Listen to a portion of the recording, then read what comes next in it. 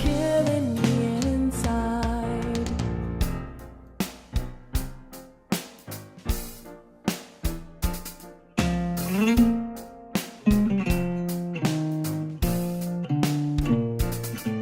It all returns to nothing. It all comes tumbling down, tumbling down, tumbling down. It all returns to nothing. I just keep letting me down, letting me down, letting me down. In my heart of hearts, I know that I could never love again. I've lost everything, everything, everything that matters to me matters in this world. I wish that I could turn back time, 'cause now the guilt is all mine. Can't live without the trust from those you love. I know we can't forget the past. You can't forget love and pride. Because of that, it's killing me inside.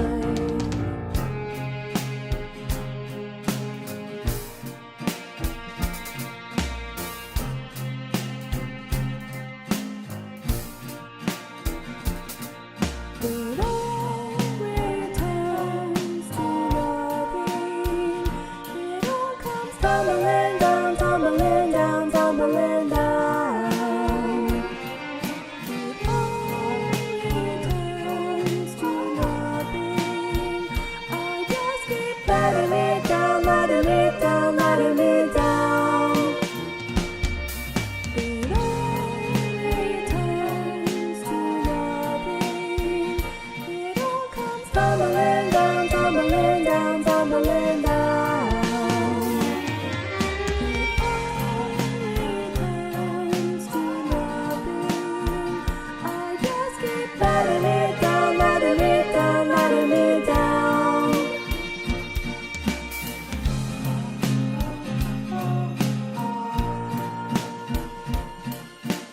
Tumbling down, tumbling down, tumbling down.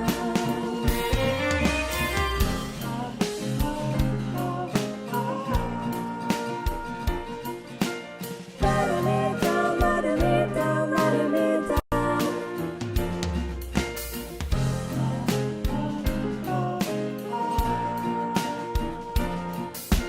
Tumbling down, tumbling down, tumbling down.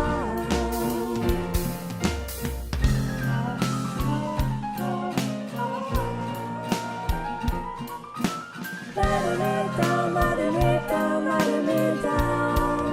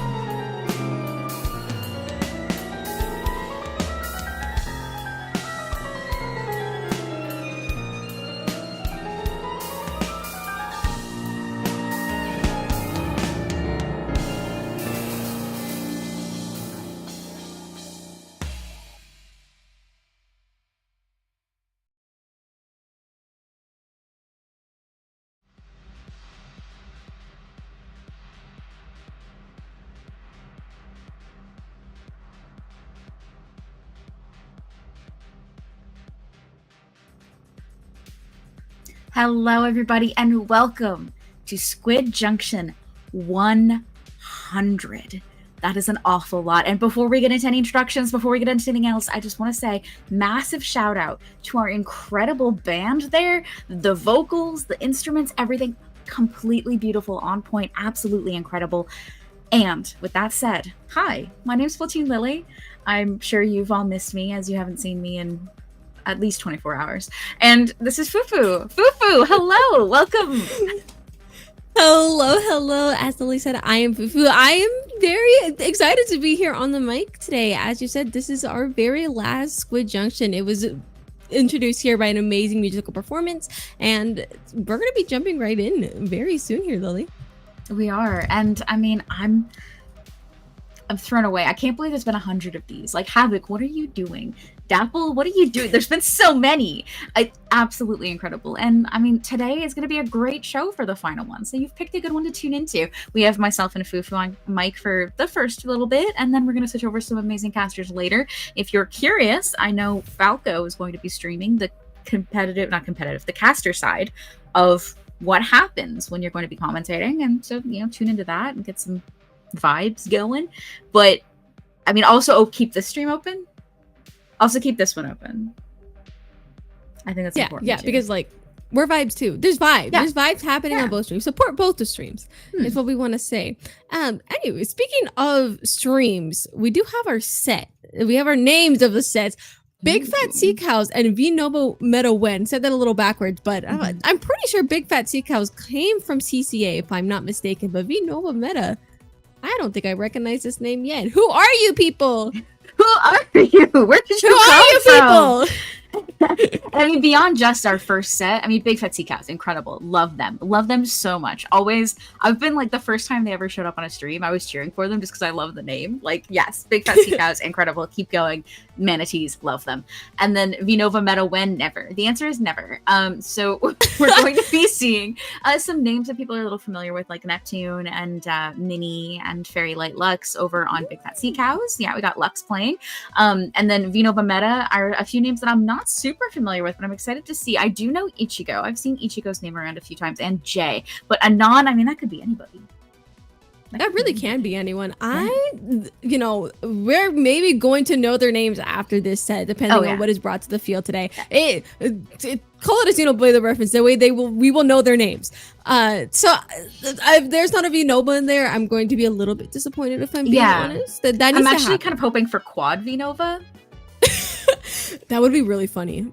Oh, I mean, it would be kind of funny, but I don't think so. Maybe some of the best metas were when they played like. Oh my gosh! Don't hurt yourself. Sorry, my cat fell off her bed. No! She's fine. I went to roll over in her sleep and fell off. I'll bring her back later when she's not traumatized by falling off of her bed. Goodness gracious! Oh, some of the best metas are when we played like 3 of a weapon on a comp. Oh my gosh! We do not need to bring those days back. I don't think we need to bring it back, if I'm being honest. Actually, I lied. We'll bring that in the form of 3 chargers and see how people like that. Yeah. Okay. Yeah. But like 2 splat chargers and any leader.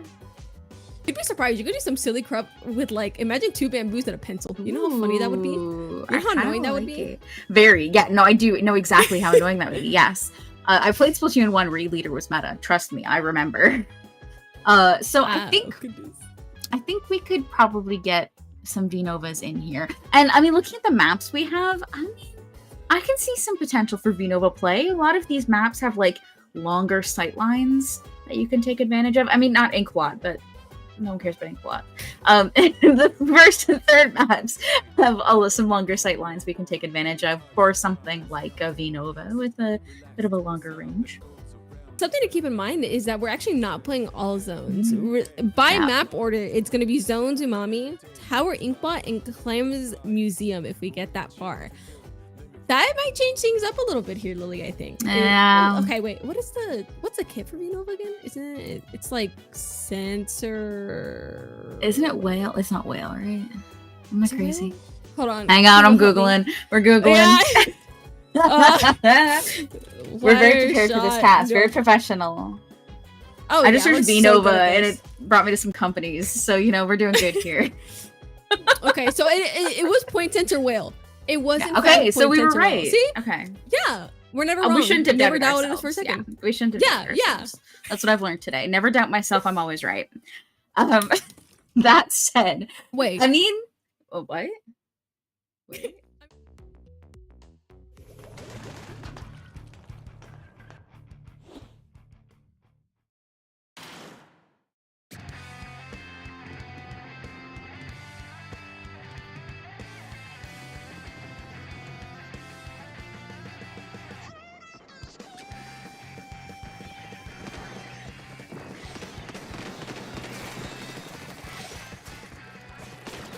About the new pro with the missiles.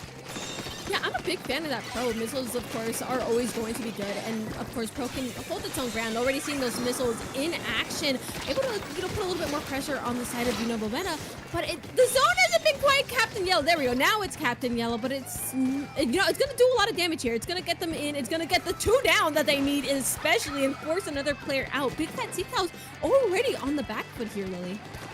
Yeah, I mean, that's very early, too, to be put all the way back in spawn with a member in your base, but a slick bomb is going to be able to take out the lurking Wiper, and that's 2 down with the help of a Zuka.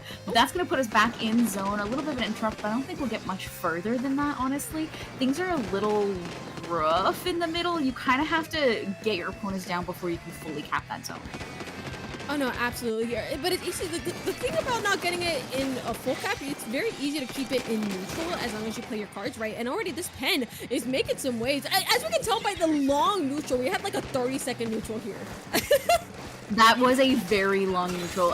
For this map, especially, like, I find it so easy to flank around and get behind people that neutral doesn't last as long as you wish it did. But then you get a hold of that top mid area, you get a nice little flank in, and then all of a sudden you're back in business. Oh yeah, back in business indeed. And speaking of business, this Kraken is down to it, already playing that people mover role, the people killer role while we're at it, almost taking a second person out while they were at it, but it's enough to let Nova Meta still find a really solid spot, especially with Cooler coming out of the field. They're sitting in a really, really power position, and they continue to take members of Big Fat Sea Cows off the field as well. And with halfway through the points, this is looking really, really good for them.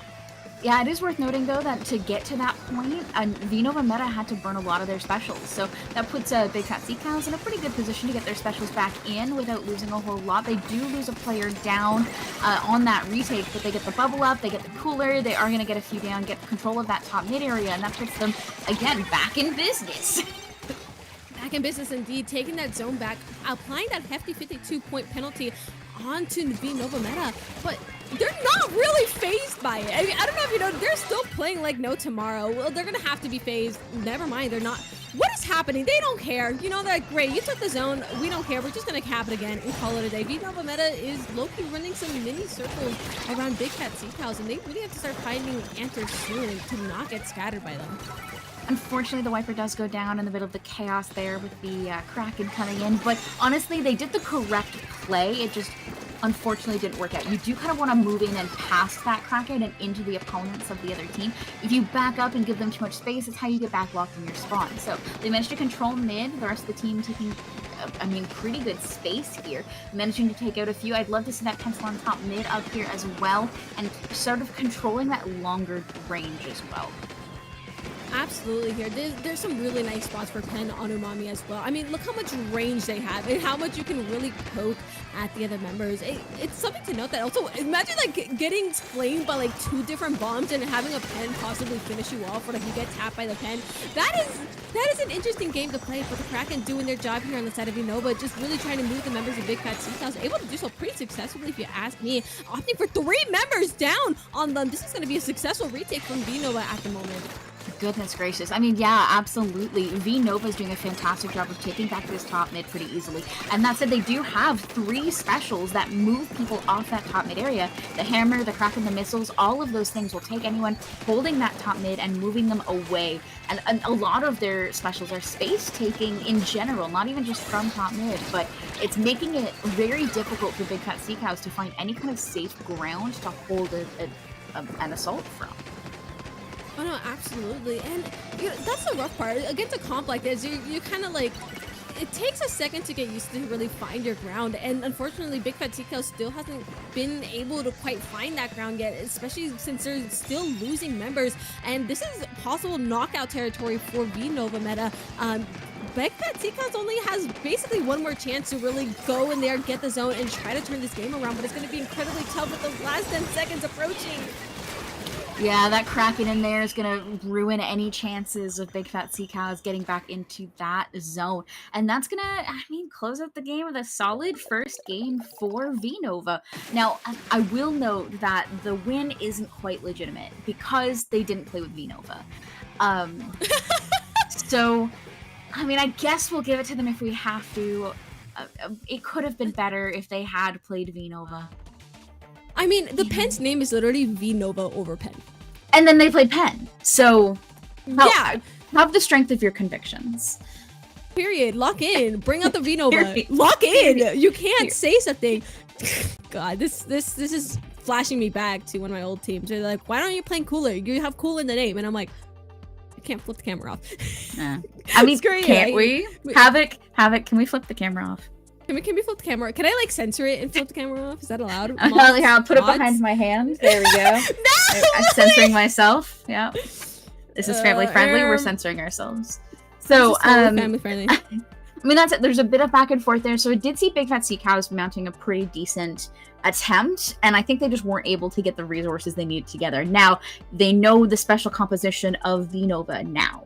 And I think that's going to put them in a bit of a better position when it comes time for the next game, which I believe you said was tower control, right? Yes, if I'm not mistaken, that should be tower control. Let me double check that center page. I have the bracket. Yep, it'll be tower control on Inkpot Art Academy. I'm very curious on how this is going to turn out, especially because of how snowbally Inkpot Art Academy is. It's also going to be really nice for the pens on board. Absolutely, Inkpot is a charger map. It eats on this map. It munches people for breakfast, lunch, and dinner. It truly does. And brunch even. Like if we're getting really into it, we could get brunch, we could get lupper, we could get afternoon tea. So all of those. Oh, we're hitting the British territory. Yeah. Oh, Sophie's the back. British territory. Hold on. She's recovered from her big fall. And she's here. Come on, Nita. She's recovered from her big fall off her bed. You know, here, come say hi to camera. Now look this way. Look this way. No, she says I'm sleepy. Okay. So, I mean, that does put them in a good position. I mean, I also want to see if we're going to bring back things like the Kraken, the missiles, a lot of those hammer. I mean, those moving specials are still very, very good on things like tower control. So. Oh, absolutely. I think this is still anyone's game. I do see that the momentum coming out from V-Nova may be a really huge factor in possibly them getting a really big snowball. I think it really is who can snowball first. I think that is the name of the game on this map and mode in particular. And there's S-blasts on the field. There's an S-blast. I don't like that. Get out of here. I'm playing. It's good, but I mean, S-blast is incredible.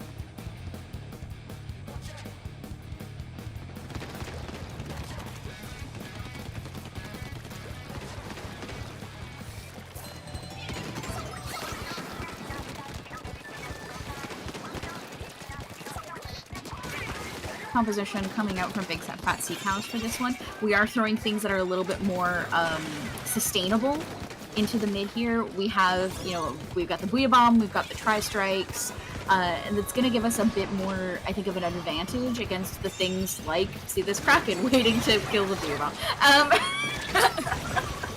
But it does give us a bit more of an advantage on things like tower control. Oh no, absolutely. Here, speaking of tower, this tower is going to be moving from the side of V-Nova meta. I'm a little bit nervous because they have 2 members down, but it's not enough to stop them because they're still going to be putting some work here on the tower. Neptune attempting to try and take that place to the back, unfortunately going down. And with one of the members down on the Pepsi tower, they're going to be playing alone. Oh, that was mean. That was so mean. That was rude, is what that was. And V-Nova coming out with that beautiful hammer throw, already taking full control of that and moving on up past that to the statue, is going to put them in a really good position to just push through this next checkpoint. So really it comes down to Big Fat Sea Cows needing their specials here. The Trip Strike's coming out, a player going down a little early. It is 2 down on the side of Big Fat Sea Cows. I'm kind of nervous. Yeah, they took even numbers on each side, but again, Vinova Meta is not stopping this aggression. They're not afraid to put the pressure on the field or really just hold their ground. Even if, well, actually, they're not going to have any more ground to hold because they just went 3 down, as a matter of fact. Big Fat Sea Cows was able to stop that count at 20, but again, that was really, really dangerous for them. Again, the snowball moment of Impala. Absolutely. The Kraken trying to go for a sneaky pick here. The Wiper just barely living there, pushing the Kraken user out of spawn. But I mean, it really just feels like they're kind of trapped, right? Like they're trying to get control here of mid. They're moving in slowly, which is kind of how you have to pace this. You have to take it in stages, right? You take back your plat, and then you take back right mid, and then you take back left mid. And they're sort of in that intermediate stage here. Now, there's plenty of time left on the clock, but pushing to 19 isn't going to be super easy. Oh no, absolutely not. Also, can I mention this pen? I admire the boldness, honestly, because it really helps stall that out. But yeah, no, it's exactly what you said.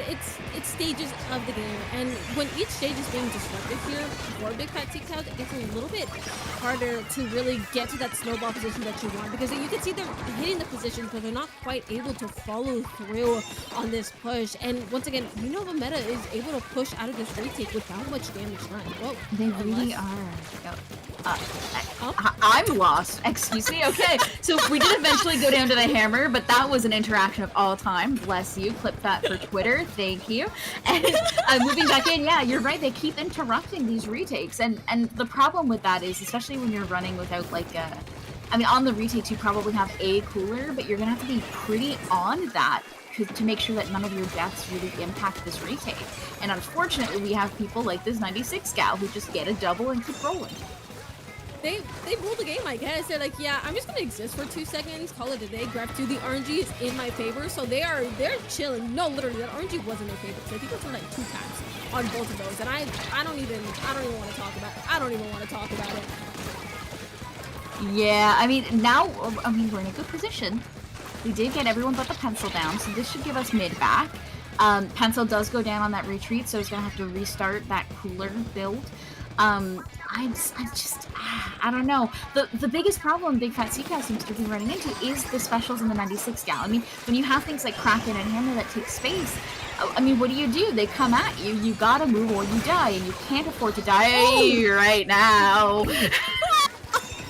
Speaking of dying, as a matter of fact, that was just 3 down on Big Fat Sea Cows. And more to count with that, we're going to be seeing this pro look for maybe another one. No, of course, you can see it out back.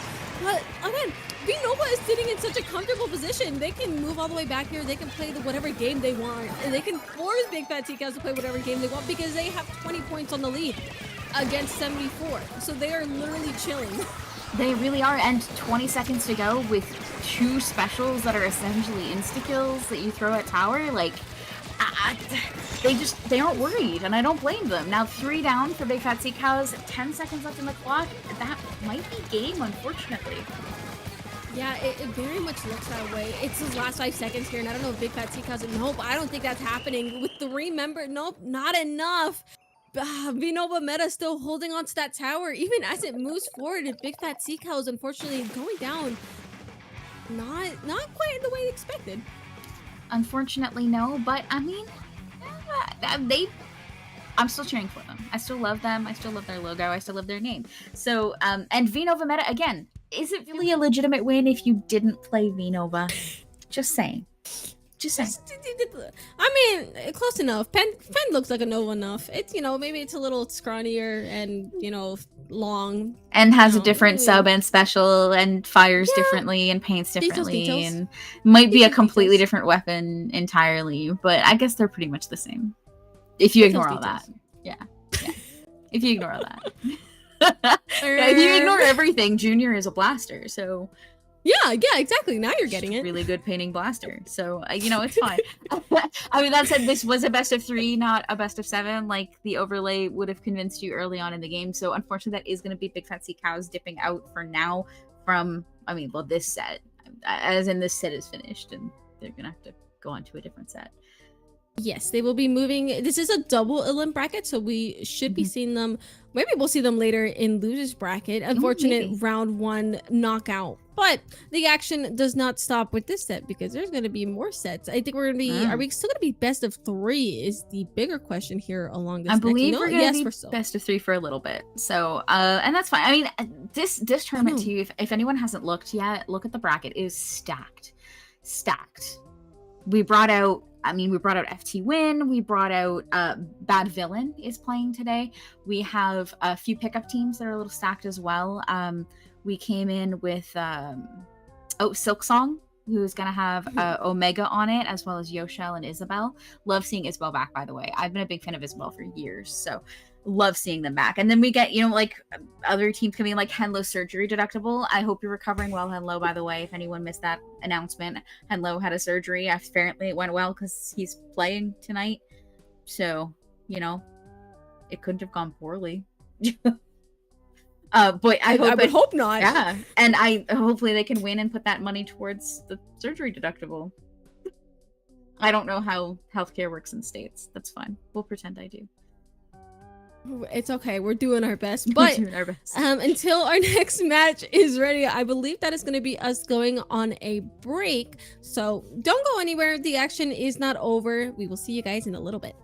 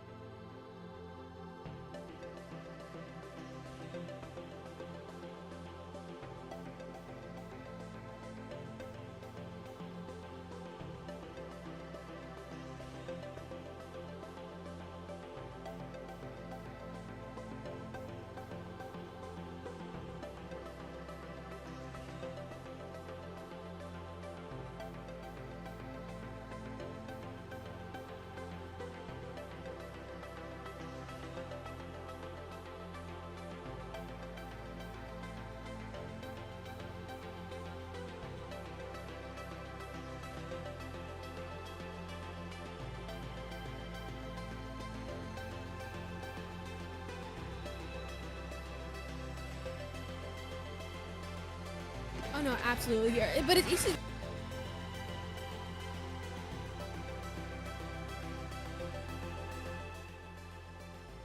As we can tell by having a pen possibly finish you off, or if you get tapped by the pen, that is an interesting game to play for the Kraken doing their job here on the side of Unova, just really trying to move the members of Big Fat Seahouse. Able to do so. Only has basically one more chance to really go in there, get the zone, and try to turn this game around, but it's going to be incredibly tough with the last 10 seconds approaching. Yeah, that Kraken in there is gonna coming in with that beautiful hammer throw, already taking full control of back and moving on up past that to the statue, is gonna put them in a really good position to just push through this next checkpoint. So it feels like they're kind of trapped, right? Like they're trying to get control here of mid, they're moving in slowly, which is kind of how you have to pace this. You have to take it in stages, right? You take back your plat and then you take back on this push, and once again, you know the meta is able to push out of this retake without much damage done. Whoa, they really are. I'm lost. Excuse me. Okay, Kraken and hammer that takes space. I mean, what do? They come at you. You gotta move or you die, and you can't afford to die right now. Very much looks that way. It's his last 5 seconds here, and I don't know if Big Fat Seek has it. Nope, I don't think that's happening with 3 members.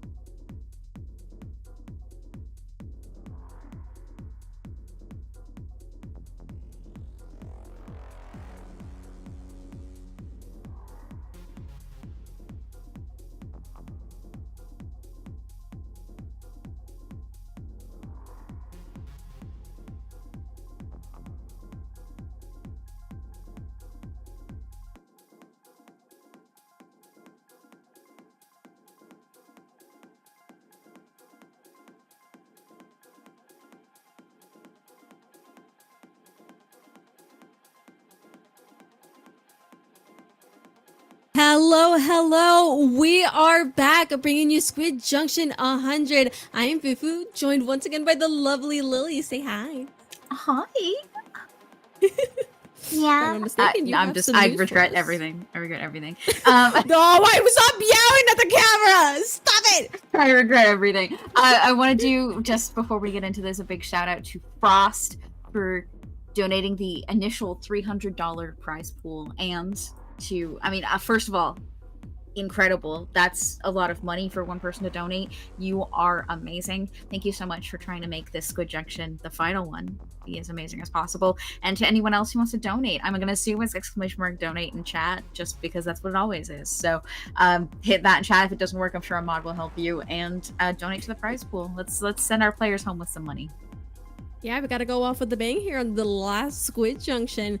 But since it's Squid Junction, we also have sets we need to cast. So Miguel Cast Lovers versus Nemesis is going to be our next set here. Wait, we're here to cast sets? Are you sure? I don't know. I think that was it was in our script. Where's the script? I lost it. I lost the script, Lily. No, I deleted it immediately after because I didn't want spoilers. So.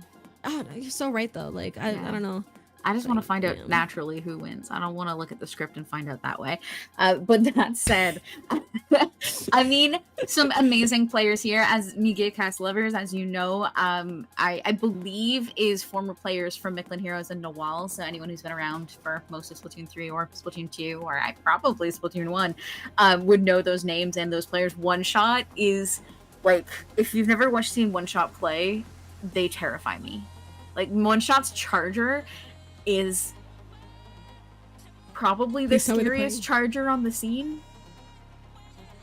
So... Please tell me they're playing One Shot. If they're actually playing a One Shot charger with the name One Shot, I don't think you understand how happy I would be. Yeah. Oh, like I said, I know One Shot has played Pencil in the past as well, but One Shot is just a charger player, period. Like, always has been, probably always will be. So if we don't see a charger in this set, I'm very sorry, but you're just getting ready. I'm just seeing you prepping. You're like, e-later moment. Please, please, please, please, please, please, please, please, please, please, or camo. I'll take camo. Please, please, please, please, please, please. All right, we'll see what happens. But we also in this set have a Nemesis, which has some players I don't fully recognize because I'm going to assume that they're European, and they are. I clicked through.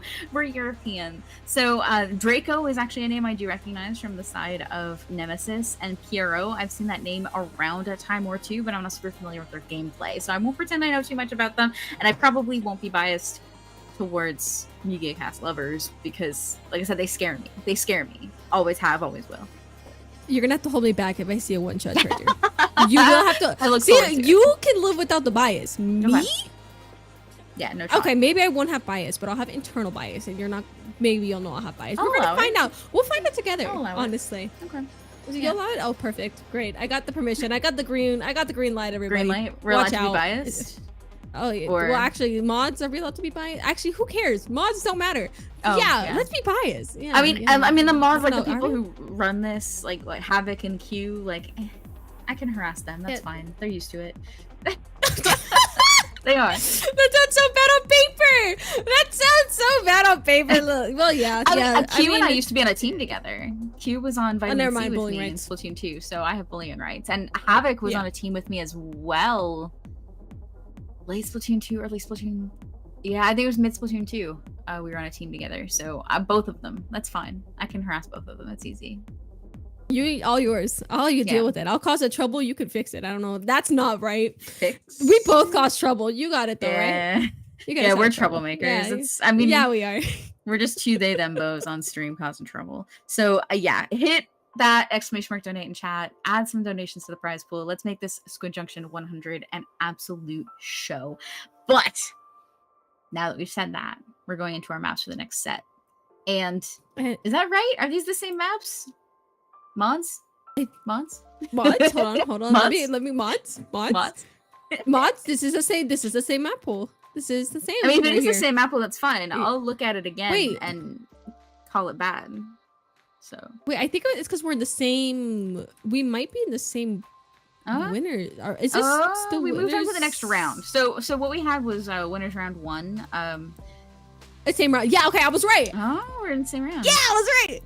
Let's go. Okay, yeah, because we actually started a little bit further up in the bracket, so there was technically a bracket before that, but we stayed there. Anyways, that said, it's still gonna be a best of 3. Next time we come here, it'll be a best of 5. But enough of that. Since we've already seen the song and dance, we are gonna be starting off on Splatoon 2. Mommy, I have some choice words about this map. It's not the worst. Do you have some choice words for us, Lily? My choice words are it's okay, I guess. Is that acceptable? So honestly, like, it's just one of those maps that's really hard to play in solo because you need people who know how to play the map in order to function on it, and really good to play in a team sense, but it's very snowbally. Like, taking that top mid area is just so powerful, and moving on past that is just so hard. So, well, I mean, I also don't want to face one shot here, so there you go. Are you ready? Are you ready, Fufu? Yes, I am! Shoot them! Kill! I might have peeked my mic. I apologize in advance. I don't apologize, actually. Screw that. I love one. Okay, the most interesting part is that they're playing custom leader here. I don't think we necessarily... Okay, who am I to judge? I don't agree with Beacons on this map personally. However, I think Kraken is going to be a great people mover, but you do exchange pressure on the field, which I don't... I'm not going to judge them because they are probably shooting people left and right. And I'm going to respect that. That said, nuke people. Yeah, I mean, honestly, and that's probably what's going to happen unless we just have a player from Nemesis charging into spawn, taking out that E-leader player. 2 players going down, going to make this a little more difficult in mid, and it's just a bloodbath. Ink bath? It's just an ink bath. But, I mean, they are going to have to be careful because you can't really get into those traditional holding positions in spawn when you're up against something like an E-leader. You're going to have to stay a little further back. Yeah, you can definitely just play they have a lot of range, but there's still ways to counter, whether that's specials, bombs especially here. There's a lot of ways around that, and I think right now Nemesis is doing a really great job of just playing around that leader, making sure they're not really getting shot, but leader's still gonna do leader things, get 2 with the Kraken, call it a day. That was not the leader, that was the brush, as a matter of fact. It was. And the leader, unfortunately, not going to be able to snag that edit before they jump out with the cooler for their teammates. Unfortunate placement of that cooler, but we'll run with it. And there we go. You stick your toes out, the E-leader's going to find them. Oh yeah, scope especially leads to some... You can pick some really tight angles from your resident scope player. Yeah, that thing can hit some really tight angles, and I think Miguel Cast Lovers is finally finding that footing, and when they do have their footing, that means they're also taking lead while they're at it. Look at the positions they're set up in. It's so nice to see just these power positions. I love this brush is playing both a little bit sharky, but also playing for bombs, and it's just... I'm eating it, Lily. I'm eating it. It's been munched. Yeah, and while we talked about the E-leader being a little bit harder to get into those power positions against, it's also really hard to take retake against because the E-leader, I mean, especially on this map, you've got, what, 2.5 routes back into zone, and the E-leader's watching all of them. So, I mean, what are you going to do? Just don't get shot, I guess. It's not getting shot. Have you tried? Have you tried just winning the game, obviously? It's as easy as that. And you know, I think what's very interesting is that Kraken was obviously a thing. You saw me not be the most fond of it just because of the pressure laid on the field, but I think their teammates did a really great job of, okay, Kraken on the field, and they moved with it. Instead of staying stationary there, they moved with it, and I think that definitely helped play a part in making sure that the kit got the maximum value out of it. So I really appreciate seeing that from a team sense. Obviously, I'm looking at the leader because... So, if you got anything else for me here, Lily? I mean, they did a fantastic job, and everyone following up on the Kraken, everyone following up on the pressure that comes out of a player like One Shot. And like I said, these are players that have been playing together for a while. Most of them, if not all of them, I believe are either from Mexico or South America. So they've played together quite a lot. Pause. Yeah, I know. Wait, really? Hold on. Yes. Wait, I want to see this. Yes. Oh yeah, God, I got you. Yeah, I'm telling you, I've known these people for a while. They're lovely people, and like I said, they're all from that area. They all play together quite a lot, so they all know what to do around a player like an E-leader. México número uno! México número uno! Okay, no, wait. There's one. There's two more possible games in this match. I'm not gonna say anything. If they win, you will hear it again, maybe slightly louder. Now y'all gotta lock in because you're Mexican. Lock in. That's why. Not because you want to win the game, not because there's a prize pool, because you're Mexican. This is for me. This is for me. This is like I'm gonna be louder than I am in a partido because of you. Nope. I'm Mexican, guys. If it wasn't obvious. What? I know. I know. I look a little pale today, but it should. Yeah. I gotta stop talking, Lily. It's okay. And now we're moving into our next two maps. We're getting into more positions where leader and chargers get more powerful, as we spoke about in the last set. Inkwell chargers just eat, and museum is just classic charger eating zone. It's like a flump buffet. So. Yep. Sorry. All right. Oh god. Oh my god, look, they brought out the direct leader counter and they brought Winter Rapid out on the field, which is really good on tower control, by the way. I actually really like this on tower specifically because it can shoot out coolers like crazy because of the special charge you get from tower, and already someone's dead on each side. All right, you got 2 seconds and the 2 seconds world they just died. happened. we were busy looking at the overhead and people died, so I know things are getting interesting here. We got some ring around the rosy happening with a bit of a wall and blaster mix-up, but I mean, Nigecast Lovers has just said, whatever, we got this, let's just keep going. Yeah, they're unfazed. They're like, great, we're just gonna keep playing how we're playing. Suddenly there's not an edit that is going to immediately walk into us, and you have 3 weapons that will walk into you. So they're unbothered. They're literally unbothered. Look at this! Unbothered in Nemesis's lane. To be honest, like, things are just moving quite forward, almost all the way into spawn. Lex just charging on forward with that gal. Probably gonna pop a wall up here very soon. Another player trying to come in. That's 2 down, and we're on the last checkpoint with an E-leader and a bucket staring at us. Honestly, 3 down. I'm gonna have to say that's probably game. That's game. Oh, can I say? Oh, wait. I need to say it, guys. Lock in. Thank you. Okay. Mexico numero uno, baby. Okay, now I can say it. I'm just gonna mute my mic and let you go off, okay? Go for it. No, because then I'm gonna start yelling, and then they're gonna like drag me away with a cane from the mic, and it's, yeah. So they didn't care. They're like, great, you changed your strat, and for what? They still snowballed the map. This is a map built for the charger. They didn't care. They locked in. Take it home. Mexico número uno. I'll say it one more time for those at home, and I'm good. Yeah, absolutely. And in the middle of that incredible set, while we saw some dangerous gameplay, fulfilling the prophecy I set up before we started, I want to do a quick shout out to Squidaddle for donating $133.33 with Raise the Stakes #SJ100. So thank you so much for that donation. And another one right on the heels of that one that says Squid Junction 100 donated $100. Now, I want to tell you, first of all, massive shout outs, massive thank you. That brings us to what, $533.33, which is a great number. Let's get that to a 69, please. But for the meantime, if you want to do a donate, !donate in chat, throw a donation in, put your username in the comments so that we can shut you up properly and so that I can tell you how cool you are, and I don't know, maybe give you a soundbite for your voicemail. We'll read you guys a bedtime story. How about that? That is one of the, there you go. We'll read people bedtime stories, Lily. Okay, what's the bedtime story we're reading?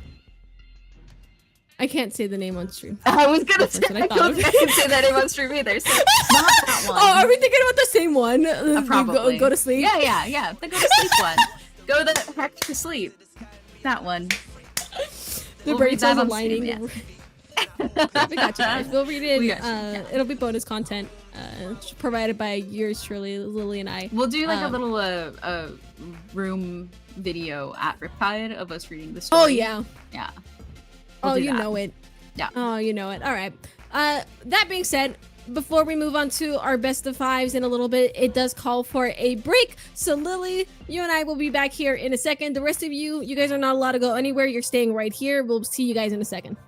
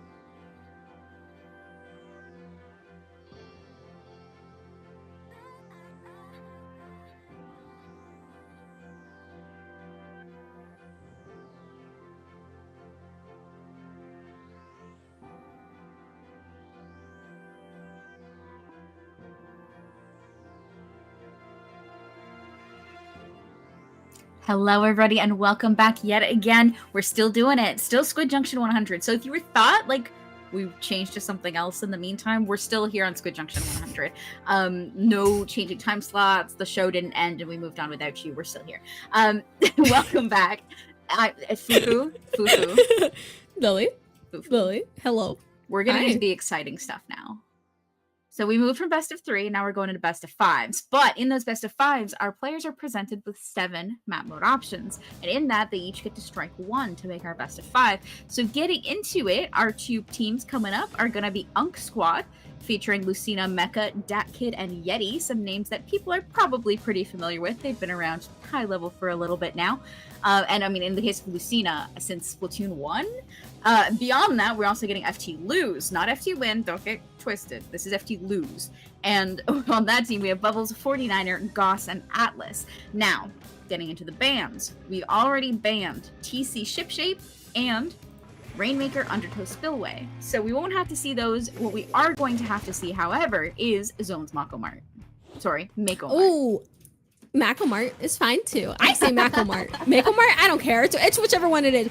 But it looks like, yeah, I love this map here. This is definitely the even playing field that we are going to want to start off. I think we're going to be seeing both the strengths and weaknesses of each team just directly on this map. I am enjoying the weapons on Unk Squad though, definitely pulling off especially that Aqua Brush and Mini. I love seeing that Mini, especially there from the side squad. Noting that Simo on that Mini is actually playing the Bubble one, not the Zuko one, which is the one that's been more present in the scene lately. Yeah, I actually really like that because it's a lot more holding power, especially when you have a lot of specials on their team that want the team to move forward, having something to really solidify that space. I think it's a good choice, if I'm being honest, just for the composition that they got going on. Yeah, absolutely. Now, I do also want to note that we're seeing double brush today. Brush on each side of this composition, which is kind of wild. I don't think I've seen a brush versus brush fight in a long time.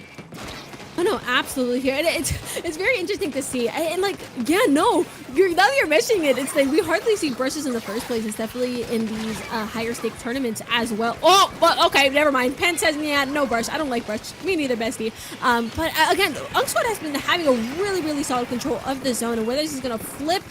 Now there's a mini. Let's be real. There's a mini here, really. There was a mini here, actually. We've gone right back. Unk Squad taking full control of that zone yet again as the Zipcaster is going to recall. But that's 2 down on the side of FT Lose, 3 down, and that's, I mean, I don't want to call it preemptively, but that's game. That's game. Yeah, that's game. Let's be real. Yep, there we go. Unk Squad has not, lost their touch yet. They may have been in retirement or not. Maybe they've been back at it. I don't know. Y'all's name tells me you're either in retirement or you guys are just old, so pick one. But they haven't lost their touch. And they are going to be taking this first game.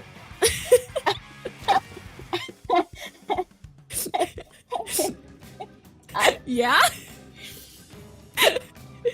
Hey, Lily. I'm just old. I guess I'm out. Bye. How old are you? Wait, no, I don't know if that's public information. I was about to be like, how old are you? I'd like everyone in chat to take a guess, honestly. I think it's really fun to see what people guess my ages as. It's like, I at work, they were like, what age are you? And I told them, they're like, no, you're like 22 or something. And I was like, Are you like, no. Can I guess? I mean, if you want to. Aren't you like 26? No, older than that. What? Yeah, I'm old. We're not even gonna get into that. And no, Falco, it's not fair if you know the answer. So like 28? Older than that. You're not 30. You're not 30. Lily. Moss? Oh my god. So our next game was going to be TC Shipshape, but of course that was banned by FT Lose, which is good because that map scares me and I don't like playing it. So I'd rather not watch it either. We are actually going to go to Clan Blitz on Barnacle and Dime, which I'm kind of interested to see how that plays out. I mean, we have Brush on either side, and I mean, there are people who know how to play Brush, which first of all, massive ups to people who know how to play Brush, especially on Clan Blitz. But I'm kind of interested to see how this shakes out when you throw like some blasters in the mix, minis into the mix. Like, this map is hard to retake on, but I mean, it takes so long to get things moving. Oh no, absolutely here. But it is once you get moving, you can have a really strong grasp on this map as well. We're gonna be seeing a dread actually. We're gonna let go of the brush on Unk Squad and actually take out the dread. I'm a fan of screen. I'm a really big fan of screen, especially considering how narrow this map can get. But fights have already started to break out on the field, bringing 2 down on the side of FT Lose here. And Unk Squad really is just wants to move, but they really want, they want money. They want money, and they're showing it. I mean, I don't blame them. I want money too. Can I get signed up to the winners roster and get paid? I just feel like I deserve it. That's it. We do see a bit of chaos over here. 49er does go down without taking, with also taking a few people with them.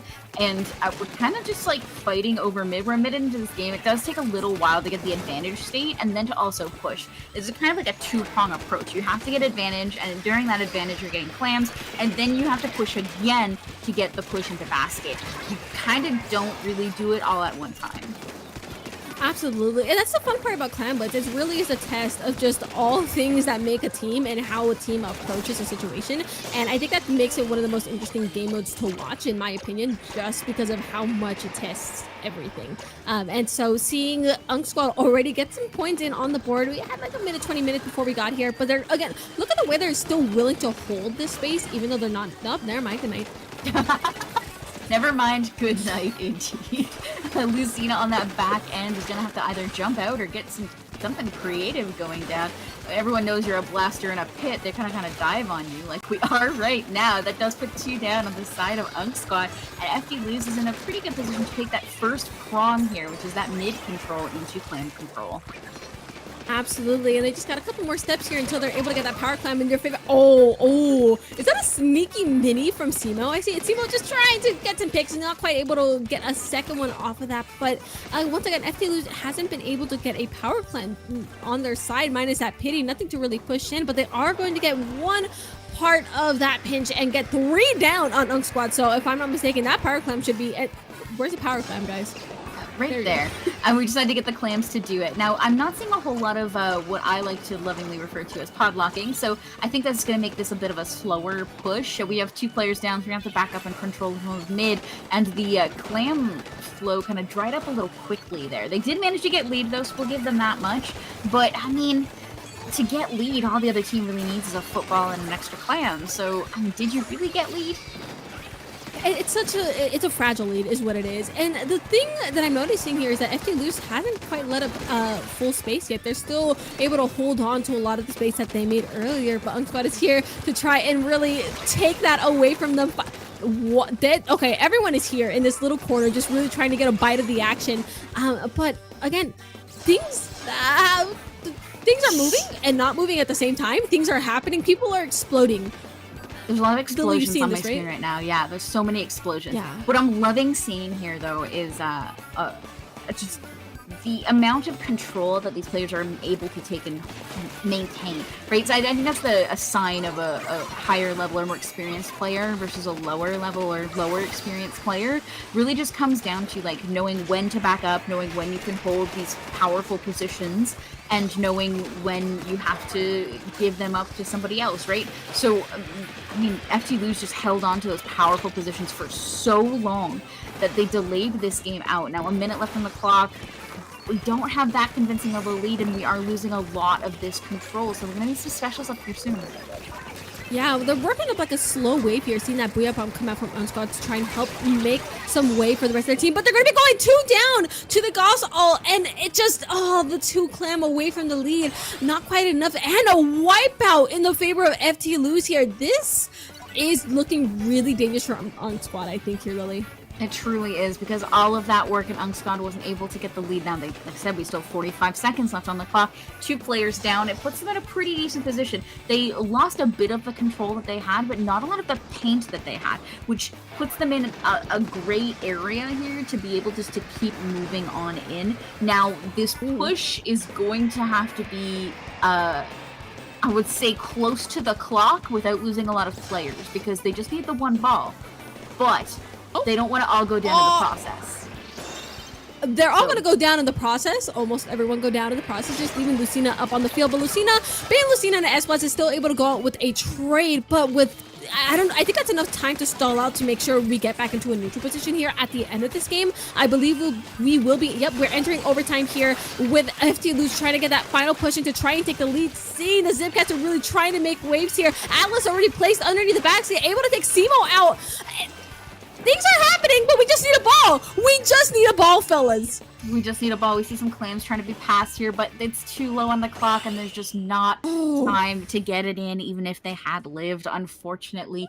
I loved the attempt there at retake. The problem with the map like this is that it's so large through that mid area that getting back in and getting to the opposing basket is so difficult and takes time, right? So if you're right at the 0 on the clock and you have to cross the entire map to get there just to open the basket, it's difficult. And like I said, all they needed was that one football, but they took just a little bit too much time getting those clams when they actually did get control there, and they just weren't able quite to make it. But I mean, that said, I mean, that's a second game to Unk Squad in this best of 5, but I mean, it was a pretty contested mid.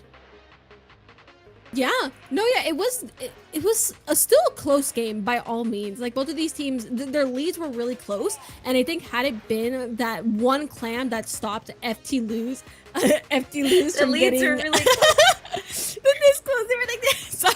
They were like this, guys. I'm just telling you. It's just they were like this. It's that close. But had it just been that one clam difference, they might have just been able to take that game and even out the score instead. Instead, Unk Squad is now sitting at a 2-0 score, very much threatening to possibly take the thing. The thing has a name. The thing.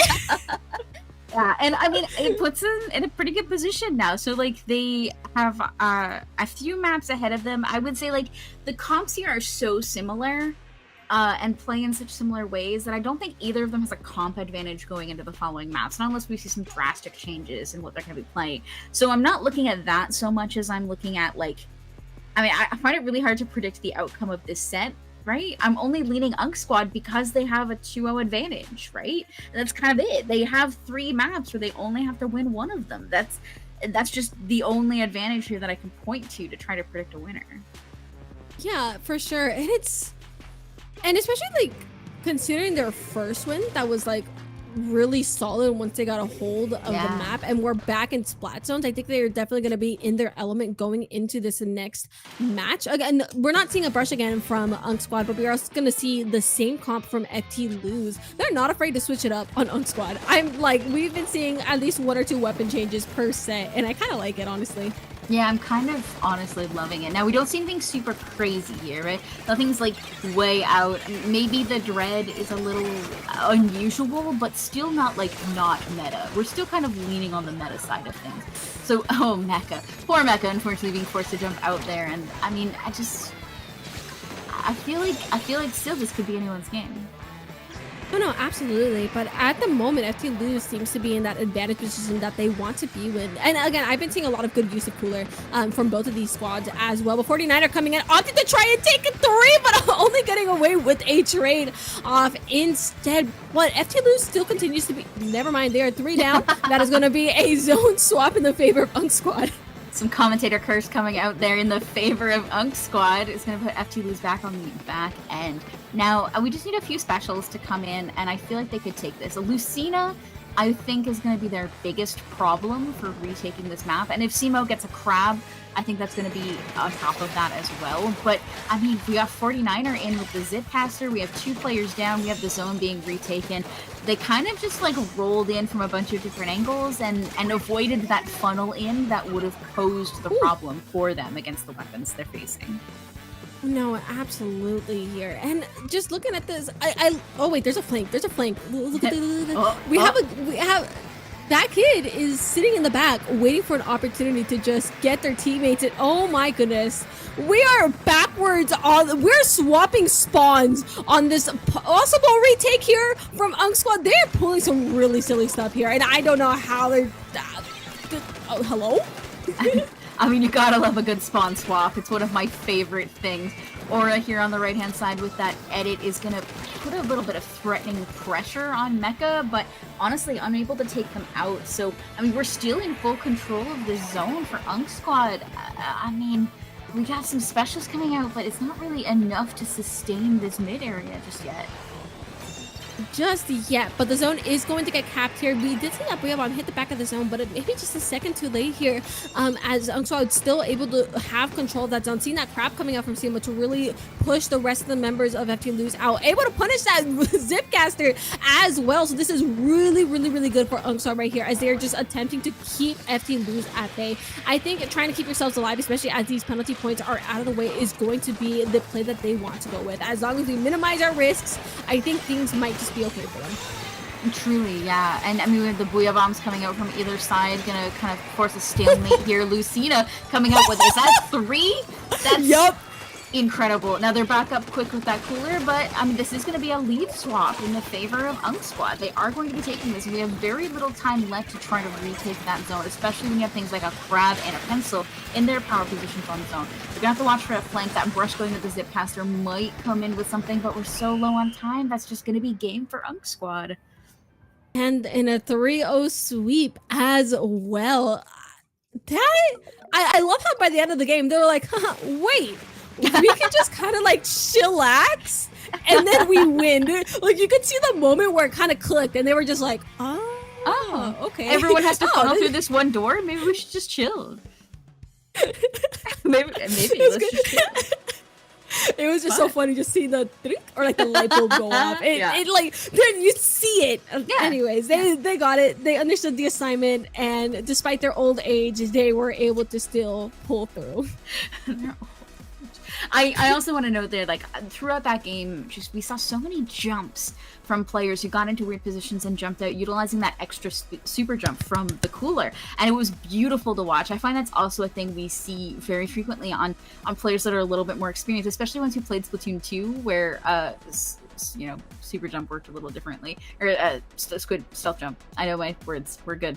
So I would say, like, you know, they made good use of that jumping ability to get out of sticky situations. And I mean, at one point we saw a player jump almost essentially just to themselves, just to avoid some shots. And it's like, man, I wish I had the presence of mind mid-game to do that. It's like, it becomes a habit. It's like something you build up, but it's just being able to just put pressure in certain areas and realize, but have the safety net of, oh wait, maybe this isn't the right place to be at. You can just go back to like a neutral position. It's so satisfying, and I love to see the rise in people using cooler more than just as a quick respawn option. And so there was a time where there was hardly anyone doing this, so I'm glad to see the times changing, Lily. Yeah, absolutely. And I mean, speaking of times changing, like back in my day, Simo was a 10th player. So congratulations on your Unk status, Simo. Congratulations on your upgrade to weapons that don't break in the game. And I mean, congratulations on the 3-0 win, moving you up the bracket. Yeah, maybe we'll see them later. We'll see. Oh, we'll see how far our I was gonna say grandpas, but I don't know. Unks. How far is our Splatoon Unks gonna go? Splunks. Yeah, you're like, no, wait. I hate that. Never mind. We're not going Splunks. They're old. We'll just leave it at that. They're old. They're practically, let's get you to the retirement home. But yeah, anyways, I mean, maybe we'll be like in their early 20s at this point. I know, right? Like, that's old. That's old already. So old. Yeah. I know. Lily, you're practically dust at this point. I literally am. If you can't see, I'm just a talking pile of dust right now. Yeah, my favorite pile of talking dust. Oh, thank you. Ashes to ashes and all that. But I mean, that was an incredible set from those players. And I do love to see, like, old retired players come out of the woodworks and just be like, yeah, I still got it. I've still been playing in the background and I still got it. And I'm like, okay, maybe that has hope for me. And ironically, like, the skill deterioration, like the skill decay on this game is just not, it just doesn't exist weird. Sometimes. Yeah, like, I don't. Yeah. You can just pick up again and go. To be fair, we're also talking about players who put in like thousands. Like, I think Simo probably had 10,000 hours in Splatoon 1 and 2. So when you put in that much time, skill decay is just going to be a little lower anyway. Yeah, you're going to go look. Let's find out. Let's find out. Let's find out. Can we find out? I don't know how much we have until break. We'll find out. I'm really curious. I'm pretty sure I have them added. We have time. Okay, hold on. Do I not have SEMO added? I think I do, but I have to had. boot up. That's not gonna happen. So Yeah. yeah. Yeah, I mean, we are talking like Lucina as well, who's been around. I'm pretty sure since Splatoon 1 would also have like in the 10s. So that's a lot of time to have to decay over. And I mean, you pick up the game once every few months, and you probably keep up your skills just enough. Really, all it comes down to is like,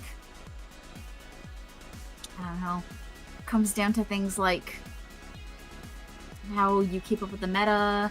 And I mean, when they come back in, they still have friends here, so they get to have that high level practice. They get to come back in fresh into top level meta experience, and then they just keep going. Yeah, this game is interesting. Also, turns out I did not have SEMO added. See, I thought you were gonna check your own hours. Oh, I have. You wanna find the hours out? I can. Oh no. I have a lot less than you'd expect.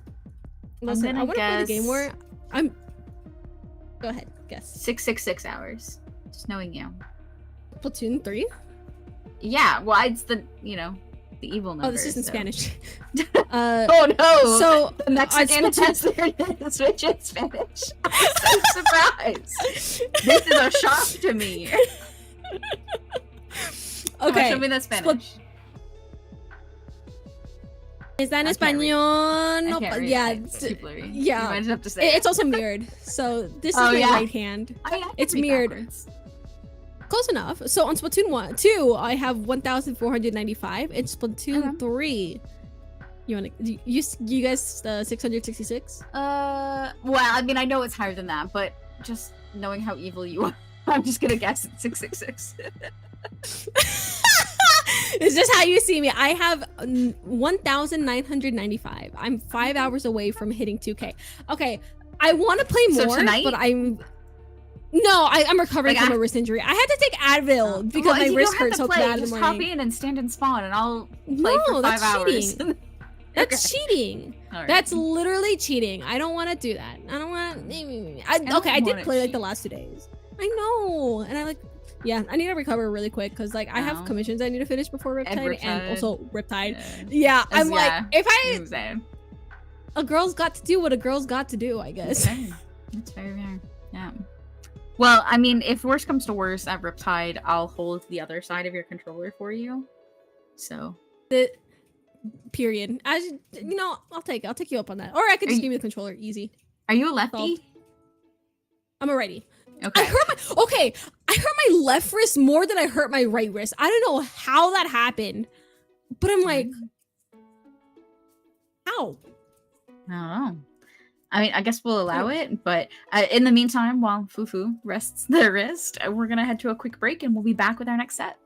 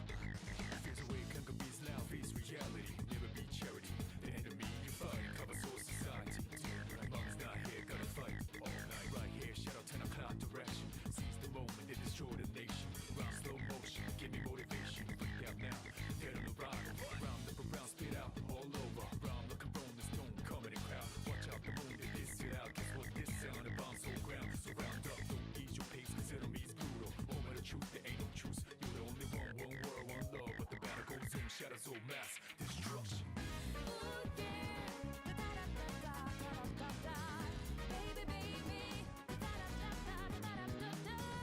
Ooh, yeah. Da-da-da-da-da-da-da-da. Baby, baby. Da-da-da-da-da-da. Ooh, yeah. Da-da-da-da-da-da-da-da. Baby, baby. Da-da-da-da-da-da-da-da. Ooh, yeah. Da-da-da-da-da-da-da-da. Baby, baby. Da-da-da-da-da-da.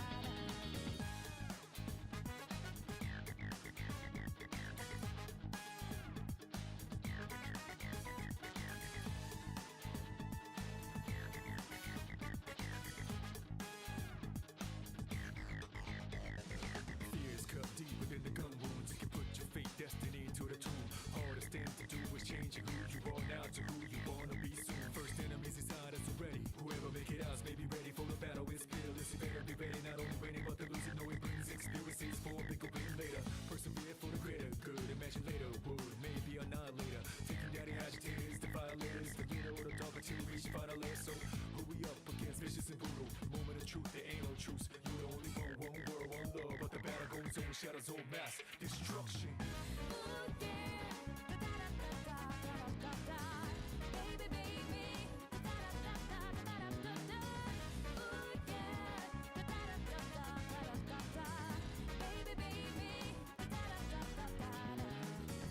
Ooh, yeah. Gotta take down these enemies. They better run when they see me. Baby, baby. Got the energies. We hold this heat from the best team. Ooh, It's a takeover. yeah. Came from the way, from the boss came to us. Don't talk Baby, baby.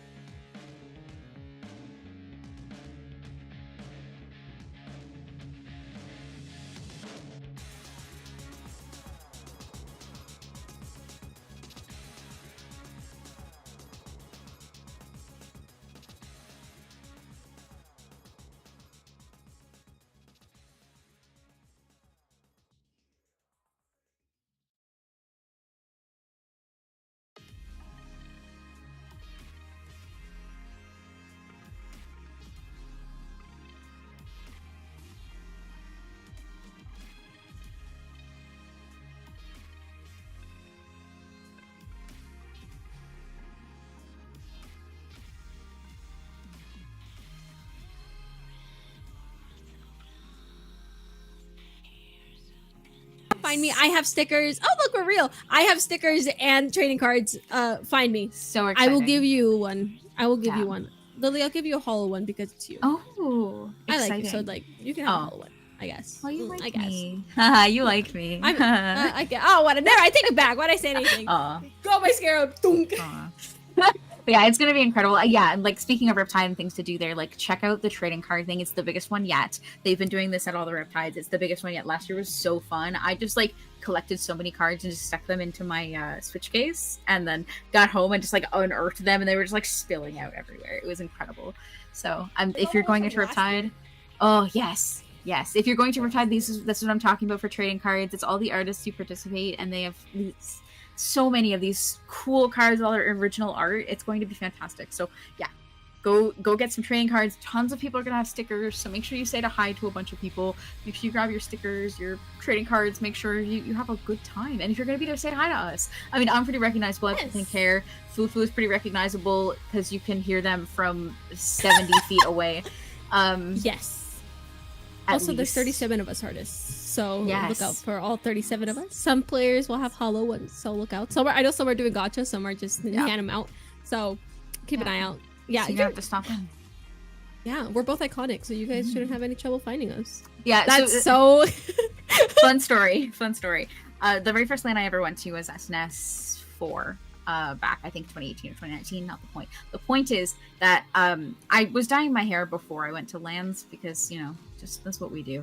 And Yeah. I went specifically with a bright pink for that LAN because I knew that I was short, and everyone in Splatoon is either 5'2" or 6'5". There's no in between. So I needed to be seen through the crowd of people, and everyone on my team back when I played was all really tall. So I was like, okay, I'm going to tie a balloon to my shoulders. I'm going to have bright pink hair. So I'm Oh my God. recognizable, and everyone can find me in a crowd. So if ever you're trying to find someone in a crowd, look for the bright pink. It'll either be me or Rose. So, you'll get a cool interaction either way. Yeah, and also Lily is a pleasure to talk to. So if you find Lily's a vibe. You're I'm going to pretty get cool. along with Lily. If you don't get along with Lily, who Then are you're you? wrong. Yeah, you're wrong. Exactly. I'm chill. we I'm love chill. Lily. I'm very Yeah. unintimidating. Like, And no chaotic. one Like- yeah you're chaotic, but yeah, no one is able We're to be chaotic. scared of me. Oh yes, that's true. But and also, like, if you're at the LAN and you're just feeling nervous or anything and you want, come say hi. I'm legitimately around everywhere. I'm super friendly. I don't mind talking to people. Just come up and tap me on the shoulder and be like, hi, are you Lily? And I'll be like, no, my name's Rose. I won't. I promise. It's like, who are you? Who are you, actually? Who are It's just- you? But yeah, just if you need Who a buddy or else? something, you want someone to go with you to get some food, I'm like, listen, I'm just chilling. I'm just vibing. And from someone who's hung out with Lily a little bit last year, I can vouch. I could say Lily's amazing. So And yeah, Great. I mean, I'll compliment your Yeah. outfit. I'll call you cute. That's totally fine. You just need you need an all person. Like, I'm like both unk status and I'm like the drunk girl in the bathroom at the bar who's gonna tell you that you look amazing and you should be super confident about it. So that said, moving on to people who should be confident, we are going to be seeing our next set here shortly. It's going to be Silksong versus Bad Villain. So both of these people, everyone should know, Bad Villain has been playing in a lot of the bigger tournaments lately. Incredible players, I believe mostly European. All incredible, absolutely incredible. We got Exnor, Kaora, Mechanical Cats, and Mox. Terrifying players. I am scared. And then on Silksong we have Omega, Kira, Yosho, Oh my Isabella. Omega knows. Omega's cool too, I suppose. I guess I'll allow it. And we did You're our like, bands right alright, away. I'll talk about guys. the bands in between the two sets. But for now, we're going to be hopping right into a map mode that we've seen a couple times today and are going to see yet again is Mommy Zones. Oh, Mommy Zones, indeed. I also want to mention that we have Tetris and an Octobrush on the field. I'm very interested to see how these Tetris are really going to be pulling through. Unfortunately, it's not going to last very long because Silk Zone just went 3 down. Bad Villain already coming in strong with this lockout position they got going on. I blinked. We literally blinked, by the way. Yeah, I mean, 30 seconds and we're already in a lockout. That is absolutely wild on this map. It usually takes 30 seconds just to clear mid, let alone get a lockout. But, I mean, that said, Silksong back down again. 2 down on the side. I'm trying to do their break back into mid, and that's the clock already down to 50 points. Down to 50 points indeed. They are coming in strong right here. And it's a dangerous game right here. Isabel, I think, finally found the really good power position they want to be in right here. If they're able to take this pen out at least, and they're going to be able to do that successfully, bring themselves to the very back, keeping the zone neutral, trying to stall time for their teammates. But when all your teammates are dead, there's not much you can do about it. Bad Villain continues to show great strength throughout this game, and whether or not this is going to be a full 100-0 knockout is going to be the bigger question. I mean, we are down 2-2 on either side, so it's a little bit even, but what we're running into right now is the players from Mechanical Cats had some pretty strong players back out. Like the Blaster is pretty much going to stop anyone from coming in. Isabel with that slide, and the Tetra going to roll out of that Booyah Bomb. We got a Tetra and Brush flank on that zone. I mean, we're so close to a cap. Come on, y'all. Come on, y'all. Okay, come on. It's right there. Come on. It's right there. On. Get to me. There you go. There we go. The game isn't over till it's over. Again, I'm hoping to see some waves here from Omega. Yep, already making waves indeed. Getting a nice pick. This bubble was going to be nice for holding that little bit of space here. Oh, Isabel. Hello. Where are we going? Isabel's just gonna hang out and pit for a little while and shoot some people, and I think I love that. I think that's wonderful. So we do have a little bit of a pit battle going on here. The Tetra is going to take down 1 and not quite 2, but that's 2 players down on the side of Silk Song, so they might lose zone here if they're not careful. Indeed. And again, the zone is stuck in neutral. We have no points on the board, but I'm pretty sure this is going to flip to this orange here as the members of Bad Villain were able to get themselves in there. Omega also trading out in the center, so the field is evened out. But once again, once we see Bad Villain go forward, they kind of going in a big wave and just don't stop at anything. Just slowly but surely engulfing, if that makes sense. But that might just change. There's going to be a little bit of, we're seeing a little bit of pushback from Silksong. I'm loving Mox's gameplay here, just like dipping and dodging in and out, like avoiding the reef slider that came in, avoiding everything going through. And then, I mean, Isabel is a force to be reckoned with, always has been. And Mox getting a beautiful pick there, unfortunately going to go down, and that just does put 2v1 here on zone. 1v1 here on zone, as Dante is going to try to neutralize, and I mean, are we going to lose? I would manage to get the flip. Yeah, this is a very interesting game we got here. Yeah, it's a flip. It's weird. Yeah. I keep losing track of who I'm looking at. Oh my god, I was about to say that would have been such an unfortunate death to the strikes there, but Cats, ooh, you're playing a little dangerous for my liking. Yep, and that pen's going to pick them right off. 2 down on Battlefield, and it looks like Silksong is able to finally find some footing once more. I am seeing that cooler coming out for Battlefield as well, so they might just be moving in with speed here in just a second. But again, I love these spare picks that are coming out, especially from Yoshell, doing a great job at holding where they can, but with the Blaster coming at them, it might get a little bit difficult. Yosha, like that one shot we saw earlier, is one of those players that once they get into position is just a menace. So Yosha here, duel with a Blaster, fortunately going to come out with the help of Isabel and get back up onto that top mid area, which is kind of where we want to see them. We want to see them up here on top mid. We want to see them staring down the barrel of anyone looking at them. And I'm kind of loving this hold. We've got 1 down on either side, and we're getting close to that lead switch. Yeah, lead switch indeed, and we just got those couple ticks, and this could be a potential knockout for Silksong if they can just keep this momentum going with all 3 players back here. But the zone does get neutralized, and 3 go down on the side of Silksong. The game is not over with Bad Villain with these 30 seconds left about. It still has a chance to take this game back. They were pretty dominant for most of this set, so I can still see it being knocked out on their side here if they can keep this up. Absolutely, and it's looking pretty dangerous. We got some specials coming out. There's only 20 seconds-ish left on the clock here. Isabel is going to be able to get that left-hand zone, but if the teammates can't fall up and get the other side, it doesn't really matter. It looks like the 3 players down, a full wipeout for in the favor of Silksong, is going to put them back in control of that zone and back in control with no chance for Bad Villain to get back in. The zone's just too far. It's just too far. Just like that, the game. It's over. Just like that, over. The game is done. Now, to be fair, it did look like it was going to be a much faster game than it ended up being. Like, I thought we were going to 100-0 it, and then we managed to go off 5 minutes, so. We managed to go off. I mean, it's unpredictable. This game is unpredictable. And, just like we thought this may not have been in Silksong's favors, boom, they still took it home. I don't know, it was such an interesting game because, like, really, Bad Villain had a hold of I felt like they had a lot of points of the game under control, but it's just those longer holds that Silksong was able to get in the end that really helped seal this. Like, where it mattered most, Silksong excelled. That makes Yeah, sense. absolutely. And I wonder if that was like maybe. Well, I know Silksong had a little bit of a waiting for the other games to finish between Bad Villain and the person they were fighting in bracket that I definitely remember the name of. And so maybe it was just that. Maybe it was just they had to, get back in the zone, get back in the game, get things moving again. But I mean, either way, that's game one. And we're moving into, like I said, counter picks, right? We're back into that position now where we don't have counter picks, but we have map slashing. So we had a cancel it from Bad Villain, took out Crab Leg, Clam Blitz, which I don't blame them. It's an okay map, but it's pretty much just Scorch Gorge. And then on the other side, we have Silksong banning Rainmaker Scorch Gorge, which I also don't blame them for that. You're playing, Sword, Tetra. I don't really want to play there either. So instead, we're going to be seeing yet another TC in quad. Oh, let's see how. Let's get a count going on how fast the snowball happens, or let's see how fast what team can knock someone out. Because that is a possibility. You're either playing neutral for 30 seconds, or you're ending the game in less than a minute. Like I'm a little torn here because I feel like these teams, no one's really playing a super lockout weapon. I mean, the biggest thing we have here that's gonna make things difficult for either side is the blasters, right? So I feel like the blaster, the sword might make things a little harder, but from what we've seen, at least from the one game we've watched, I'm not really favoring either team for this map.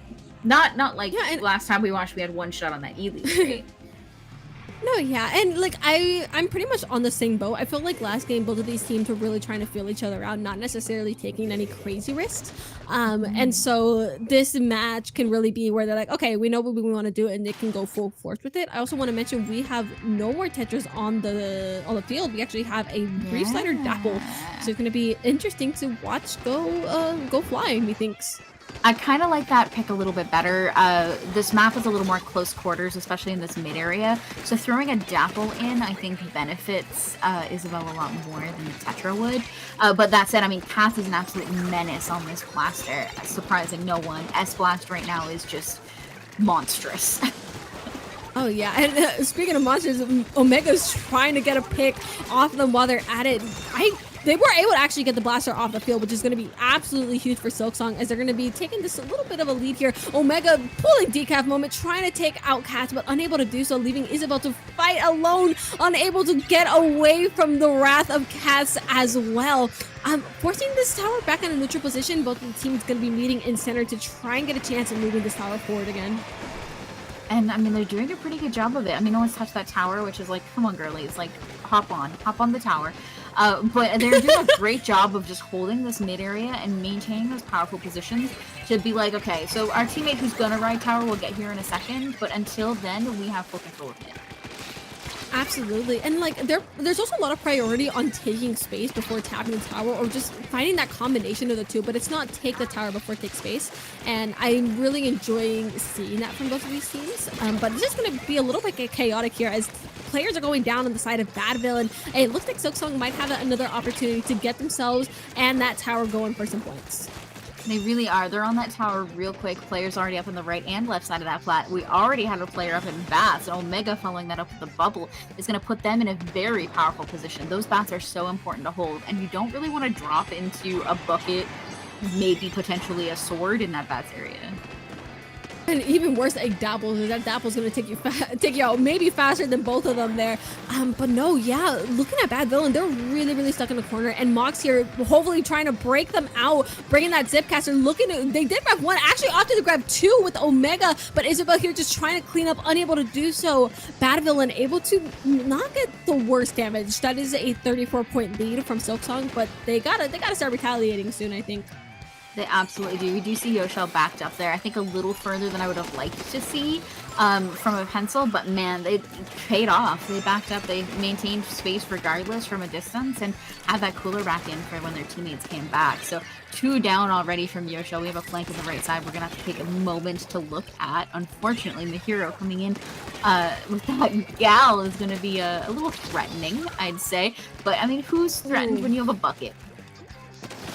No, I mean, the bucket does things to your content, but Katz does even more things and damage at that. Because Katz has been on fire this game, by the way. They've been taking picks where it's necessary and quite literally just doing their best to slow Silksong down. But Silksong, I think they still have a majority of control here. I mean, this tower is still moving forward in their favor, seeing Yoshel on the tower playing games with Mox and Katz. But, you know, we still have 2 down on Silksong. I don't know how long that push is going to be there. You gotta dip and dive and pole dance your way to victory, I guess. But Yoshel getting sent back to spawn is gonna, I mean, that's the benefit of the cooler, right? You can take some of those risks and come back pretty quick and time to maintain a lot of that mid area. So, I mean, we're getting into a position now where Bad Villain is gonna have to, I mean, they're moving the tower, but not necessarily in the most advantaged state, right? They just don't have a choice. Yeah, they don't have a choice, but it's, yeah, especially because you have members that are consistently going at you here. They're struggling to find that footing that would be ideal, but it doesn't stop them from getting that checkpoint. I see Mahito trying to keep whoever that was on the right side at bay, but now Mahito is here to cause some chaos of their own, playing under these ledges, taking the pen out. Huge pick, looking to try to take Isabel out, not quite finding it, but the lead is, nope, that's a wipeout. Yeah, that is a full wipeout. And that's the downside of being in a position where you have to push tower without being in a full advantage is, unfortunately, things can snowball a little bit. We do see Jordan on that pencil on that right side did take Yoshel out with a sneaky little flank. But Omega on the tower with that bubble, I mean, at this point, they're kind of sitting pretty. 34, it could be a winning push. Isabel. 34 could be a winning push easily on this map. And they really just have to keep tower in this kind of area between first and second check. It's really hard to push back against, and it gives them the advantage.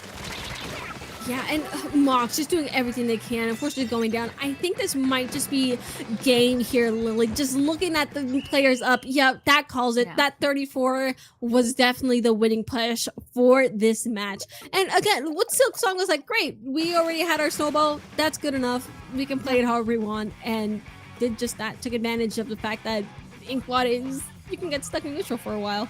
And that's it, and that's the problem with, especially like things like Tower Control or Rainmaker, where you have the option to take the objective and put it somewhere, is when you have your full lead, you're comfortable with it, you take that objective and you put it in a location that you are comfortable defending. So a lot of people will be like, oh, we'll just get into defensive positions and we'll just hold back and then let them push into us and we'll just kill them when they come in because we have a lead.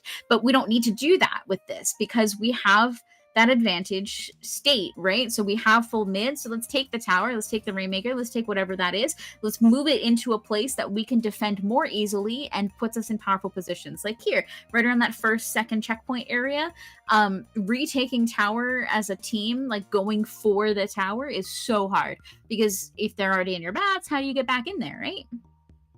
Yeah, they have the luxury of just being able to step back and be like, well, okay, maybe this isn't where we want to be just yet. Yeah. Take it a second and then put themselves in a position where they can be that way. And they weren't trying to force points. It's like, it's exactly as you said. They understood the situation they were in and realized when it was time to push things and not, and just, they made it their own game. They played it however they wanted to. And then they just said, like, you're going to have to push into us anyway. Let's do it in a place where we're comfortable. Let's put ourselves in strong positions and, like, make you take this. You're going to have to push all the way through the tower anyway. Let's make you take it first. And I love that. I love seeing that. It's honestly a strategy that's not used as often as I'd like, but it might just be because we play a lot of zones, so I don't get to see it very often because we don't play the games in which you can do that. Now, if you could pick up the zone and move it, that might be a little broken. I mean, we have Bluefin for that. I've only casted Bluefin. The only times I've casted Bluefin were in one tournament, and they were all, there was like 3 of them, like 2 of them, 0 out of 10. Anyways. You love seeing modes outside of zones, but I think, was this actually zones? Oh, well, we're back in the building, actually, Lily. Yeah, we're back in the building. I can't complain. It's Macklemore, if I'm being honest. This is a good map. I mean, and Zones Mako isn't the worst, right? It's a good map. It's a solid one. There's a lot of flank options, especially for players like Mox on that brush, that I hope they can take advantage of. But it also gives options to people like Isabel, who can just reach slider down the alley and be like, hey, I'm in your walls now, so... I'm in your walls indeed. And already seen a wipeout. What just happened? A bad villain with a wipeout. Look at the way they're already setting themselves to move forward here. Mox trying not to get caught up in a scramble with Omega. Scrambling anyways. Getting out of there as a good call right there. But it looks like Silksong is right back in the field, ready for the action to try and take the zone back as well. I love how watching these players move. They move so fast and so purposeful that I'm just like, I'm eating, I'm munching. And just like that, oh my god, that villain is still holding that zone. They truly are. Now that is going to be an almost cap from Isabel, unfortunately going down before getting that full cap with the Reef Slider. What? Dante taking 2 out with those strikes and slash combos is going to take the zone. Easy. Just like that. Just like that. I think that too that they got with the strikes was just so incredibly helpful in getting that retake in their favor right here. And it's setting up Omega to be really silly. And same with Isabel. Did Isabel jump in there? I think Isabel jumped in there. That was... Yeah, Isabel definitely jumped into that bubble to take full advantage of a blaster who accidentally backed out of it. We love to see it. Silksong in full control of the zone yet again, but 2 specials on the side of Bad Villain are going to be coming out here. Is going to put them in a position to retake the zone. Now, we don't have to worry about the lead switch necessarily. 40 points is nothing. We're fine. But we do want to retake that zone fairly quickly since we expended 2 specials for it. No, absolutely. And Silksong dropping specials of their own, using those ink strikes to make some more space, capping that zone again as well. We're going to be seeing that fight on the left side. I think Omega's still down there. Someone else was down there with Omega. They were dancing. They were having a little bit of a moment. But maybe leaving Omega unchecked is not our best option here. Mox, unfortunately, not able to take them out. This is a really powerful position for Silksong at the moment. Again, look at where Omega's positioned. Never mind, they're dead. Never mind, they're dead. Poor Omega, unfortunately getting knocked out there. Isabel jumping back, unfortunately going to trade out, or fortunately going to trade out with that brush. But this might be another swap. We're seeing the Booyah come out, push some pencil out of the way. It's going to be the swap of the zone for them. And 2 players on the other side of Silksong is going to put us in a bit of a weird position. No, absolutely. And I feel the tension coming out from the side of Bad Villain. It's just like, we gotta get them out of here. But they're also gonna be suffering 2 down, and with the members of Silksong on their way to try, I feel like Omega's just out here ready to throw hands. Like, I'm watching Omega, and like, they're just like getting more fired up the more the game goes on. Like, the more people have eyes on them, the more fired up they are. And it's just so interesting to watch. It's like, it reminds me of, like, for lack of a better term, like Yang from Ruby. That's what it's reminding me of. I mean, I was gonna go classic, like full Tinkerbell from Peter Pan. Just like people are looking at me and now I'm fed. I'm fed and strong. And that's how Omega thrives. So, I mean, we do have the players of Silksong here back in their power positions. Some specials coming out from Bad Villain is going to give them another attempt at the zone retake. We did burn through that penalty on zone, so this is getting a little more dire. Yeah, and it's looking incredibly grim for Bad Villain here because they just continue to go down players, and Mox is the final hope, trying to get this at the center, not able to find it. Silksong punishing those players, taking it home with a 3-0 sweep. They figured it out. They just figured out the formula and called it a day. They said, great, we're just going to continue to be in your face, called it a day, took the game, eat hot chip, they're done. Eat hot chip, they're done. Yeah, and then honestly that's what it was, is like they made an attempt at the retake and then they tried to back up and regroup, but they just didn't have time to move past that, and Silksong was just ready for it. So at the end of the day, Silksong is going to be taking this 3-0 over Bad Villain, knocking Bad Villain down to loser's bracket, and Silksong gets to continue on. I believe they're going to have to fight FT Win next. Hang on, I'm going to check. Okay. It's predicted. It is Ja Rouge. So we are seeing a gray pickup coming out to fight Silksong next. So that'll be interesting to see. But not on stream. On stream, I believe we're going to be moving to a different set. And before that, even we are going to be going to CFT Win, I believe, against Team Mignon, which, you know, you got some French names in here. It's going to be a little challenging. I look forward to watching the Midwestern Falco try to pronounce a French name. It's going to be very exciting for me specifically. And in the meantime, I believe we're swapping off caster soon, but before we do that, I just want to do a quick shout out again. We are at 525 total for our donation prize pool, and I want you to hit !donate in chat. Send our players to Riptide a little bit extra spending money because maybe they'll buy me lunch. Maybe they'll buy you. Maybe they'll buy Yeah. us lunch. Ooh, Who feed the knows? commentators. You want Yeah. to feed the commentators so bad, you know. Who knows? But yeah. Yeah. Donate. This is the last Squid Junction we have. Make it go off with the bang. If you have the funds to The donate, spuns. don't be shy. Hit the donate button. And if you have the spuns, they- also donate. absolutely. The staff here at Dapple Productions has been putting their all into this. So Yeah. show massive them shout they out, did a yeah. great job. Massive shout Yes. out to Jorian, who's our streamer today, and I'm sure Ellie had some hands, some fingers in the production here, because Ellie and I mean the stream layout has been looking amazing. Like the transition screens, the song we had at the beginning with the band was incredible. So thank you everybody for putting good work into this. We're going to be going to a break here very shortly, but first, Splat Fufu, where can they find you? You guys can find me at SplatFufu on Blue Sky, Twitter, and Twitch. Hopefully, I'll be able to return to streaming some Splatoon, and maybe some art sometime soon. Art, commentary. If you need me on mic, call me. I'm on my way. And come find me at Riptide for that trading card and sticker. I will give you your goodies. Lily, I loved being on the mic with you today. It's been a pleasure. Where can the people find you? They can find me at Splatoon Lily pretty much everywhere. Twitch, Twitter. Not that anyone uses that anymore. Blue Sky, just Splatoon Lily. I'm around. I'm easy to find, and I have the pink hair. So come find me at Riptide. Come say hi. I promise I'm nice and won't be mean to you. Probably They're gonna bite you. Unless you're Omega. actually I will bite. be mean to you. Yeah, I will be mean to Omega. But in the meantime, we're gonna go to a quick break, and then when we come back, you'll be seeing some more casters doing a fantastic job as we go through our finals and wrap up this final Squid Junction. See you soon. See you guys.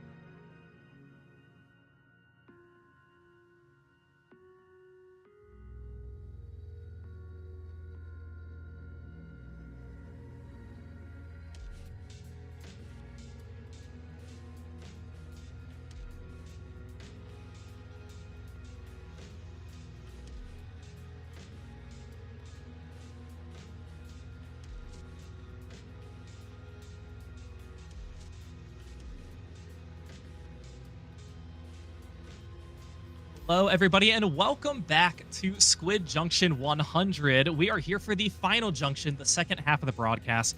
My name is Falco Flyer. I am joined here with Rocket. Rocket, this is our first time casting together. After all that you have done, very impressed, very happy to be with you today. We are seeing FT Wern versus Tae Min here in our winners semifinals. How are you doing? I'm doing wonderful, Falco. I'm just as excited to commentate with you as well. I've been meaning to commentate with you, and here we get our opportunity to, in the centennial anniversary of Squid Junction. Unfortunately, the last one, but let's just end it off with a banger. Like you mentioned, some heavyweight teams we have for us, as both teams so far looking really, really promising as we progress through the bracket. Only FT Win hasn't dropped a single map yet in this tournament so far. Kind of what we expect from them. On the other side, Tae Min only dropped one, but both teams so far looking very strong. Yeah, and for Squid Junction 100, you mentioned this is the last junction. This is by far the most number of signups that we've had in any recent Squid Junction. We have teams like FT Win. You typically don't see them here.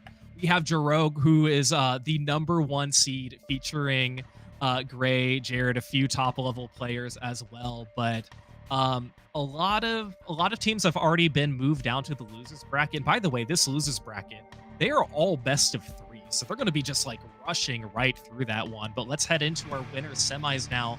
Again, this is going to be FT Win versus Tae Min here, taking a look at the comps. Really nothing of the unusual on the side of FT Win, and a pretty standard comp all around as well from Tae Min.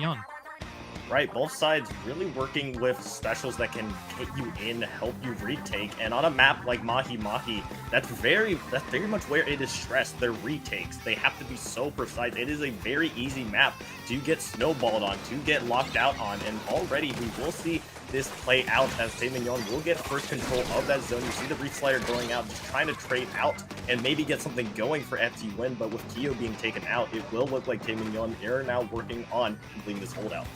Yeah, and they're doing very well with it, not only holding the zone for about 30 units, but still getting some of those picks. But look at Bursty coming in, trying to get 2, but Riki takes them down. They're going to go down themselves, but now FT Win trying to take over a little bit of the zone. They were able to contest a little bit, but not quite take it over in game control. So Tae Min back holding the zone. All of the players from FT Win, except for Kyo, is going to be sliding in on the right and gets a solo cap. Able to take the lead for the first time, 2v2 now, and this will be the first time that Tae Min is trying to take over. Yeah, but you see how well Tae Min have been able to hold on. FT Win moving in, trying everything they can just to try to poke into the zone, but constantly they've been left out. I was talking about it earlier, how easy it is to get locked out, and Tae Min are taking that in stride already, thwarting not 1 but 2 counterattacks. Really nicely done, and this has been done just because of how well Reiki is going in as well, with that Stamper, the Zipcaster moving in, taking names, camping that ledge, just making it so difficult for FT Win to move in. We need them to get their resources developed soon, or else this may continue.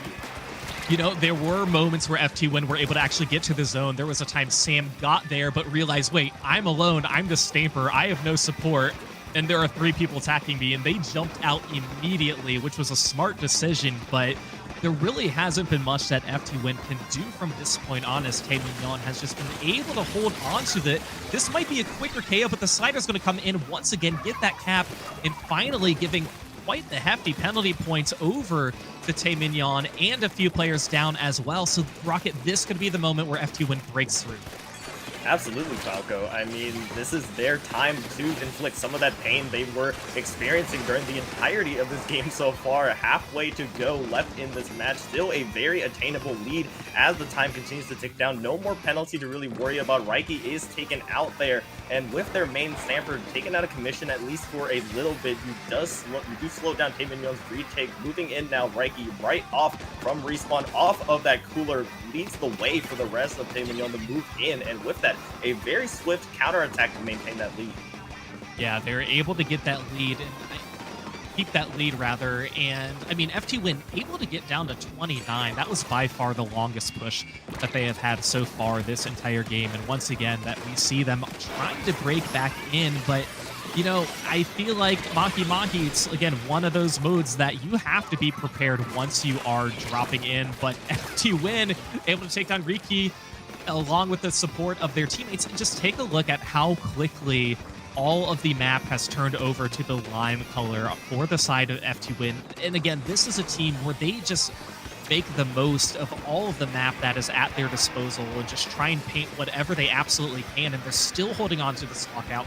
2 players down, 1:30 remaining, so we'll see here if Tay Mignon can try and break back in, and they do. They are able to cap once again. We'll see what FT Win can counter.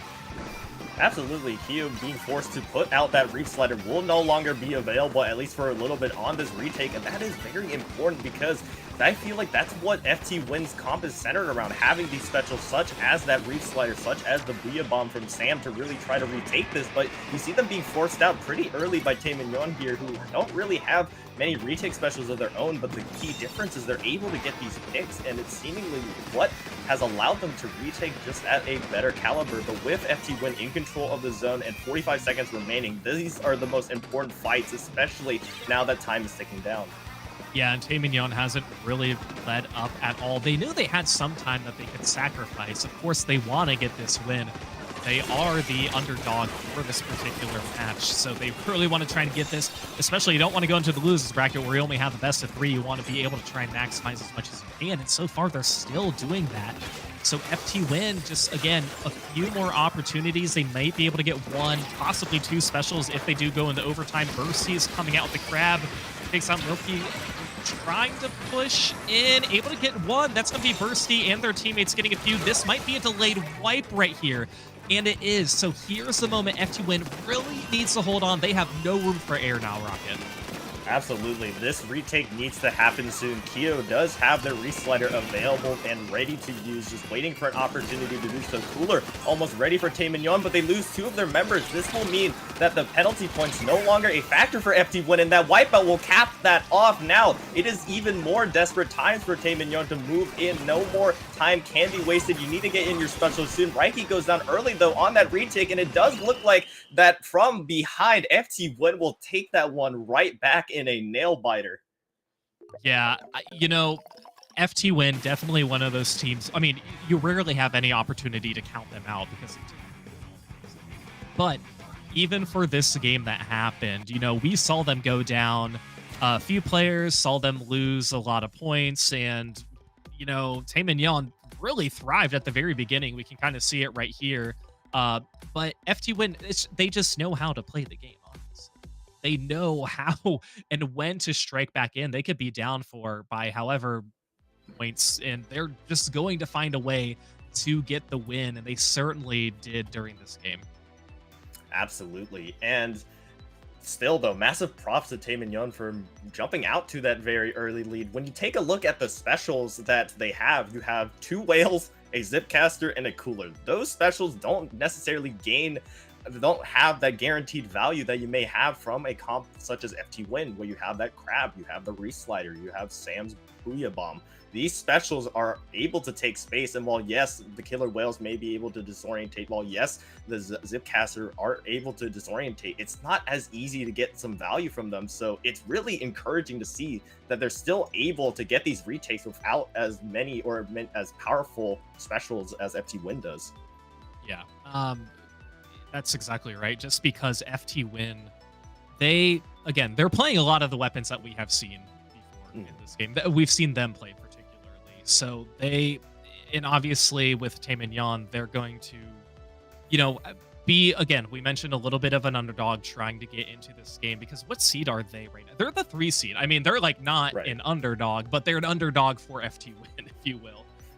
But the way they competed against FT Win in that game, I mean, anything is possible for game 2 as we move on to, this is going to be Scorch for our second game. And as far as, again, changes for the comp, probably not much to counter their opponents, because these are, again, our 2 very traditional comps that we're going to be seeing from both of these teams. So Bursty still sticking with the dualies. Again, that's not a weapon you see very often, but we've seen Bursty play it pretty often. We're going to see the Friesen Pro this time come out. That's probably going to be the biggest change, and that is going to be on the side of Tay Mignon. That will be Miki. Yeah, and Kyo switching over to the screen. Tri-Slosher as well, a very, very aggressive weapon, completely conversing what they ran in that previous game, being that Dread, a more midline focus. And off-rip, we see Taemyeon showing a bit of aggression that we saw similarly in that previous game, already forcing a 3-player down situation. And with that kill onto the dualies, a delayed wipeout, and in a matter of 30 seconds, that's all it takes for Taemyeon to get that first cap and score. Yeah, Taemyeon wasted no time to try and get that, and they're still holding strong. Again, they had a lot of paint in front of the basket, which is going to help them on the offensive side. And right now they only have one clan, but it looks like that push is going to be done as Sam and Keo and Bursty were able to just kind of protect that basket. So getting down to 59, of course, you get past those 2 power claims that you initially want to get through, and you did it in such a short amount of time as well. So a pretty strong start there for Taemyeon, but they're still holding strong, Taemyeon, but it's some of this defense that they're going to have to try and counter, because FD Win looks like they're really on a tear and ready to strike. Absolutely. Bursty's Crab does go out of mid just to secure that control a little bit more forward. You have the screen moving in from Keo and Mikey, trying to hold firm on this pro. They were formerly that blaster, now trying to hold on some more killing power, trying to hold that defensive elbow. They were able to score FT Win, that is, but they won't be able to get much more, as Taemyeon have been able to rally to their teammates' aid, and this is just what we saw similarly in that game 1 with FT Win kind of getting a little slow to start, but we saw how well they were able to come back from it. And in volatile modes such as Clan Blitz, all it takes is one team wipe, one individual player to pull out that mechanical double or triple to kind of open things up. But both teams still now in that initial phase and just trying to feel each other out. Yeah, and this has been going on for quite a bit, because Taemyeon, when they scored, that was very early on in the game. And FT Win, we can see they're just like slowly approaching closer and closer. Again, they just utilize their weapons in their paint so well compared to any other team that we see them face. But there are quite a few picks back and forth, keeping this pretty neutral. But again, FT Win just slowly inching their way forward. So they're getting a lot of map control, but they're in no position to try and score, as they only have a Mercy Clam ready. So, you know, it's just a matter of, we need to find the right opportunity to strike. We need to get our, I was going to say ducks in a row, but clams in a row, if you will, to try and make this push happen. And so far, it seems like it's very slow and steady, but they're getting closer and closer each game. Slowly but surely, this is the aggression that you need from FT Win, especially since you have these more aggressive weapons. Screen going out could be the go sign for them to get some scores onto the board, with 2 going down from Taemyeon, just left to Mikey and KitKat left standing. They will take the lead. FT Win moving in with such speed, being able to cycle in these clans. Bursty leading the way as well, finding one, potentially finding a second, and they will find it onto KitKat now with 3 down in total for Taemyeon. The doors have bursted wide open for FT Win to continue building his lead. Yeah, by far their best push so far, and of course happening later in the game is going to be only better for them. And that basket stayed open for quite some time. You know, getting down to 28, you're going to give yourself 31 penalty points, but that doesn't really matter, just because Taemyeon, they haven't scored since the first 40 seconds of this game. So if they can just hold on to mid and do exactly what they did for that first minute and a half, they're going to be fine, or the second minute and a half, they're going to be perfectly fine. And it appears that's kind of how they're approaching this game. You know, not really shy to use some of their specials or keep their power claim positioner in, you know, a detrimental spot. They're not afraid of doing that, but now they have to kind of retreat, because Taemyeon looking a little more comfortable now, Rocket. We'll see what they can do these next 40 seconds. Absolutely, Falco. And as they kind of settle into this mid area, you have to get that value from your more midline comp. Of course, FT Win does have that signature aggression. You see them yet again showing it right here with Keo leading the way on that elbow area. Tri-Slosher so dangerous in close quarters. No real pressure for FT Win, though, to move in. They still have that very strong lead. Pressure is all on Taemyeon to make their own move. Kitty Clam is available for them to force this overtime. Bursty yet again on that left side with that crab poking away, making Taemyeon so uncomfortable, and most importantly, getting this chip damage. With overtime now looming, they have to get in their best push. Yeah, but not before FT Win does, because they have 2 power claims. Now, they do have 2 players down, so they might change how they're going to be playing this and stick strictly to defense. They have to take out Riku, and now Miki's coming in as well. Oh, and that's finally going to be a score there for Taeminyeon. Not much to follow up right now. Miki's trying to find a way that they can get some. Yes, they can. Down to 50, and a power claim jump. This is going to be huge if they can get it in and maybe stay live. They don't stay live.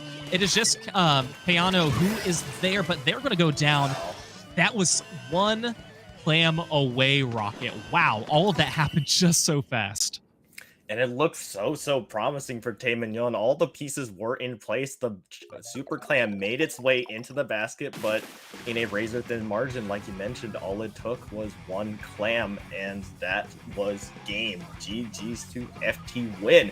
And with the set being 2-0, you might take a look at it in a vacuum and just say, well, I mean, FT1 seems to be running away from this. But no, both these games in razor-thin margins, FT1 had to pull off a monstrous comeback in game 1, and in game 2 controlled their pace up until the very end, where it looks like Taeminyeon had an opportunity to break in, but FT Win held firm, and you saw those 3 players on the side of FT Win, Sam, Rafe, and Kyo, just moving in coordinated together on that little choke point, and just completely stalled out Taeminyeon.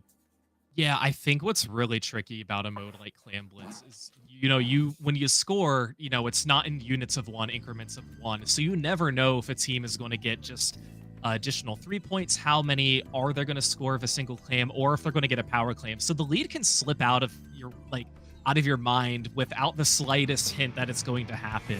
But FT Win, obviously no stranger to just saving the game and getting the win. Let's hop into here for game 3. We're going to be moving on to tower control, ship cargo, and we are going. So Mikey's going back to the Rapid Pro Deco, and I don't think we're going to be seeing any other changes.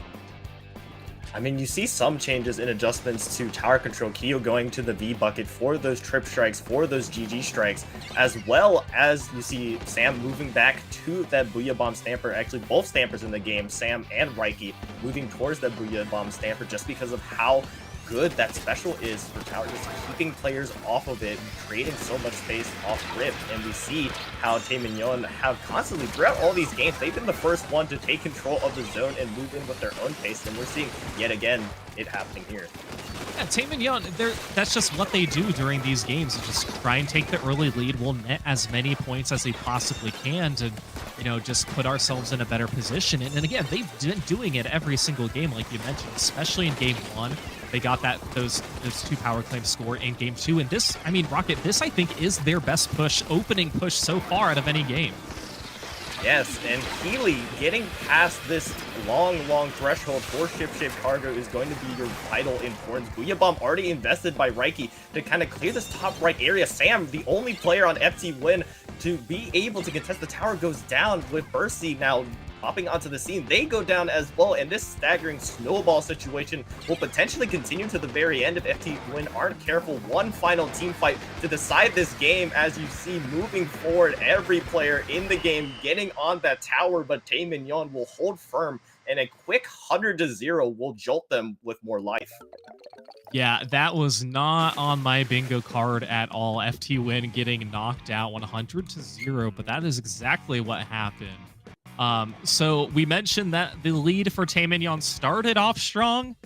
It stayed strong the entire time. It wasn't until the final moments where there was some competition on the tower. The positioning from Taeminyeon players was just so crucial. You have 2 players pushed up far on the left side to make sure nobody is going to drop down and flank and have this tower kind of uncontested.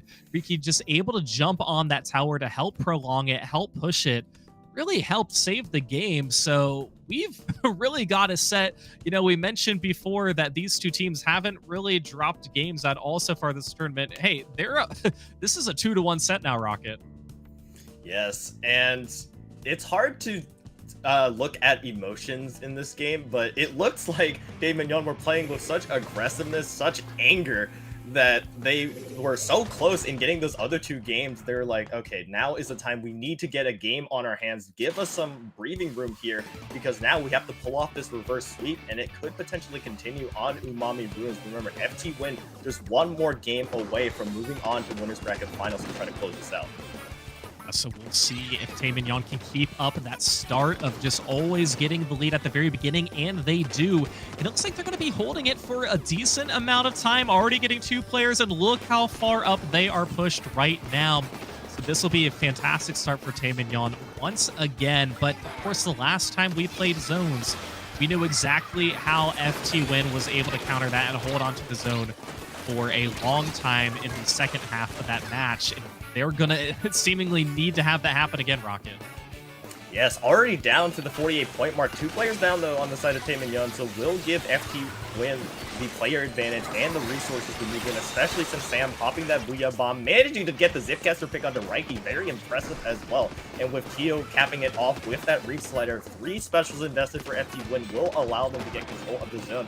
Now inflicting a little bit of their own pain here, but you see, again, I keep repeating it, Taemin are such an aggressive team, but FT Win has that balance that you can't count them out of any of this, and you see it unfolding. Yeah, I mean, I think just because FT Win has really been doing this the entire game too, as far as the second half, they're able to do that and take the lead.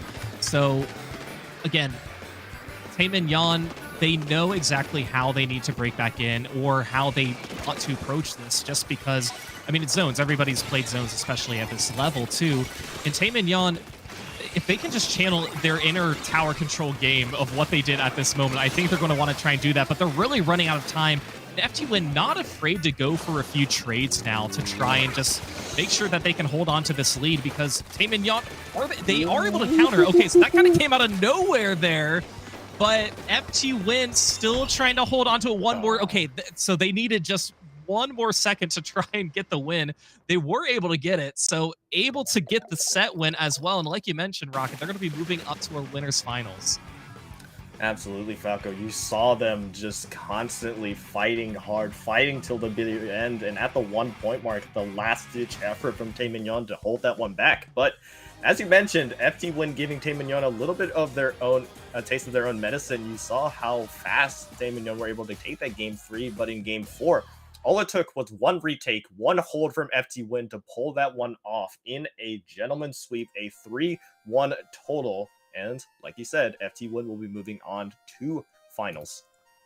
They will. And also we are accepting donations for this tournament to go towards the prize pool. We have a $50 donation from Q, so thank you very much. And our current prize pool is at $575. So make sure to get those donations in if you can. You can do that through the stream links there that they have set up. So be sure to do that if you are able to and want to contribute towards this prize pool, because this is the final junction. This is the final time we're around here for this junction. And it's been such a fun ride so far, Rocket, with all these great teams that have showed up. Absolutely. And it's just awesome to see that in the final one, all of them top teams just pulling up, all of the familiar faces you've seen throughout the history of Squid Junction from 1 to 100. They're all here to party, and we just have to do it right by sending it off in a high note, and I'm sure that's what we're going to have in store for us. But at least for stream, we'll be taking a very quick break before we move on to the rest of this tournament, so don't go anywhere. We'll be right back momentarily.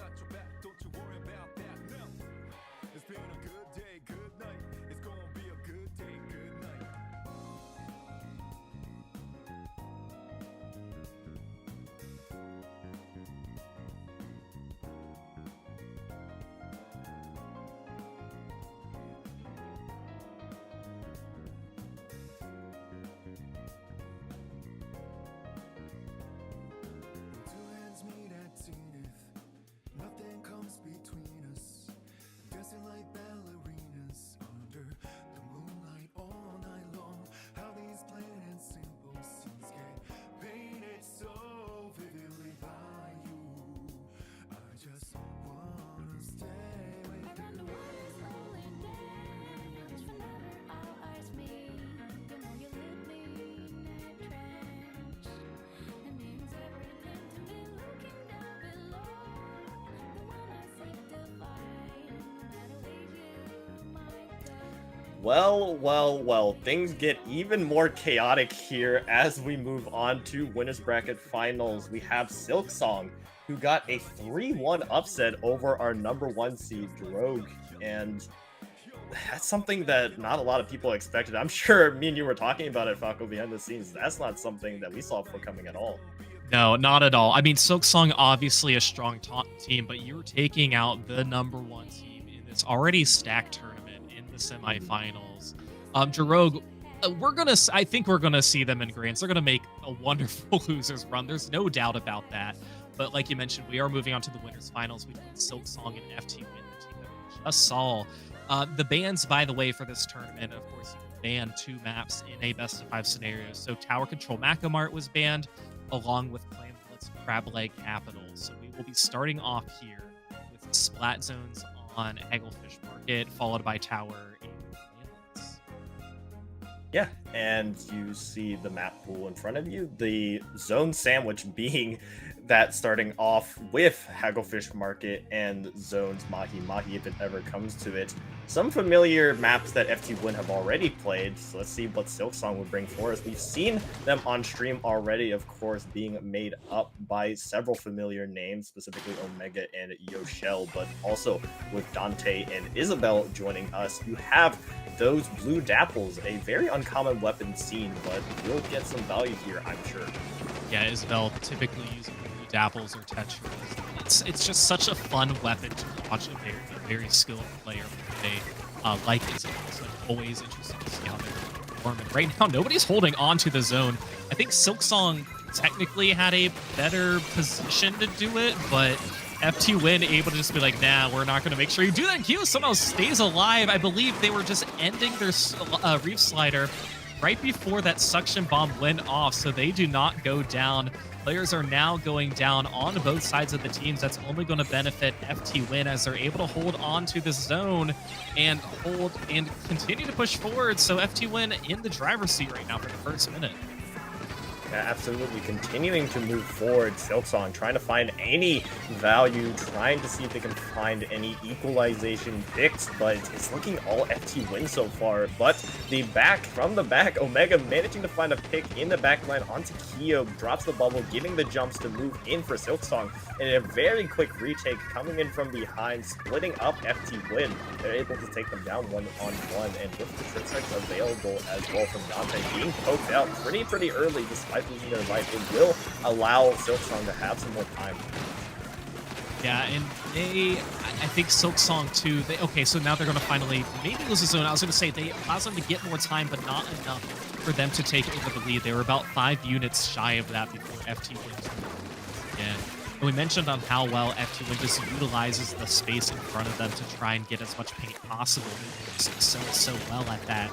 And they're able to do that a little bit, but the push that they had right here wasn't really that strong. We can see Omega not being shy at all, taking down 2 and then striking up 4 to get Kyo, so they're going to be in a better position to potentially take the lead. But of course, the pencil player is going to be trying to come in as well and get some pushes in. And right now, Silksong, if they can just hold for a few more units, able to take the lead, yes, they are. They need to keep the momentum of the game that they had prior to this in the set one against Rogue if they want to compete well against them. Yes, Yoshell being the backbone of Silksong, being that pen player, trying to hold the line single-handedly. Reslider going in from Kia will cap the zone at the cost of their life, but a wipeout on the side of FT Win will allow them to move forward. Silksong left to retake with a lead, yes, but a very fading lead as penalty points are almost over for FT Win. No longer a concern now as you see this Viper trying to build up that hammer. Omega goes down really early, so it's going to stall this retake even further. You see the special, the poking ability from FT Win takes another wipeout, and that is huge in this state of the game. Now Silksong left reeling from that push. Yeah, that came at the perfect time. Get the wipeout, get the knockout, push forward, and get the lead. And that is exactly what happened for FT Win. Able to get down to 13, but now going to be contested by Silksong. They're able to take it over, giving FT Win 52 penalty points. 2 are going to go down on the side of Silksong right now. And FT Win still in a good position. Of course, they wish they didn't have the penalty points they had to get through. But a minute 30 remaining. Again, we're just seeing a ton of skirmish action, especially pencil versus pencil. The Biscuit versus Yoshell matchup. You're just hearing all the pencil pops off left and right. But I think Yoshell's going to be walking away with that one as they get the pick on Kyo. And the rest of the members of Silksong able to capitalize and take the zone, taking out Bursty as well. Can they take out the Wiper too? I don't know, but Kyo's going to try and come in and support. But this is actually looking pretty good for Silksong. Yes, but sent reeling back, Rafe and that grab able to shut things down. FT Win holding really firmly. 50 seconds remaining. Still time running out for Silksong, as it's a great opportunity for FT Win to end this one in a straight knockout, giving Silksong no chance to retake it if they aren't careful. You have the trip strikes available, the read as well from Isabel moving in synchronization, but will it be enough to cap the zone? Yes, it will, but holding on to the zone is the true battle as Omega and Dante go down early. Isabel going down as well, and Yoshell being cleaned up. 20 seconds left in a delayed wipe. It is looking very dire for Silksong. Yeah, and the Wiper here is really watching the ledge queue. Is going to be joining them right now, able to avoid that bomb. I thought for sure that was going to get them. But FT Win, they can be down for a little bit, but they definitely aren't out. There's going to be a last-second chance here for Silksong to try and cap. They're able to do that, giving 30 penalty points to FT Win. Now, can they hold on for this whole time? It's not looking promising as they have 2 players down, and no, it is not going to happen. FT Win is going to get the win here on Game 1 against Silksong in a very hard-fought battle. And we see how FT Win is able to hold and pace themselves during that entire game, pretty much being the gold standard of how to hold, retake, and push in. Not only were they able to get control of that zone and force that wipeout, they moved in on that ramp really fast, Falco, and forced a second wipe just in conjunction with Kyo's Dread, as well as that crab coming out from the dualies. The coordination there was unparalleled, and of course, what else are we going to expect from some of these teams too? But it's always amazing to watching all of these players. It's just, okay, I'm going to take you out. I'm immediately then going to move on to my next position, because I know where to go based on how many players are alive, based on where they might be positioned, based on their weapons, and where my teammates will be. And that's why we typically see a lot of these players get 2, maybe 3 splats in a row in a matter of a 10-second sequence, just because they just know they're always 2 steps ahead of anybody else in particular. Now, of course, they're facing people who are also going to be 2 steps ahead as well. So it's always a game of chess on how you want to approach it. But FT Win, they just won that first chess match. Yeah, and just the coordination, you were mentioning it almost resembles a hive mind. Like, all of them were on the same page that they just knew where to be, knew how to assist in fights where needed, and that's what it comes down to sometimes. Just the better team execution, taking on very small opportunities, these quick 2v1s that you may have that would have initially been 1v1s, but you guarantee that victory and then just snowball from there. And we saw it play out wonderfully for FT Win. Now, with that lead, we will be moving on to TC Shipshape, a map that FT Win had a little bit of trouble with in our previous set. They had trouble with. Now, thankfully, they're facing a different team. The thing is, they can't do worse than they did in the set prior, getting knocked out 100-0. Of course, that's not what they want to do. They want to get this win. And they're definitely capable of doing so. So we'll see how they approach this. Isabel's going to be switching to the Dapples this time around. That is going to be the Dapples that have that one has beacons and coolers. So going to be a slightly quicker pace of the game. Of course, Rafe going to the Snap this time around to get some. So we're just going to be dropping all of our pencils, and we're going to switch things up a little bit here, Rocket. Very interesting from FT Win to drop that pencil with Kyo moving to that rapid deco. Normally you have them play a bucket. We saw them previously play that slosher to go alongside Sam's Stamper to have another trip strike available, but no, they will not be electing to do that. Instead, Silksong with their own bucket. Dante having trip strikes available is taken out. Very, very key pick there to keep that special out of commission at very least for the time being, but you have Silksong moving along very steadily, getting that first check point. Yeah, you know, it took them a little bit of time to get it going, but it doesn't really matter because they still have a very strong player advantage. It's just going to be Rafe, who is alive, going to be going down, so that is also going to be a semi-delayed wipe on the side of FT Win, but just enough for Silksong to propel forward and push towards the second checkpoint. And of course here, this one is a little bit, they got to get through mid, and it's a pretty difficult area to get through where there's not much protection, but they do have the support of the bubble to try and push towards a second checkpoint. They're going to get there, but only have Omega on the tower. Dante, though, in front of the tower on that ledge, trying to take out Kyo. And Bursty is still alive, able to take out Kyo, but Bursty is still alive, but dropped on the other side. This is a really good push for Silksong as they have a 3-player advantage. Femqueen's trying to push in, but no, they're going to go down. That's a delayed wipe, so this might be Silksong's game. Yes, continuing to move forward. Omega close to a bubble as well, but the players keep falling for FT Win, continuing to move forward. Omega knows it. They just need to get that bubble on the tower, and it is pretty much GG's 3, 2, 1, and that is it. In another complete 100-0 FT Win fall as Silksong will even things up here 1-1. And if that game told me anything, Falco, at the very least I know what map FT Win is going to be banning next time. Yeah, I would be hard pressed to imagine that they're not going to not ban that weapon. Especially because I assume you can ban maps in the losers round. I know that one's best.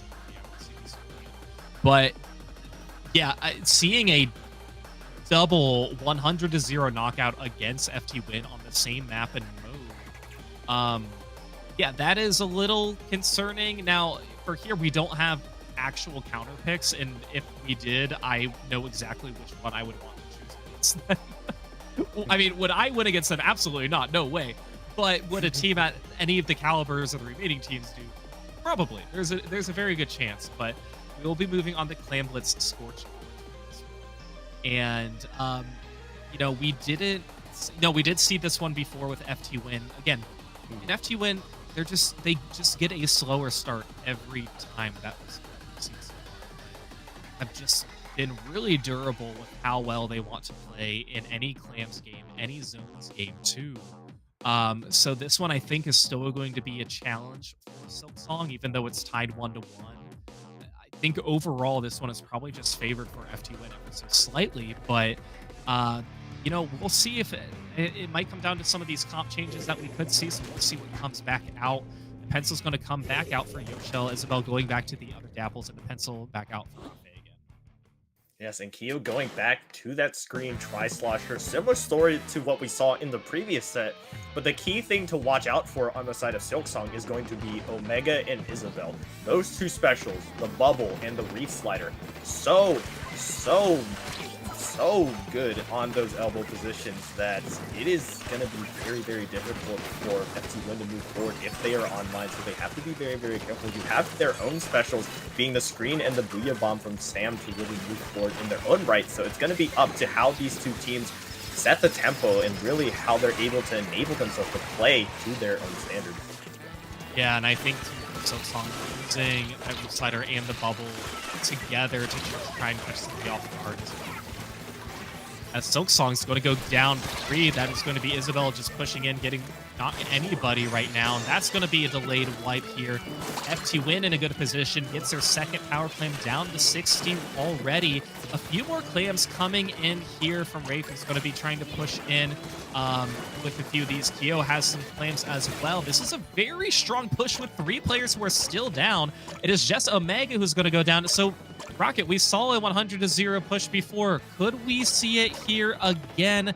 That is going to be the question as Bursty holding on to 6 clams, Wow. and that is it. That is the answer. So much back and forth, like no back and forth, but back and forth between these games, between these teams. This is just a coin flip.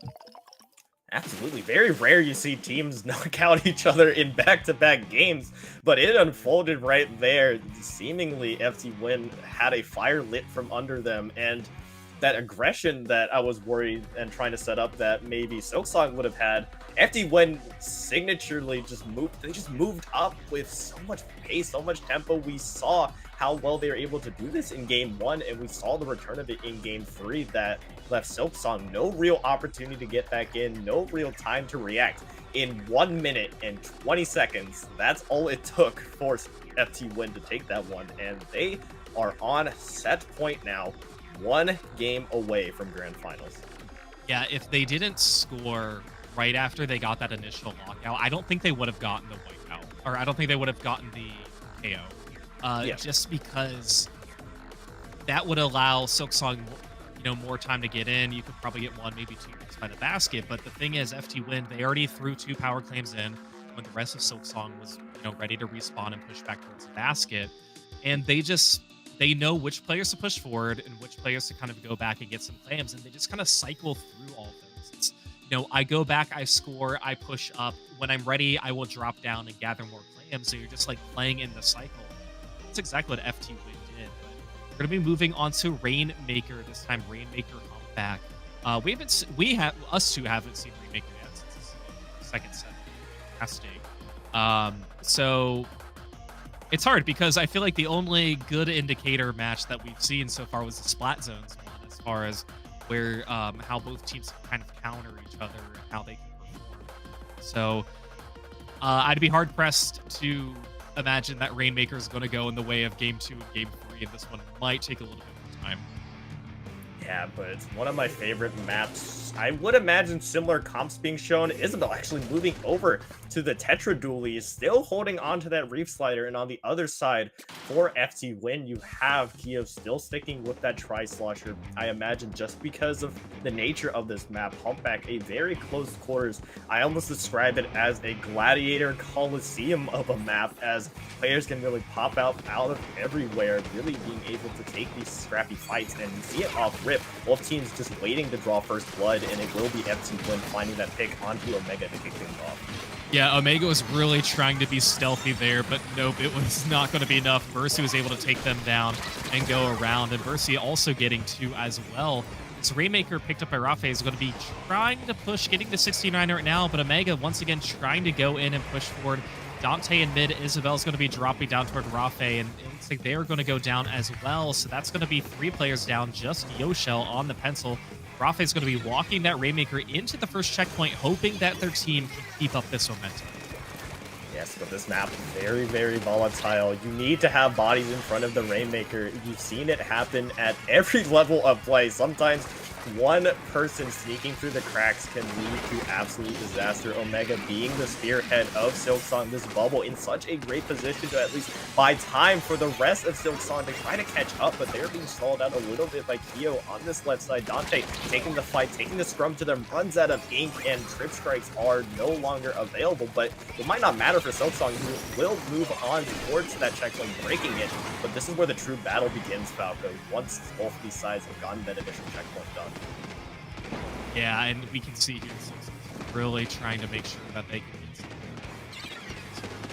get it's going to be picked up on the side of FT Win to kind of reset this. And this is a very neutral game in classic Splatoon 2 fashion right now. Both checkpoints broken. But FT Win trying to turn this defense into offense and able to extend their lead, not by much there. Isabel coming from behind, getting some cleanup shots as well. So few players are going to go down on FT Win. They're still in a good position to try and prolong this if they can get enough players there, if they want to try and keep this Rainmaker pressure up. You just don't want to get Silksong in too comfortable of a position. And yeah, the Rainmaker is still going to be able to push forward by FT Win, just trying to keep it over on Silksong's side. Yeah, Keo getting those little bit extra points, but I mean, after the first checkpoint, after the checkpoint is popped, these points are worth their weight in gold. It is so difficult to fight for every inch of space, every inch of ink to slowly but surely move forward. However, you have Silksong with 3 specials available, maybe fireworks here, trip strikes go out, Reef Slider goes in, and Bubble being popped as well. Leads to 2 players going down for FT Win. You see Omega leading the way for the rest of Silksong to move forward. 2 players down, Yespo Yoshel moving forward all the way down to the 18-point mark. A wipeout will be secured by FT Win, but an 18-point lead is definitely not something to scoff at, especially in this map. Yeah, that is a very solid lead here for Silksong. They need this lead too, especially being down 2-1 against a team like FT Win. Omega is going to be able to get that jump out. Rainmaker is also going to reset. So Silksong just hoping that they can hold on to this for about a minute 40. They don't want to get themselves in a weird position. They want to just comfortably hold FT Win where they are, and if they hold them in mid the entire time, that's fine. They would get the win. And they're getting a few picks along the way as well, because Dante's applying some pressure. Rafe's saying, hey, come this way. I need some help over here. I'm being attacked, and I don't want to be pushed back too far because we need to try and get something going. And it looks like now will be that opportunity because 3 are going to go down. It will be picked up, and Keo going for the flank, going up here on this left side. We'll see how many picks they can get here, but they're going to be identified too. And the screen not really utilized in the way that Keo wanted it, as Dante's going to be taking them out. I liked the vision there, though. It was just unfortunate that FT Win, the main push, lost 2 of its initial members, so it really stalled out.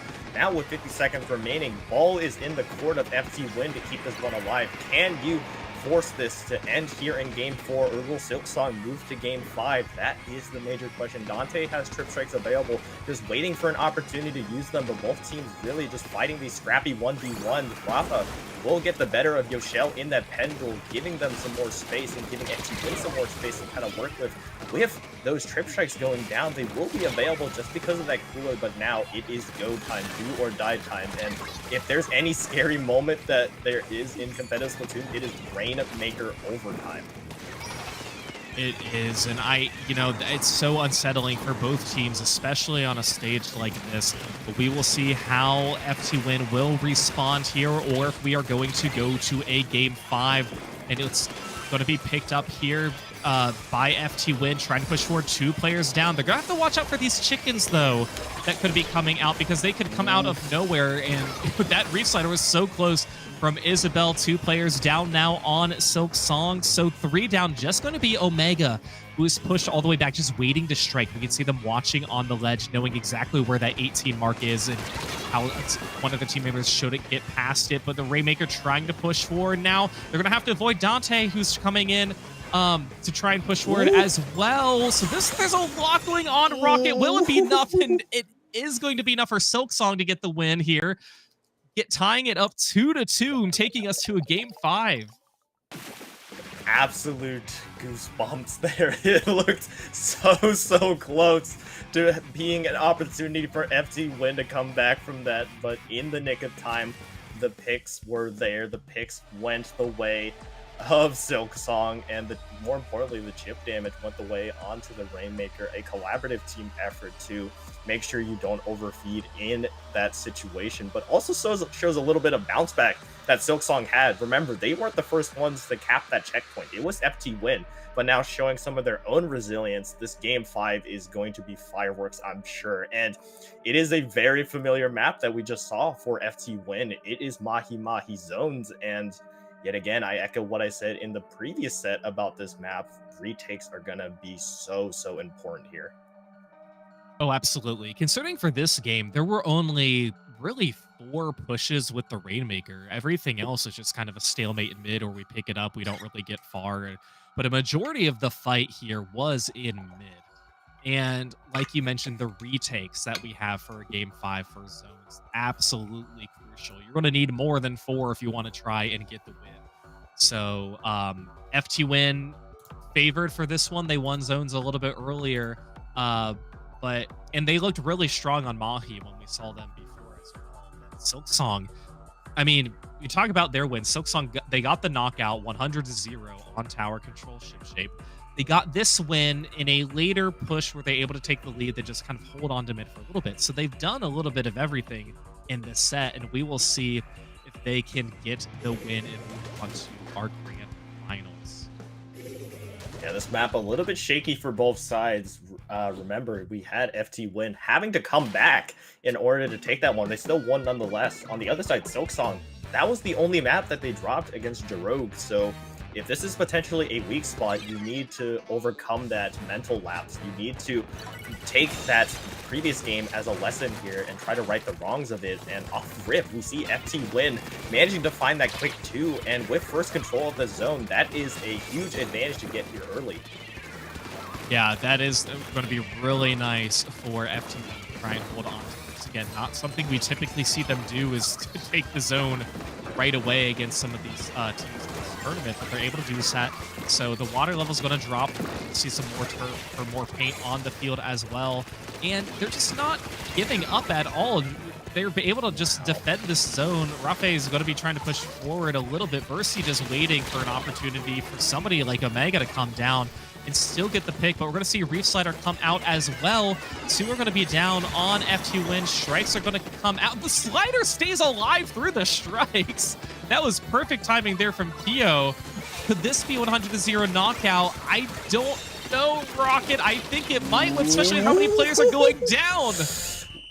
Wow, and just like that, in a bit of an anticlimactic moment, but just showing the dominance of how FT Win plays that map, getting 100-0 of their own. They will end that set 3-2, knocking down Silksong to losers bracket, and FT Win, your first team to secure their spot in grand finals of Squid Junction 100.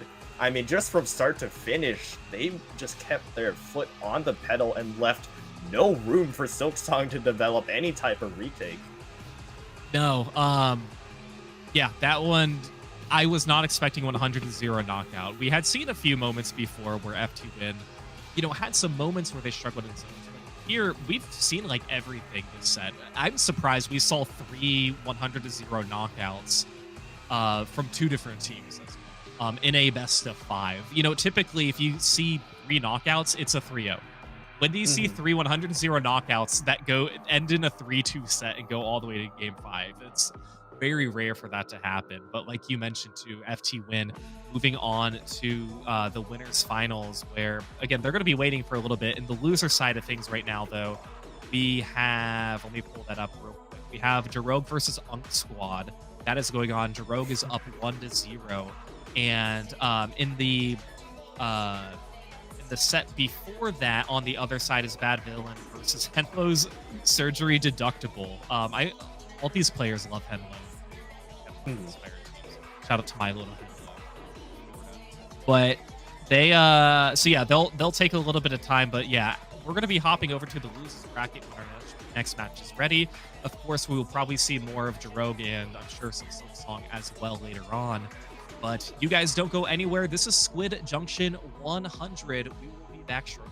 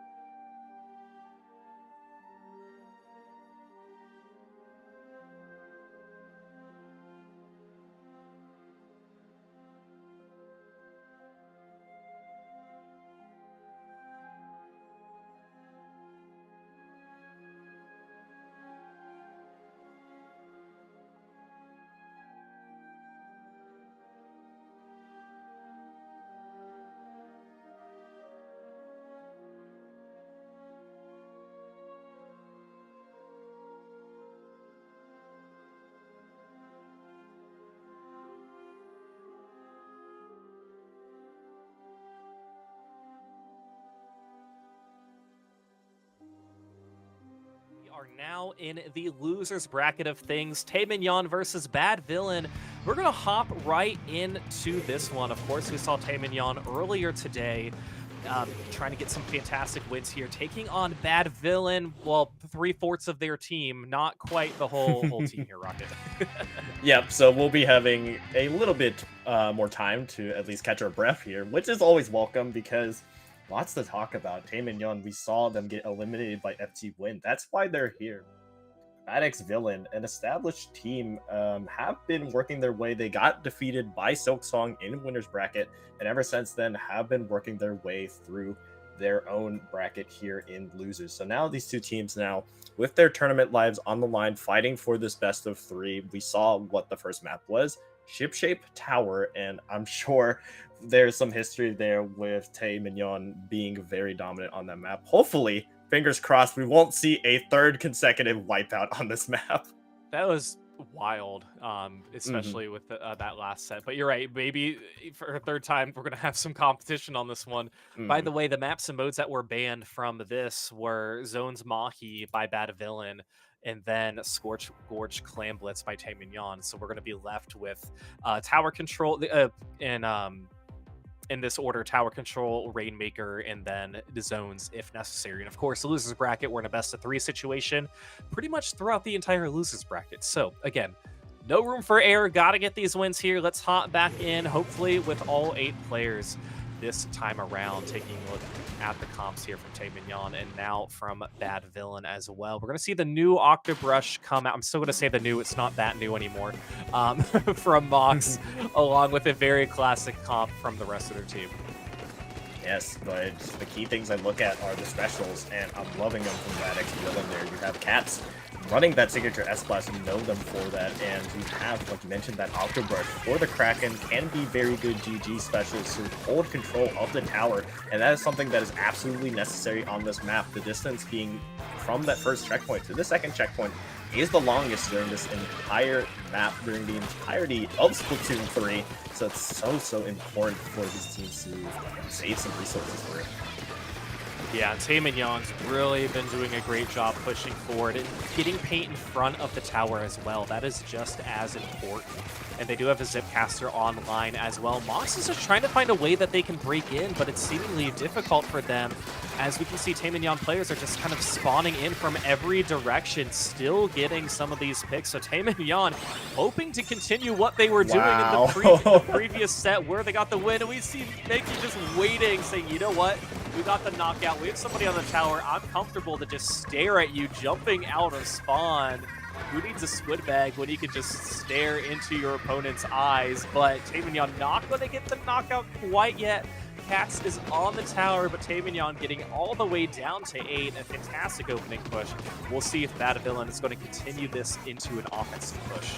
I was going to lose my mind if that was another knockout, Falco. But 3rd time is the charm.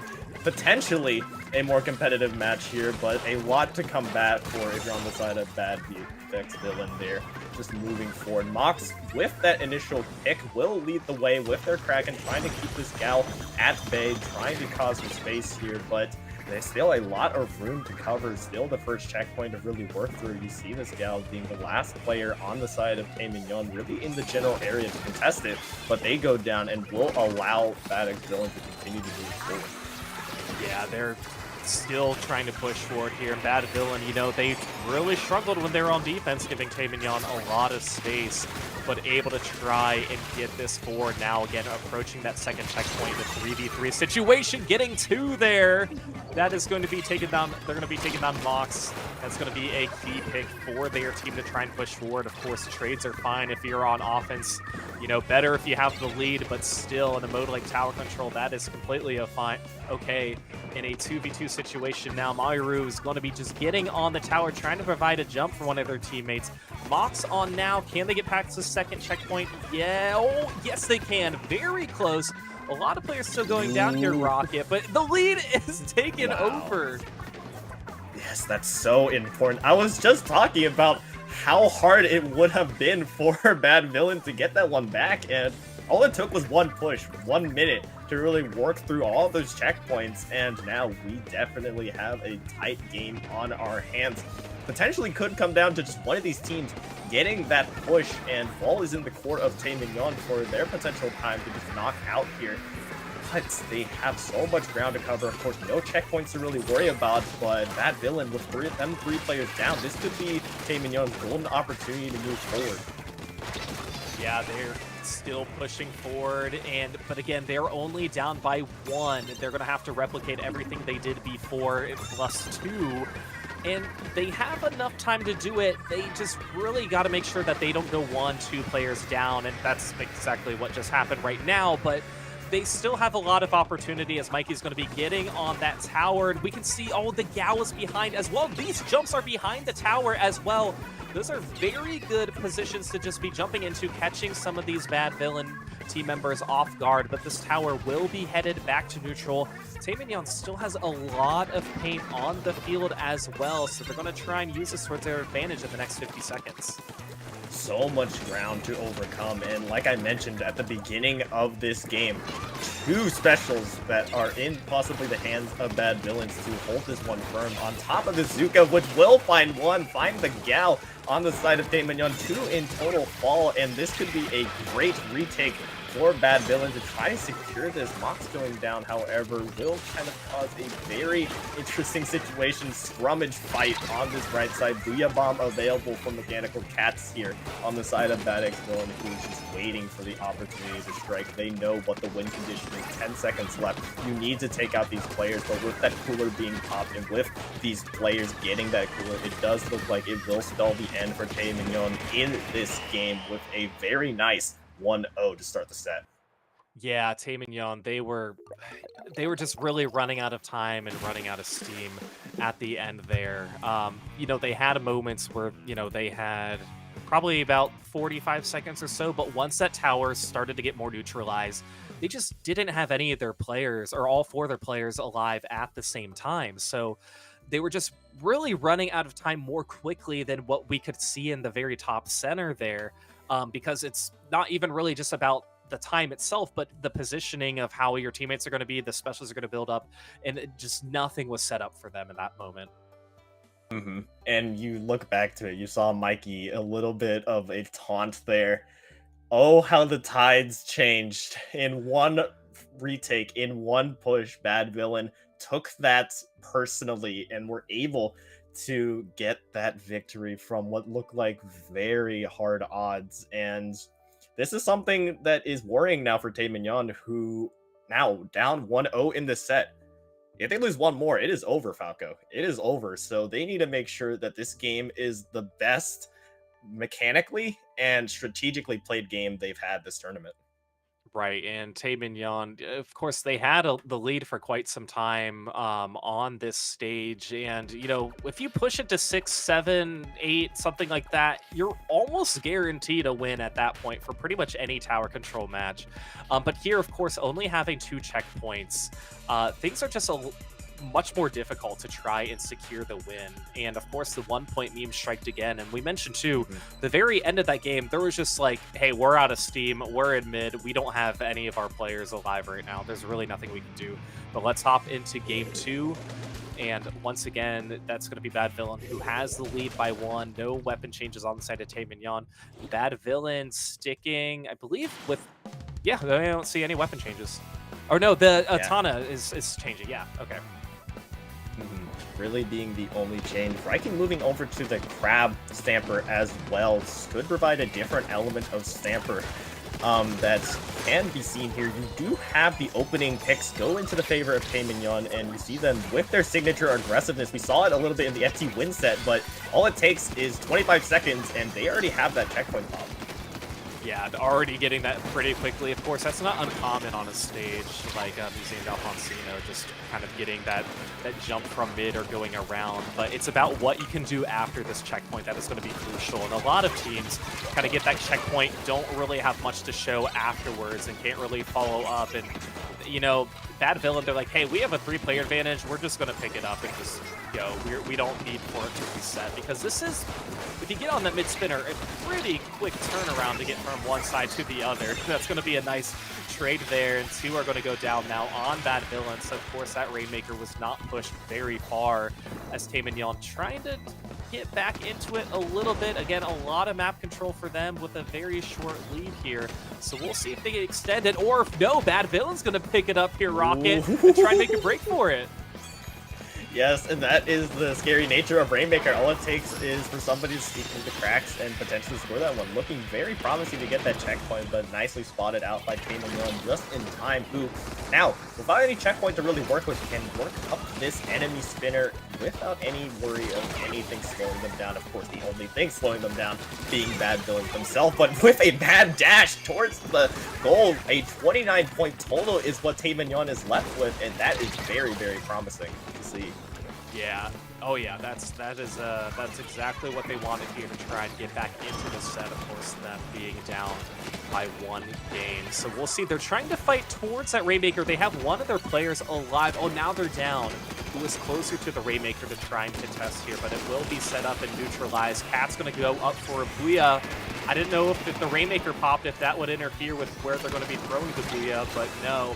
Zuko's going to come out on the side of Bad Villain as well. Mahiru is going to be taking it down. So Mahiru trying to push forward, and we'll see if they get that jump out. No, they're going to go down and lose that 1v1. Yes, half the match to be played. Still plenty of times for Bad Villains to make this one competitive, but Taemin have made it very difficult. What seems like a very given on this map, being that initial checkpoint, has been a little bit of a struggle for Bad Villains to move forward, but with a 2-player down on the side of Taemin, this could be the opportunity that they need. We have the Rainmaker still in mid, no bubble to be popped, but Taemin at every single corner, at every single area, has fought and delivered punches that have really landed and hurt Bad Villains every single time moving forward. You see it right there with the Gal cleaning up one, potentially the second onto Cats, but eventually the rest of Taemin will rally to that, and still, we have them stuck in mid. Yeah, we're just seeing all these skirmish matches, and of course, it's paying off for Taemin, and they feel like they've been on the upper edge through all of these little skirmishes, just because they have a lot of their map control, and they're finally going to be picking it up, taking it, and staying alive, avoiding this Kraken too, trying to get Cats, trying to get Mahiru, able to take out Cats too, as the pencil's identifying them, but Mahiru's trying to strike forward, and again, at this point, you already have the lead, and you're almost in a position where you're extending it, but you're doing a really good job running down the clock. And here could be the golden path, almost managing to get it into a knockout, but saved at the buzzer. Now, the situation even more dire for Bad Villains to hold on to this. They still have the entire map basically to go. Checkpoint will be a key fight to work with. Cats waiting for the opportunity to strike, maybe finding one onto Kenya, but the Booyah Bomb going out will clear the way for Bad Villains to move up mid a little bit, 2 down in total, but with 40 seconds remaining, still plenty of time to work with, especially with Bad Villains having momentum here. Yeah, the momentum's really been on the side of Bad Villain for these last few seconds. Mox trying to keep up this pressure. Jordan's going to be trying to push it, getting caught in the mist and taken down at 23 with 23 seconds remaining. And now 2 players on Bad Villain still alive. Mox just trying to cause a little bit of chaos, bring all the attention to them so the rest of the teammates can come back in, but they're finally going to go down. This push might be it for Bad Villain.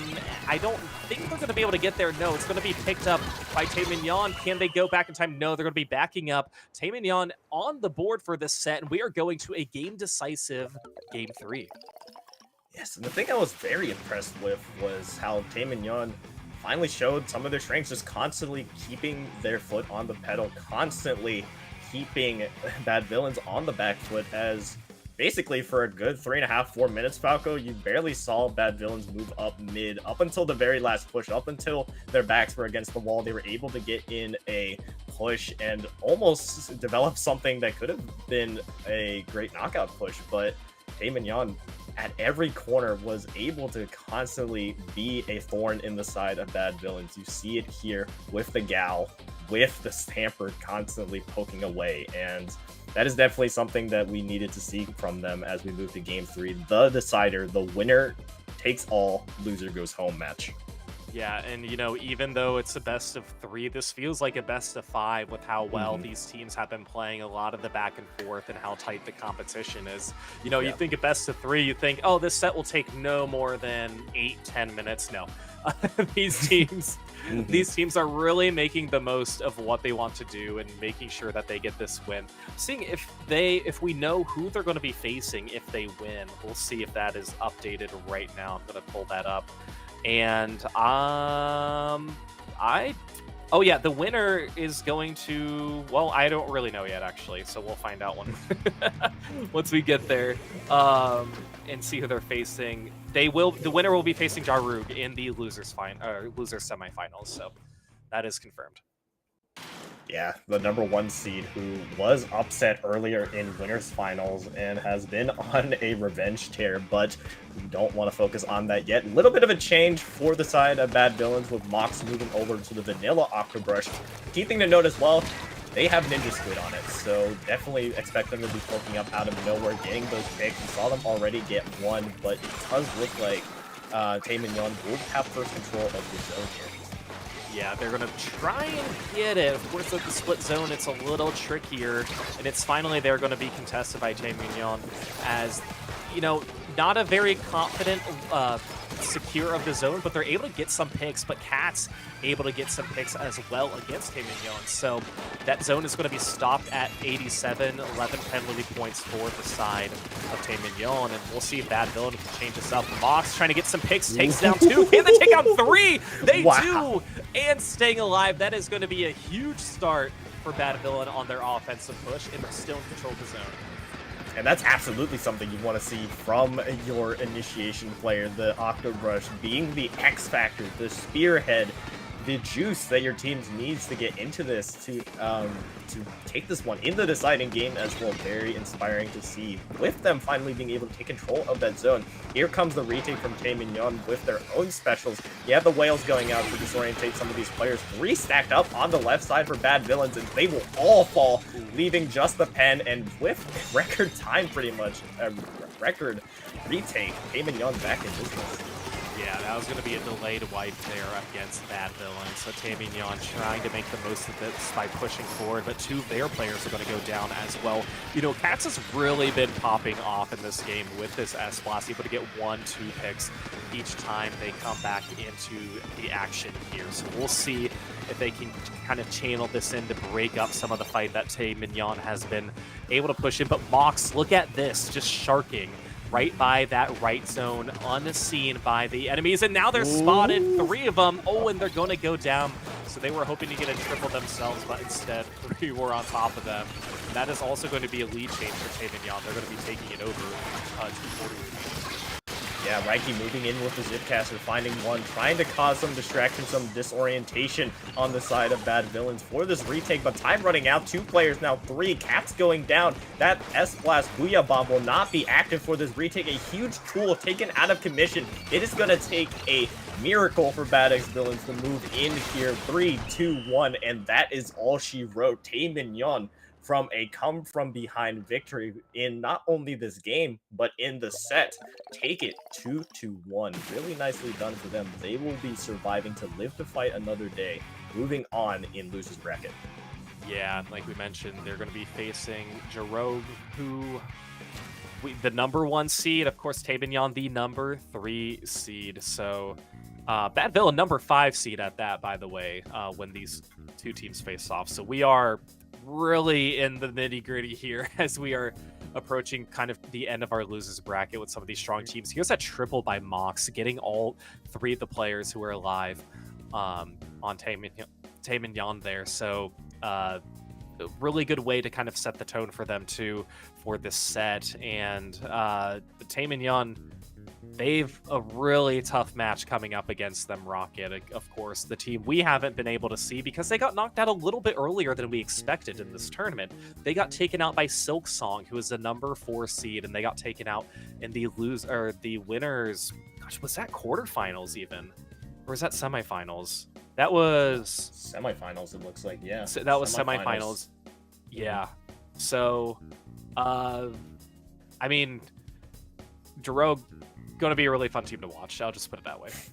Absolutely. Probably to the surprise, not to the surprise of many people, our top 4 seeds are the only teams remaining. And if Jarogue wants an opportunity to get some vengeance against Silksong, who is waiting for them in losers finals, lost to FT Win, they have the opportunity to do so. But I mean, Tame and Yun looking like a very, very strong team. But we'll be taking a very short break before we get to that, but don't go anywhere. The games are only going to get better and better from here as teams are going to fall after every single round. So don't go anywhere. The Centennial edition of Squid Junction will continue shortly.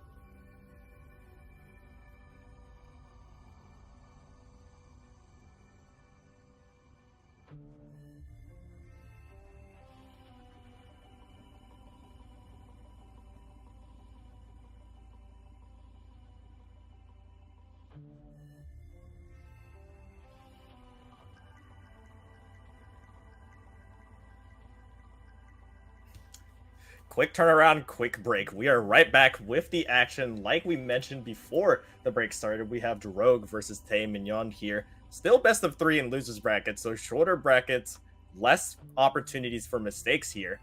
And we have a bit of a zone sandwich with our first game being zones and our third game being zones. But starting off with our first game, we'll be going to Robo Ramen. Yeah, that's right. Both Clam Blitz and Rainmaker were banned. That was Clam Blitz on Barnacle and Dime by Jarogue, and Rainmaker Undertow by Tae Mignon. Of course, Jarog, we mentioned it, #1 seed here, got knocked out a little earlier into the losers bracket. I mentioned, hey, we're going to see them again in the losers bracket, and we did. So let's get our first look at them as we hop into our first game. That's going to be Gray, who is all dots or ellipses, whatever you prefer to call them. So we will hop in here. Their comp, other than the S-Blast, is a very, very like vanilla early Splatoon 3 comp. Absolutely, and to fill out the rest of the roster, it is Soldier, Noah, and Jared filling up the Jarog comp. Off rip, you do have Tae-Min-Yeon getting that first blood, and throughout this entire time, we've seen them in basically 3 sets already. Tae-Min-Yeon, this has been the signature, always getting that first blood and moving in with it has been very, very impressive to see, and to pull it off against a team such as Jarog, it just shows their consistency in being able to move in with such a pace. Yeah, and they've been doing this pretty well for a lot of the times that we have seen them so far. Jarog, we haven't, again, really seen exactly what this specific team has been capable of. Of course, you know, they're the #1 seeded team for a reason, so obviously they're going to be very strong. And of course, getting that 3-player down, looking for that last one, taking care of the zone as well. A few points they have to get through, but they are wasting no time trying to break in, as Reiki is trying to also break in as well, taking down, that's going to be the pencil that they take down too. Not enough for them to take over the lead right now, because Tae-Min-Yeon able to cap it once again. Got the crab coming out from Jared, contesting this elbow area. The choke point of Robo Ram, and Soldier also has trip strikes available for them, which they will throw on that war zone in that elbow position. So important for either side to control the other team's elbow, to cause that stagger, cause that snowball to really blossom. And continuing with this, the points still ticking down, no penalties on the side of Jarog remaining, but here comes a retake right in time for Tae-Min-Yeon, this fast flow moving forward, but the picks going the way of Jarog could lead this to a very, very contested area. Both sides just popping their specials, with Jared yet again with that crab leading the way, will allow Jarog to get control and stabilize themselves. Yeah, and I mean, still trying to get enough points to take over the zone. Of course, they had quite a bit they need to get through, but it's like every time they get close, they lose control of the basket, because Tae-Min-Yeon able to just kind of counter back in there. But look at all these specials just trying to take out Mikey, who just had to retreat so far. And we do see, I think Jared has the... No, I thought they had the crab deployed, but no, they don't. But Jarog able to finally take the lead for the first time in this game. So waiting for some of their teammates to jump back in. Soldier Jared trying to jump in here to one of their teammates now, but Toady is going to be trying to push in as well with the support of the wall, in the support of their teammates. Running out of time, but still have some time. They just don't want to. They don't want Jarog to get too comfortable here with about 2 minutes remaining. You have the whales being popped by Toady early, the second killer whales being popped by Mikey as well, and it is go time. You need to go if you're Tae-Min-Yeon. 10 ticks left on the clock, a bunch of players going down, mostly on the side of Tae-Min-Yeon here, but zone still heavily contested, just the pen remaining on the side of Tae-Min-Yeon, but the jumps come in due time, and with that wipeout, Tae-Min-Yeon remains alive here. Just adds to the buzz, and really impressive from them, but Jarog has been really good at these retakes just because of their weapon comp. Yeah, they've been able to just kind of, you know what, we're going to wait until the right moment when we can use all of our specials together and push in, and that's exactly what they do. They can just take out player by player and then push forward. So there really hasn't been a team, I mean, we saw FT Win do that, but Jarog definitely another team that has excelled in that category. So a lot of penalty points for Jarog here as they're trying to just hold on to it. They have the lead now, and again, 1:09 remaining, where Tae-Min-Yeon, again, they right in the last minute just haven't had a full player advantage, because every time we look up, we just see 1 player down, 2 players down, and Jarog, they're just so comfortable. Take a look at how orange this map is. Yeah, and you see this because I mentioned the special that you have, the Booyah Bomb, helping secure the elbow position. Once Jared is able to pop that crab on that right side, it is go time for the rest of Jarog. They were attempting to put it there, but Tae-Min-Yeon, with a nice pick onto them, were able to move forward, able to contest the zone, stay alive yet again. But Falco, just like you mentioned, you have Taemin constantly finding themselves in a 1 or 2 player down situation now, right on cue there. Their pen goes down, and it is becoming very, very dire for this game to remain competitive if you're on the side of Taemin. Yeah, and you're really running out of time right now because you just need to focus on one time where your team can cap the zone, but THH is going to be forced to back up there as Soldier is going to be trying to chase them down along with Gray, who's going to be identifying them too. So Drogue, I was going to say they don't get the knockout, but they get the win in a pretty safe and secure fashion. Now, there were moments where they were behind during this game, but again, once they had their ducks in a row, they were just able to pick off Taemin one by one. Absolutely, and the balanced attack, this is what we expect from Drogue, constantly being able to know what to do on retake. I would argue retake is one of, if not the hardest thing to do in competitive Splatoon, just because of how many things can go wrong. You are pushing into enemy sightlines, but Drogue made it pretty simple most of the way. You saw them it only taking one push. They were never there. You rarely saw them getting thwarted back, and even if they ran into some obstacles, they were able to bounce back in due time. But that being said, Taemin, we saw how resilient they have been. You saw them go down 1-0 in the previous set, and they were able to what? They were able to bounce back. So it's not time to count them out yet, especially since we're moving to TC Inkblot. Yeah, a little bit of a slower pace. Are we going to TC Inkblot? I guess we are. Okay, yeah. Maybe. I'll let our streamer get the maps modes, but you're right. I can see it. We have Sendo open. Actually, I have okay, mine's just not loading. Never mind. I'll trust you on it. Yeah, it was Barnacle and Dime Clam Blitz that was banned, which is what is showing there, but we're not going to be playing that. TC Inkblot Art Academy. A tower map we haven't seen because it's just been ship shape for tower, pretty much.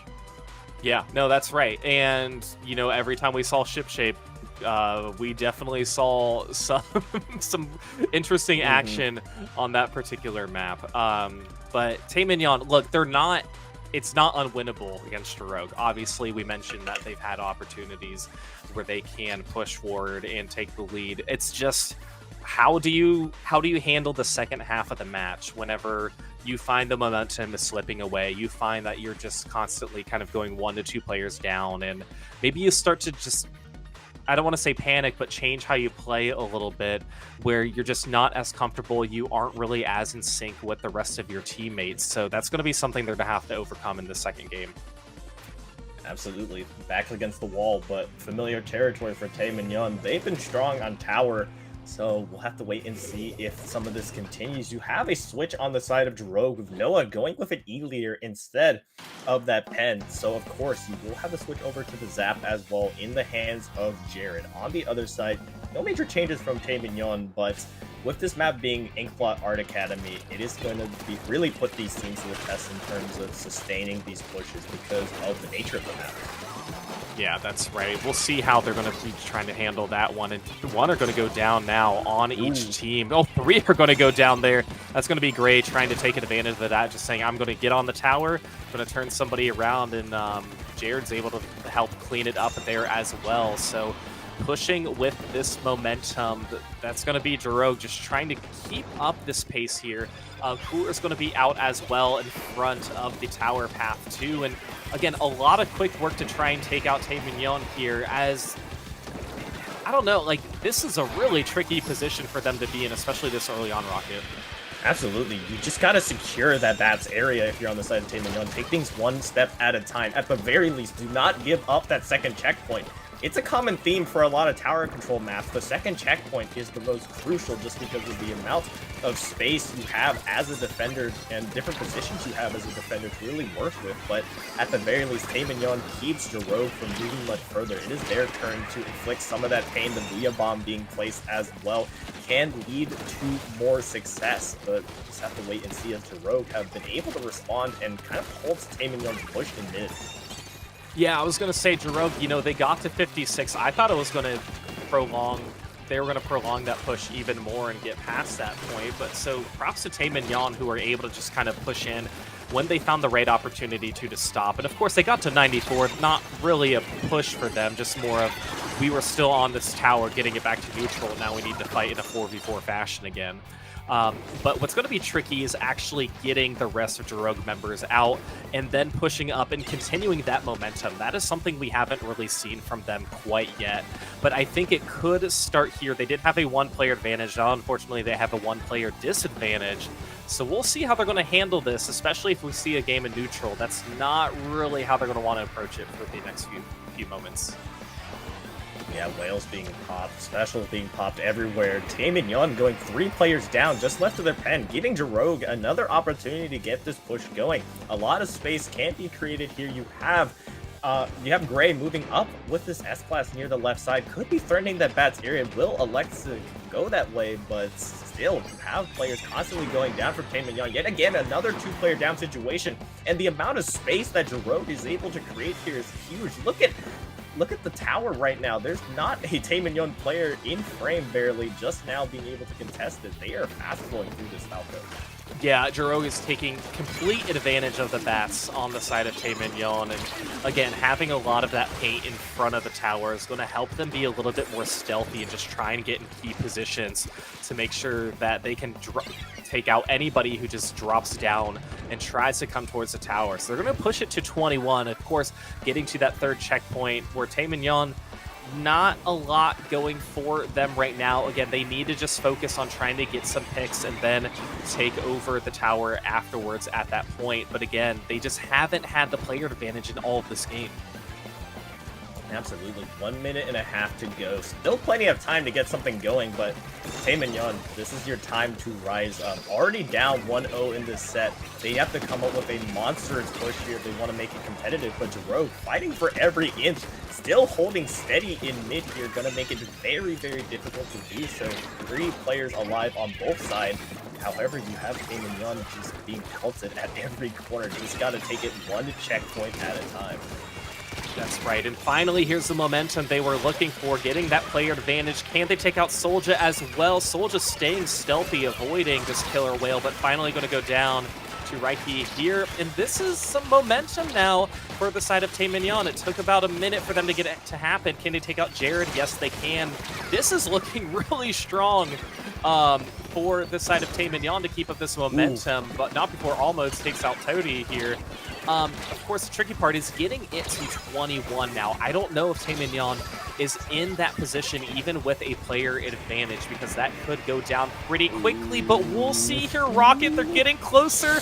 Can they take the lead? Yes, they can. Wow. Or the Explorer style. Wow, 1 point away from that being a completely different story. Ball in the court of Drogue now, who have all the pressure on them. Looks very promising during this entire game, but now face a very tough retake for Taemin. You have the GG specials just trying to be built on the side of Taemin. The S-Class trying to see if they can get that Booyah Bomb, but here come the overwhelming efforts from Drogue to constantly move forward at every corner. Booyah Bomb being invested as well.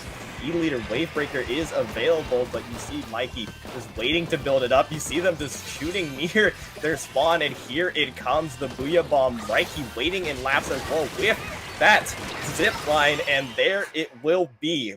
Really nicely done from Taemin. They knew the coordination they needed, and those 2 specials spelled the end for any comeback attempt. We are moving to a game 3, Falco.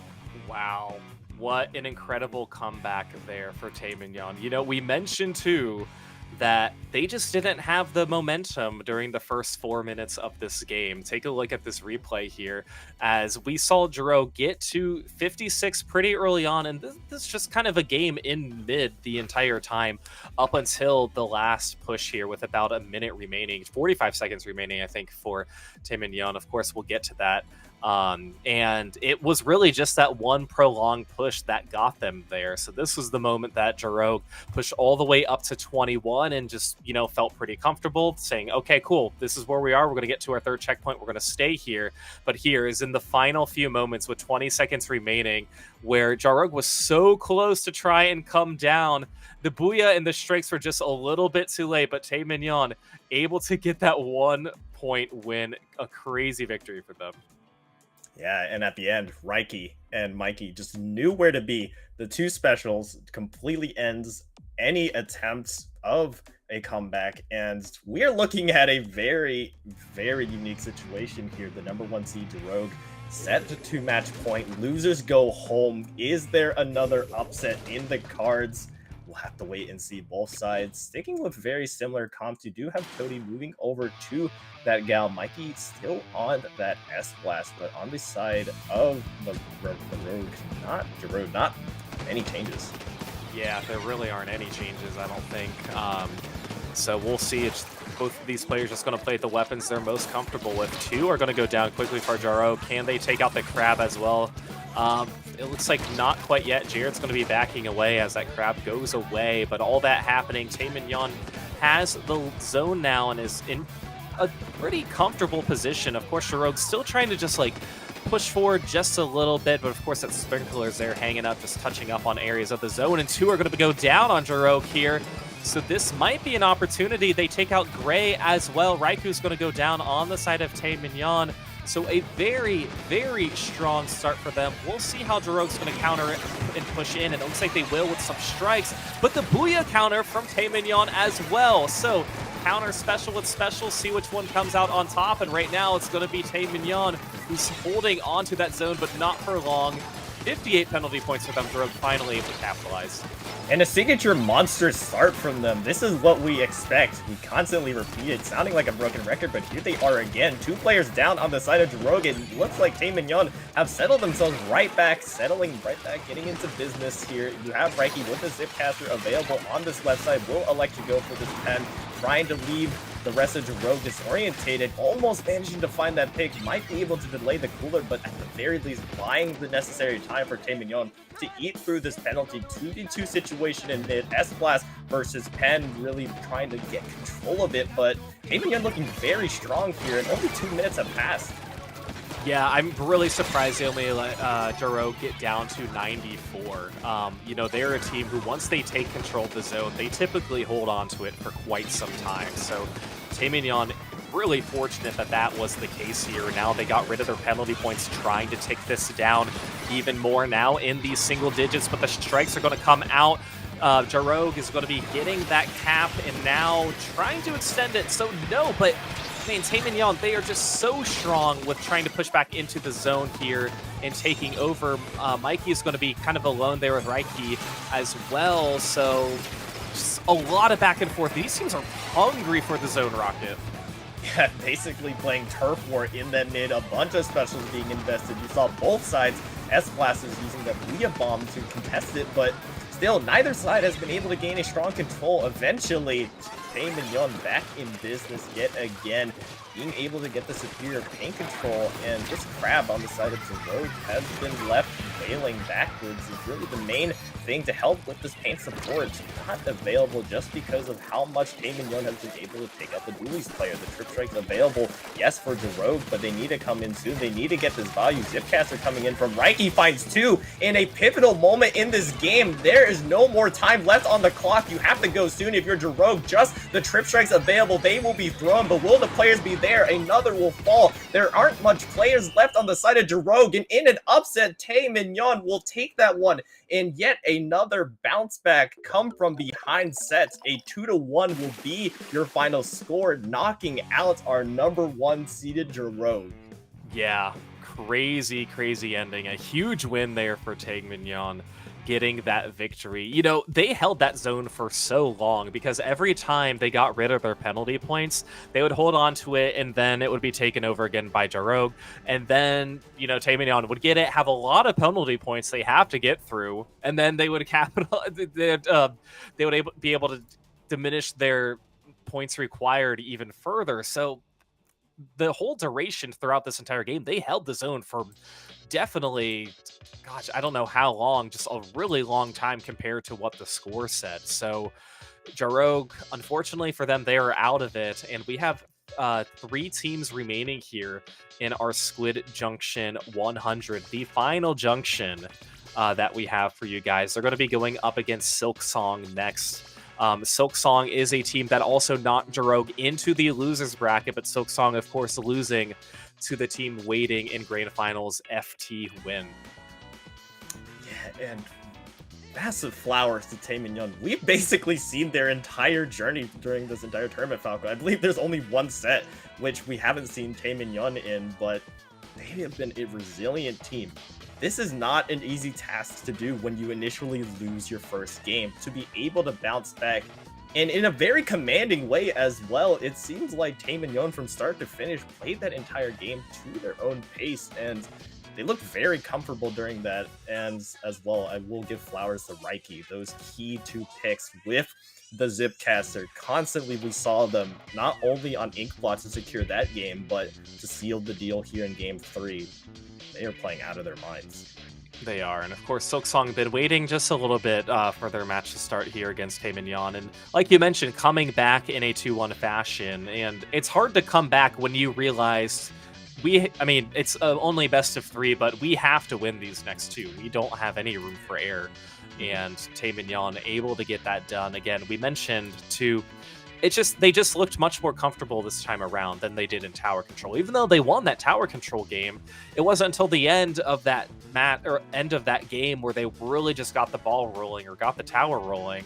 But it was a different play style this game against this Jarogue team where they were able to be just, you know what, we're going to get this pick. We know exactly when we want to throw our specials on the zone to try and counter what they're going to do to the zone too, because sometimes they just played a game of chicken with their specials. They threw their specials right after Jarogue did too, just so it's, if you threw a Booyah, I'm going to throw a strike right after you. That way you don't get the cap for it, or if you do, we're going to take it right back. Yeah, and that's an important factor about it, the specials. Really being able to trade off of specials well, like you mentioned, but not only that, making sure you get the most value out of your own special while simultaneously preventing the other team from doing so. Like I mentioned there, Reiki being able to leave the bucket in a tough spot with 2 of their players down, forcing out those strikes early to make sure they don't get as much, if not any, value there was so important. And as we wait for this losers bracket finals, we're still in, I believe, best of 3 territory. Yeah, something you don't typically see in the losers bracket finals is a best of 3, but of course we had a lot of teams competing today, a lot of high-level teams playing as well. Remember, we still you can donate to the prize pool for this tournament if you would like. ! Donate in the Dapple's chat will leave you to the link, and of course the winner is going to get a good chunk of money. And who doesn't want to support the winner of Squid Junction 100, the final junction here? And we mentioned too a number of teams that signed up today, 44. That is a record, I believe, a record number for Squid Junction, or at least in the last 2 years or so here that this tournament has been going on. So fantastic turnout for today. But like we mentioned, only 3 teams remaining. The 2, 3, and 4 seeds. Number 1 is out. Yeah, definitely not what anybody expected. At the very least, me and you didn't expect to go down that way, but I personally love to embrace chaos. That's what I love to see here. Unique faces, being able to show up in the final Squid Junction, but altogether showing the love for the tournament here. And all of these games that we've seen, all these sets we've seen, have been such treats. We've seen complete knockouts, surprising knockouts, upsets the entirety of the way. And what remains is only 2 sets remaining. So these best of 3s, yet again, Taemin Young have been cruising through their way. I wouldn't say cruising, but have been dominating their way through losers bracket so far, kind of just making a name for themselves. But like you mentioned, Silksong, who lost the FT win, trying to get that get back. A lot of different scenarios that could be waiting us, but only time will tell to see how it ends. Right, both of these teams lost to FT Win, so they were on opposite sides of the bracket on the winner's side. They have not faced each other yet. FT Win getting, obviously, we mentioned the game win against both of them, but both of these teams, too, got at least a game win against FT Win. Taemin Young got 1 against them. Silksong got 2. So the 3 of these teams together, we know that they can compete and are competitive. I will say, it's a shame it's only a best of 3, not a best of 5 or 7 or 9 or however, whatever odd number you want to go up to watch this set. So this one, we mentioned every game is important. This first game is going to be extremely important. Absolutely, but I believe we'll be taking a very, very quick break. Don't go anywhere as we reset things, but at the very least, yes, like you mentioned, best of 3. I do see it is going to be a zone sandwich, so be in store for that. We'll be taking a very short break, though.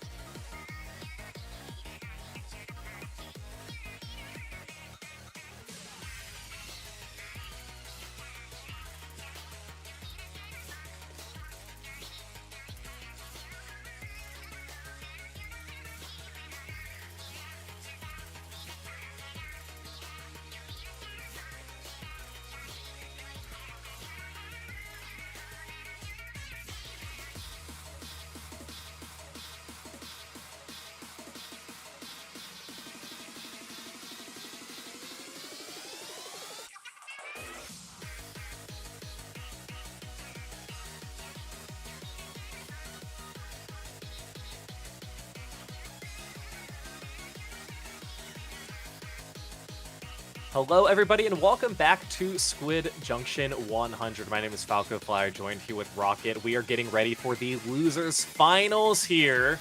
Silksong versus Tae Mignon. If you're hungry for steak because you've seen Mignon so many times, you're not alone, because I definitely am. We've seen them a lot in this broadcast so far. Of course, here for the losers finals, we're still in a best-of-3 situation.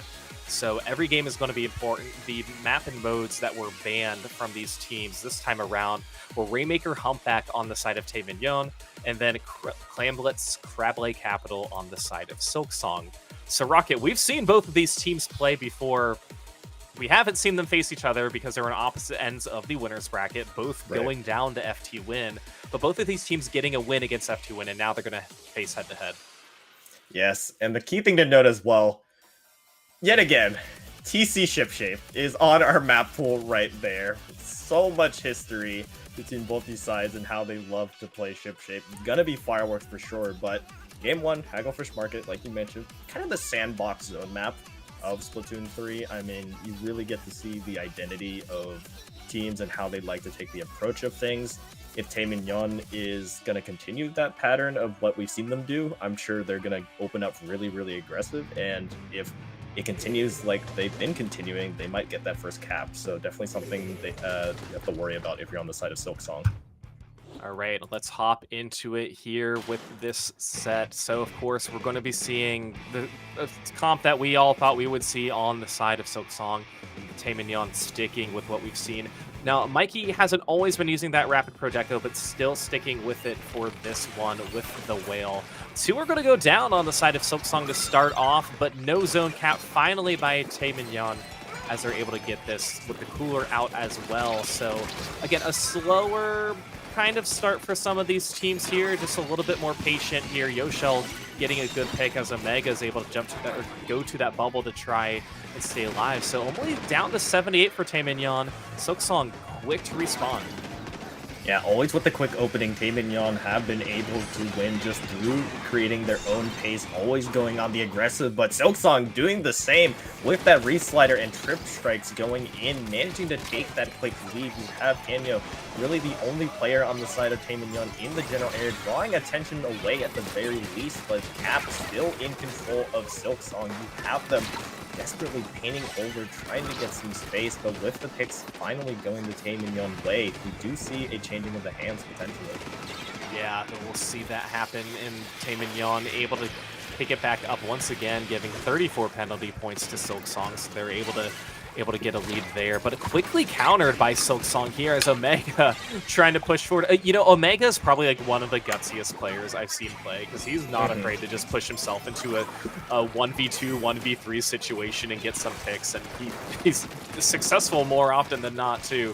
So it's always fun to see how he's going to execute that. But the rest of his members here, Silksong, able to just really hold down the fort, trying to just make sure nobody's going to be dropping forward. The Whale's going to come out. Isabel using Reeve Slider to try and get somebody, but going to go down themselves. All this happening, though, Silksong still holding on to the zone. Yeah, Trip Strike's no longer an option on the side of Silksong, as you saw Dante going down early will allow Taeminyon to move in without much penalty to kind of worry about, moving in very, very shortly. No more retake specials, no more players really in the vicinity for Silksong, unless Isabel manages to pull off something. You saw them find one, trying to draw the attention away, but they will eventually go down. Omega and Isabel kind of the 1-2 punch for Silksong to move in, but with them both taken out of commission, we could see a changing of the guard here for who holds the lead. Yeah, we'll see if that happens. Oh, it's so close there. Silksong still able to hold on to it. Of course, you know, 38-40, a very close match now. Yosho's really just trying to get some chip damage here. We saw that Ink Wall was deployed there, but Yosho's still trying to make sure that they can try and get some picks. And Taeminyon able to get in the zone, but immediately have to retreat due to the specials coming out from members of Silksong. So again, a very skirmishy match. No team is really holding onto the zone for a long time, and once they give it up, they pretty much give it up for good, and it's going to be neutralized for about 10 or 15 seconds. Heavily contested game here, under the 2-minute mark. 2 players down on the side of Silksong. Taeminyon holding firm, could potentially get out of their penalty points. You do have to worry about Omega, though. They have been known to set up for some wonderful plays. The trip strikes going in from Dante could be the green light for Silksong to move in, and they will. Omega goes down really early, though, and Kanyo finds one onto Dante. A very quick retake with the individual 1v1s going the way of Taeminyon, allowing them to get right back into business. And we see Taeminyon kind of developing and getting their foot from beneath under them, really being able to stabilize now. Yeah, these are some really good picks. One against Omega, then the other on the other side against Kanyo. But again, all this being said, Taeminyon finally able to get past their penalty points to try and prolong this lead that they have, and more importantly, not let Silksong anywhere near it. But Dante has those strikes ready. They are down a player, so they have to move now with 2 players down. Dante going to be throwing them, but going to be challenged by Mikey here. who's going to be chasing them. That is going to be capped, so those strikes huge to help out, especially with the rest of the members of Silksong staying alive with about 40 seconds left. Silksong hoping they don't give this zone up 1 or 2 more times. Yes, 30 seconds remaining. Lead is not really safe, but you have Silksong going several players down. I believe 2 or 3 in total, as Taeminyeon always quick with the bounce back, quick with their aggression, and quick with the retake. That has been the Taeminyeon way. 3 players in total down for Silksong, and that is the wipeout, potentially sealing the deal here. Now, if you're on the side of Taeminyeon, you want to get your special. You want to cause the stagger. Time running out for Silksong to make this one competitive. No specials on the board besides that cooler that was just placed. And Yoshel desperately trying to paint over, but with the players falling for Silksong, it will not be enough, as Taeminyeon will take game 1 in losers finals. Yeah, a heavily contested game there for both of these teams. I don't even really know how to compare it to any of our other sets that we've had, because these teams, it just seemed a little bit more skirmishy, where either team wasn't super confident once they held the zone. They just didn't have any opportunity to push up too far. Typically for a stage like this, we see teams hold the zone, get super comfortable, push up so far. We saw Omega do that maybe 1 or 2 times, but that's just Omega being Omega, and they can do that. But here, it was really, we don't want to put ourselves in a bad position. We are not going to overextend. We need to play this very carefully, and I don't blame them with that attitude, especially in a best-of-3 situation. Yes, and with that, though, we'll move on to our wonderful game 2. Like I hinted at earlier, Ship Shape Tower. Both these teams, if you didn't catch it earlier, both these teams got knockouts against their respective opponents, so not really much to go off of here. We just know both of them know how to play this mode right, so it's gonna be unstoppable object versus unstoppable object, pretty much. Just 2 bulls clashing at each other. Yeah, and I'm excited for fireworks, because you know that both these teams are here to play. Tournament lives on the line, both going all in for this one. Yeah, you know, you can't have both teams get a knockout in this situation. I don't know if we'll see a knockout from one of these teams, because they would be the king or queen of knockouts for all of these teams in this tournament. But it's going to be interesting. We'll hop into our game 2 as these teams are now ready. Again, really not many changes for the comps. We've seen Isabel change a few dapples occasionally. Okay, they're going with the cooler dapple this time. So... and we do see the, we're going to see the E-Leader come out in place of Pencil as well. Yeah, and key thing as well, Reiki switching over to that Booyah Stamper just for tower makes sense, gives yourself another GG special, but we see Taeminyeon constantly running with this double whale comp as well. It creates an opportunity for these players to move in with such aggressiveness with a special that you don't think is very, very powerful, but is very annoying. You have Reiki already trying to take this fight. We'll get that trade onto Isabel, and of course, Taeminyeon will be the first ones to take control of the objective. Yeah, that's not something that is very uncommon, and they're still holding on to it now. As Reiki is trying to take down somebody, they're able to take out a beacon, but Yoshel able to quickly just try and get rid of them really quickly too. In a 1v1 situation now, a lot of jumps over here for Yoshel as Reiki's trying to get to this first checkpoint. The thing is, you're facing a strong E-Leader player on this map.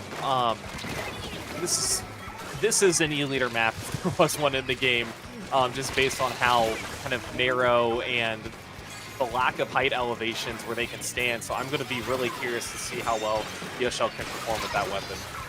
Absolutely. Reiki trying to get that Booyah Bomb off, but Isabel managed to get the better of them. They're traded out themselves, but the 2v1 trade will go into favor of Taeminyeon, and this is the true test. Reiki still has that Booyah Bomb available. I imagine they're going to throw it on that elbow right side. You have 2 players on the side of Silksong on either side. The Trip Strike's going out. The Booyah Bomb will be placed out, but the picks going into the favor of Silksong, keeping them alive, living to fight another day, and more importantly, slowing the momentum of Taeminyeon, as now it is their turn to turn on the world of Hurt.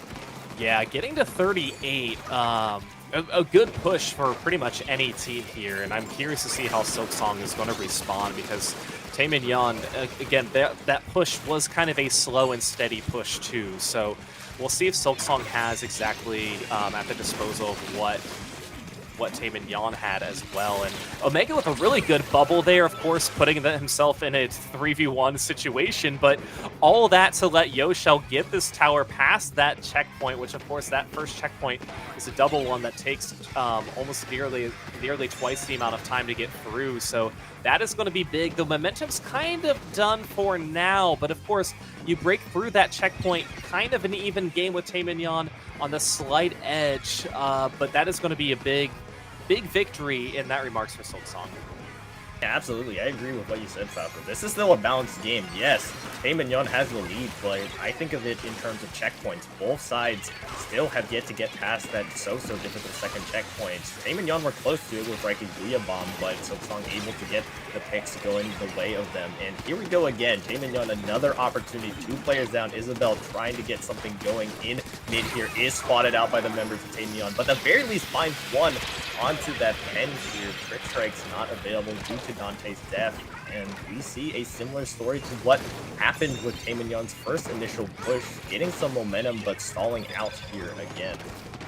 Yeah, we'll see these last minute 40, if anything will change around here for Silksong, as again, it's just kind of been neutral. Tower hasn't really been utilized that much, but 2-player advantage, you gotta take advantage of that if you are Silksong. And of course, this Taemin team, they are not shy about just trying to spawn and put themselves in tricky positions, and that is going to be the wipeout. Mikey taking a huge part of that, getting 1, maybe 2 picks to ensure that, and that is absolutely crucial for them to try and help get this win here with about a minute remaining now. They still hold on to the lead, getting some paint in front of that tower as well, but Dante and Isabel trying to come up here from the side, go from around. Isabel able to take out one. Mikey's going to go down as well. So Isabel and Silksong doing everything they possibly can to get themselves a few more opportunities. Yeah, the pace of the game slowing down now. More back and forth, back and forth. This, of course, will favor Taemin. Up 1-0 in this set, up in this game. Pressure is on Silksong to move forward. You do have them going several players down. Yoshel falling, Dante investing these trip strikes pretty early just to get some movement in mid. You need to get those trip strikes up yet again if you want to break through and get towards that second checkpoint that Taemin were able to push through, but time is running out, Falco, all the way down to the 20-second mark. 3 players down on the side of Silksong, and with that wipeout, that might have been the final nail in the coffin. 15 seconds left. Will there be any players in the general area? Isabel goes down. Dante trying to get in, but they will go down themselves. Time ticking down, and it might spell the end for Silksong here in the waning seconds of it, unless Omega can pull off something. They managed to find one, but there will not be enough time. There will be, actually, just the pull off. I can't believe they were able to jump onto the tower in that time. Okay, here we go. So Omega coming from behind, getting the bubble. That bubble is absolutely crucial too, because it just allowed for the rest of Silksong to come up here. But here comes the Booyah that might do it, with Kayano's coming from behind as well. But they're coming to the tower, but it's not enough time. Taemin getting the win, getting the set win as well, and moving on to our grand finals against FT Win. Taemin looking unstoppable. A 2-1 set victory, followed by another 2-1 set victory, followed by a 2-0 over Silksong. They've been on a roll here, and maybe might be what it takes to beat FT Win. But remember, FT Win, a strong team in their own right, have beaten all these teams that have made it to losers. But these two, I don't think, have clashed yet. They were on opposite sides of the bracket. Taemin were already eliminated before they made it to the winners finals, so we'll just have to wait and see. But I mean, Taemin from start to finish still showing that signature aggression. I have not seen a match where they didn't get first control of objective. Yeah, no, they are quick to do it, and they're going to need to be quick to do it against FT Win, because that's exactly what Silksong did against them as well. So, like we mentioned, these two teams, FT Win and Taemin, they did face off earlier in the winner semis. Taemin getting 1-game victory over FT Win. Let's see what map that was. I'm pretty curious to see which one that was. I'll try and pull it up if we can. That was a tower control ship shape, yeah. So naturally. Right. But yeah, still trying to figure out how they can take on a team like FT Win. But you know, it's just hard. Like, it's obviously not an easy task. This is a very strong legacy team and a team that is still relevant nowadays too. And Taemin Yan, you know, they've come so far in this tournament too, and still have a lot they can do in this set. Now we are in a best of 5 territory this time because we are, you know, back on, well, it's the grand finals, but you know, we're not in a best of 3 situation. Best of 3 in a grands would be a disservice to both of these teams. So Right. it'll be good to see a little bit of extended play here for now.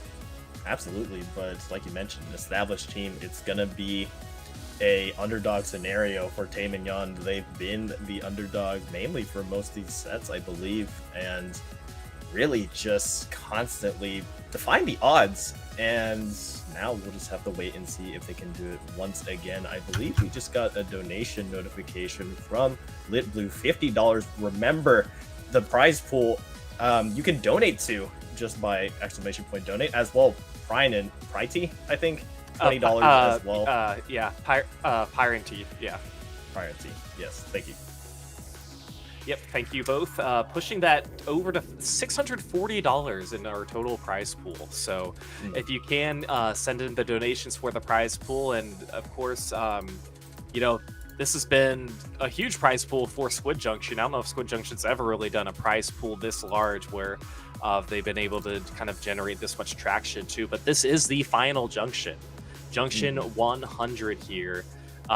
We might even push it into Sunday. So, you know, who needs Squid Junction Saturdays when we could be doing this Sunday, for me at least. It's 11:36 p.m. So we're approaching those hours, Rocket, for some late night gaming. Yep. But I will also mention as well, Lit Blue's message, hashtag RIP Squid Junction. Thanks everyone for the good times. And that's what we're really all here to do. Send off Squid Junction right. Do it its service. And I mean, these matches have been nothing but fireworks and absolute entertainment and must-see. So I can only wait in anticipation for this last matchup, Falco. Yeah, it's going to be really nice. And this is the most money we've had for any Squid Junction. Squid Junction 50 had around $500 and Squid Junction 40 around $450. So that was really, really incredible. Also, we have a screenshot from that last match too. The pencil player, THH, and Mikey both got 22 splats, went 22 and 2 and 22 and 3 respectively. Talk about, you know, your pencil support painting 1835, getting 7 coolers out, and Mikey getting 7 whales out as well. So very, very good effort from those teams, and obviously that's what helped push them into this finals that we have coming up. Yeah, and that's on the side of Taemin Yan, kind of showing their poking ability. That's kind of been their winning formula as well, to how they've been able to be so aggressive, constantly leaving the other opponents running for cover, running to go heal because of just you get 60 hit this way by a burst bomb, by a blaster shot.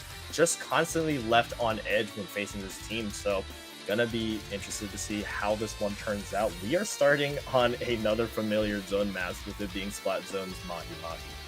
We are in the maps and modes that were banned for this one. Clam Blitz Museum by FT Win, and then Rainmaker Scorch by Taemin Yan. So, well, the Rainmaker, RIP. We're not going to be seeing it again, right? Yeah, I don't know what these teams have against Rainmaker. We will not be seeing Rainmaker. We'll instead be seeing potentially 2 zones, 2 towers, but enough speculation. Let's just jump straight into it. If you've been here the entire time, you know what these 2 teams are made of. You know what comps they typically want to bring, and no surprises here. Let's jump into it. All right, and again, both of these teams just kind of rushing towards mid, but respecting each other's space. They know that there's a pencil on both sides. They don't want to get too close that they can be caught off guard, but FT Win able to get the first lead and have a 1-player advantage. Can they take out another player, Raiki? Yes, they can. So still able to hold on to this zone here, as, you know, they're wanting Taemin Yan to drop down. They're wanting them to push in, but it's so hard. You just have to find the right opportunity to do so. And there's really no opportunity or right time to do against a team like FT Win. Yes, already the entirety of the map, the water level has been lowered. This is the first time, if I remember correctly, we're seeing Taemin not get that first aggression, and FT Win just so great at being able to do so. And we're seeing what Taemin have been doing to their opponents. FT Win is doing exactly that. This could be a quick knockout here, Falco, unless we see something from Taemin that spells otherwise. One final team fight, one final opportunity for them to make this one competitive. Kyo does have a Reef Slider available, one down on either side, but time is running out. The Reef Slider goes in to secure the zone, and blink it and you'll miss it. FT Win already 1-0 on the board. Yeah, and that Reef Slider too. I don't know if Kyo didn't use it, if there would be enough paint to contest it or to counter it with 1 second remaining, but bread and butter textbook play there for FT Win. Textbook win as well. Gameplay, everything, all of the above. Well-deserved fist bump. But yeah, like we mentioned, Taemin, they typically are the team who can just break in early and get, you know, a decent lead, enough that would kind of set the tone and get them pretty comfortable. But there was no chance for them to do that in this game because FT Win, they just kind of walked in, went in, said, hey, we just need to win our 1v1s first, 2v2s, and we are going to hold this lockout. We are not going to give it up, and that's exactly what happened. Absolutely. And kind of taking the formula that Taemin have been doing and sending it right back at them. They definitely got a wake-up call for that one. Remember, since Taemin came from the losers bracket, they not only have to win this set, but also the bracket reset set afterwards to take this one. All FT Win has to do is take this one. So being a 1-0 already in Grand Finals is a good start to keep it going. Moving to Game 2, however, we'll be going to TC Inkblot Art Academy. Not Shipshape, don't worry. Inkblot Art Academy, a quite literal uphill climb, just given the structure of the map. Yeah, I think FT Win's probably more enthusiastic about this one than Shipshape. Taemin probably thinking, oh man, what could have been in this situation? But no, not in the cards for now. So yeah, this one, I mean, we just saw Taemin before, very dominant on that particular map and mode. The thing is it a that map and mode thing, or is it a that mode thing? And that's what we're going to find out here in this game too. Yes, let's see what they're made of. Taemin have been on the ropes before. 1-0 is not an impossible lead to come back from, but you don't want to go down 2-0. Here is a major change, though. I'm seeing FT Win bring out the cooler rapid for once, and that has been something that we have not seen yet. Kyo sticking with the V-Slosher. We've seen sometimes they've been switching to that Tri-Slosher with Screen, but with them keeping that Trip Strike and moving over with the Booyah Bomb as well for that Stamper, we do still keep Cooler and 2 GG Strikes. Yeah, and that's going to be 2 quick down on FT Win as Taemin just picking up right where they left off from that Shipshape match, getting to 90, kind of now in a stalemate, and that's going to be it. So they were hoping that momentum would push a little bit further, but again, FT Win with their paint output, it's just no surprise that they're going to find these opportunities to push behind the tower and potentially get up on it when nobody is expecting it as well. So that was a quick stop for them, and FT Win now getting themselves situated to try and take control of this tower and push it for themselves. Yeah, Trip Strike's already invested, Crab already invested, Booyah Bomb is available for FT Win to continue moving forward. First checkpoint should be a given here as this Booyah Bomb goes out on the bats area, but as always, second checkpoint really the key factor, but FT Win have already situated themselves well on this bats area. Trip Strike's being invested, and yet again, here come the specials. Crab as well to continuously cause the pain, constantly poking at the members of Taemin, and they are continuing to fall. Toady really being the last player on this bats area to try to contest, but they are being pinched on, and FT Win are moving really smoothly here. Yeah, they really are. They've got the tower, and they just did not let go. And like we mentioned, that is exactly how they've been operating this game. And it seems like when one special ends, the other comes out too, and that's only going to accelerate based off of the cooler that comes out. But Raiki's trying to break it up by using that Zipcaster, but none of them are going down. None of the members on FT Win. Booyah's thrown it in front of the tower as well. Bursty on the tower. Just one player is going to be alive. That's going to be the wipeout. That should seal the deal here for FT Win. And they are 1 game away from becoming Squid Junction 100 champions. Oh my goodness. From quick knockout to another quick knockout.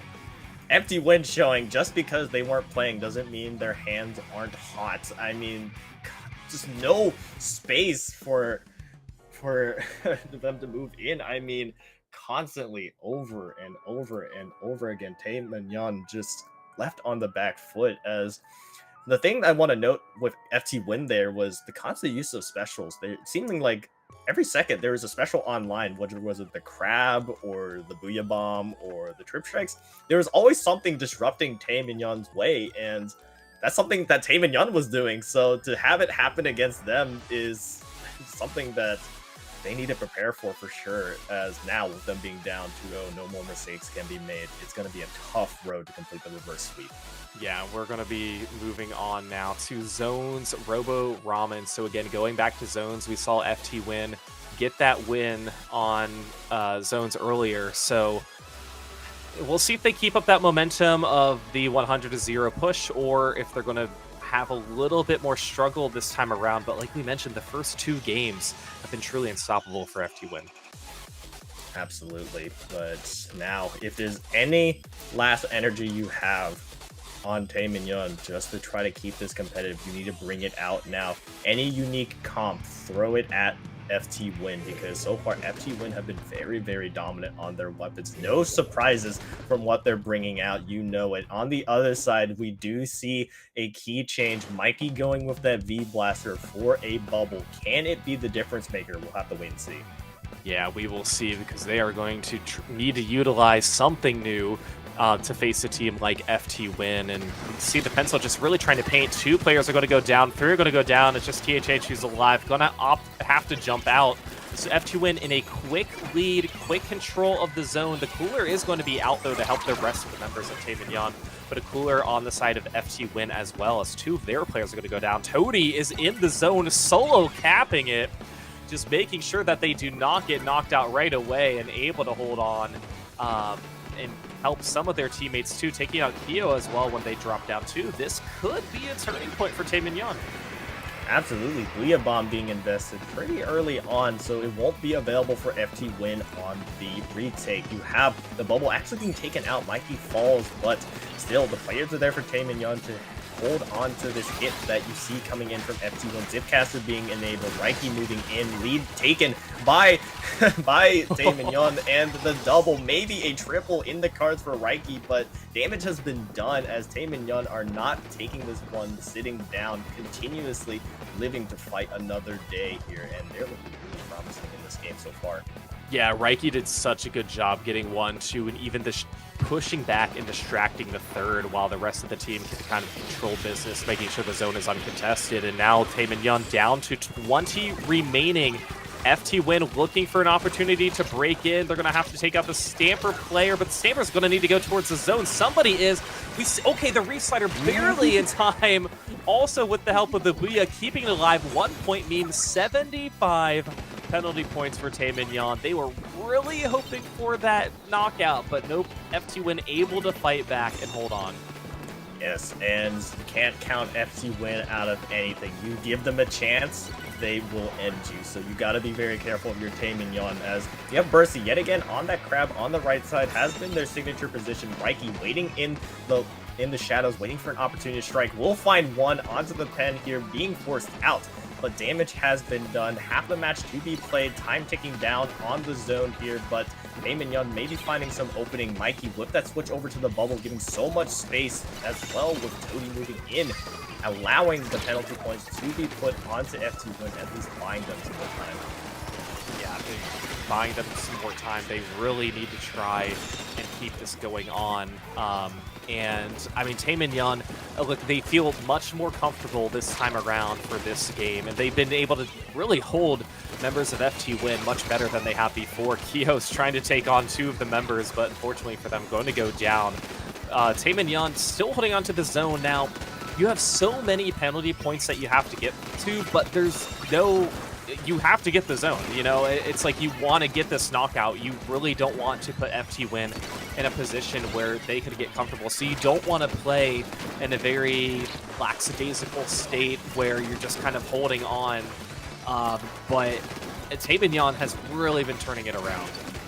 Absolutely. And they're definitely putting the pedal to the metal. Mikey inside this bubble, finding one onto Keo. The rest of their team to follow them and assist in these duels. You have the Stamper on the left side, maybe trying to cause some damage. Finding one, could find an opening. Finding two onto Mikey. Booyah Bomb will be canceled out, but here is the break that FT Win needed to keep this one alive. What looks like another opportunity for Taemin to take that one in. A knockout is thwarted. Time ticking down. Booyah Bomb is available for FT Win to continue to stagger as well, but more importantly, their penalty is almost gone. Yeah, and they're going to need that and really want that. They have 1 minute to work with here as well, so they can sacrifice just a little bit. Booyah is just trying to wait to see the perfect opportunity to throw. And FT Win, once again, just has a lot of paint on the map right now, but Taemin, they know they only have 1 or 2 more chances they can to try and get this zone with some of these specials, and their players alive, and they're going to be in a 3v3 situation. Bercy's going to be jumping in, 1 still down on the side of Taemin. That it's contested right now. 2 are going to be down. Can they take it over? They've got to take it right here, and they finally do. A huge cap for Taemin Rocket. Absolutely. That looks like FT Win. If they were able to win that fight, it was over and curtains. But 20 seconds remaining. You just got to close it out of your Taemin. Keo has a Reef Slider available, and we see them use it as the initiation special to get into zone. Here comes that Suction Bomb, and quick taps. They will be able to get it, but can they hold it? That's the major question. Keo already did. Booyah Bomb being invested. They have to keep this paint on the board, but Taemin on the other side hold firm and force a game 4. They needed that one for sure. Oh, absolutely. You know, they got down to 1 point remaining, and again, hoping that they could get away with it and get the win. But, you know, if you can't get the knockout that way, you can do it by running out the clock, and that is exactly what they did. For them, there were moments where, you know, they had a few players go down, but Reiki here getting that near 3 so close, just 1 shot away, 1 swipe away from getting that triple. But the rest of the team and Reiki able to get this win. Here are the moments FT Win came in with that cap to save the game for themselves. Unfortunately for them, went down to lose, but a great win for Taemin, winning on splat zones against FT Win. Absolutely, but you obviously want more of those hot streaks to continue if you're on the side of Taemin. FT Win made it very scary for them in that game. I mean, you see it here, 30 seconds left. If FT Win were able to hold onto that zone, we could be seeing a completely different story. We could have already seen the end of the tournament, but we live to fight another day. Next map mode that will be pulled up is TC Macomart. All right, so going back to tower control again here.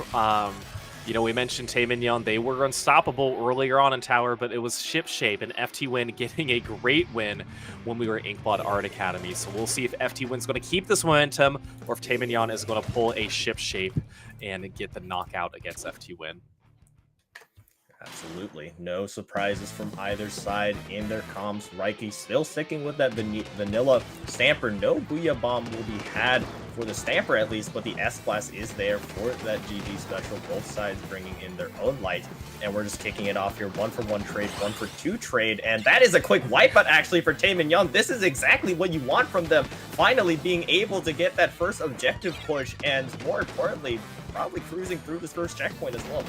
Yeah, they're going to be uncontested. We do see a chicken that was trying to throw at the tower, and that's all that THH had to avoid and did so. But look, a lot of paint, a lot of orange paint by the tower. They just can't quite get the player who's on there. So pushing down to 49, THH opting to just kind of let go, backing up a little bit here as FT Win is trying to find ways that they can really break in. And thankfully, they have a lot of paint, a lot of map control that they can utilize to do this. So they're going to see, but man, Rafe is just going to have to keep backing up because this Taemin team, they've been so aggressive.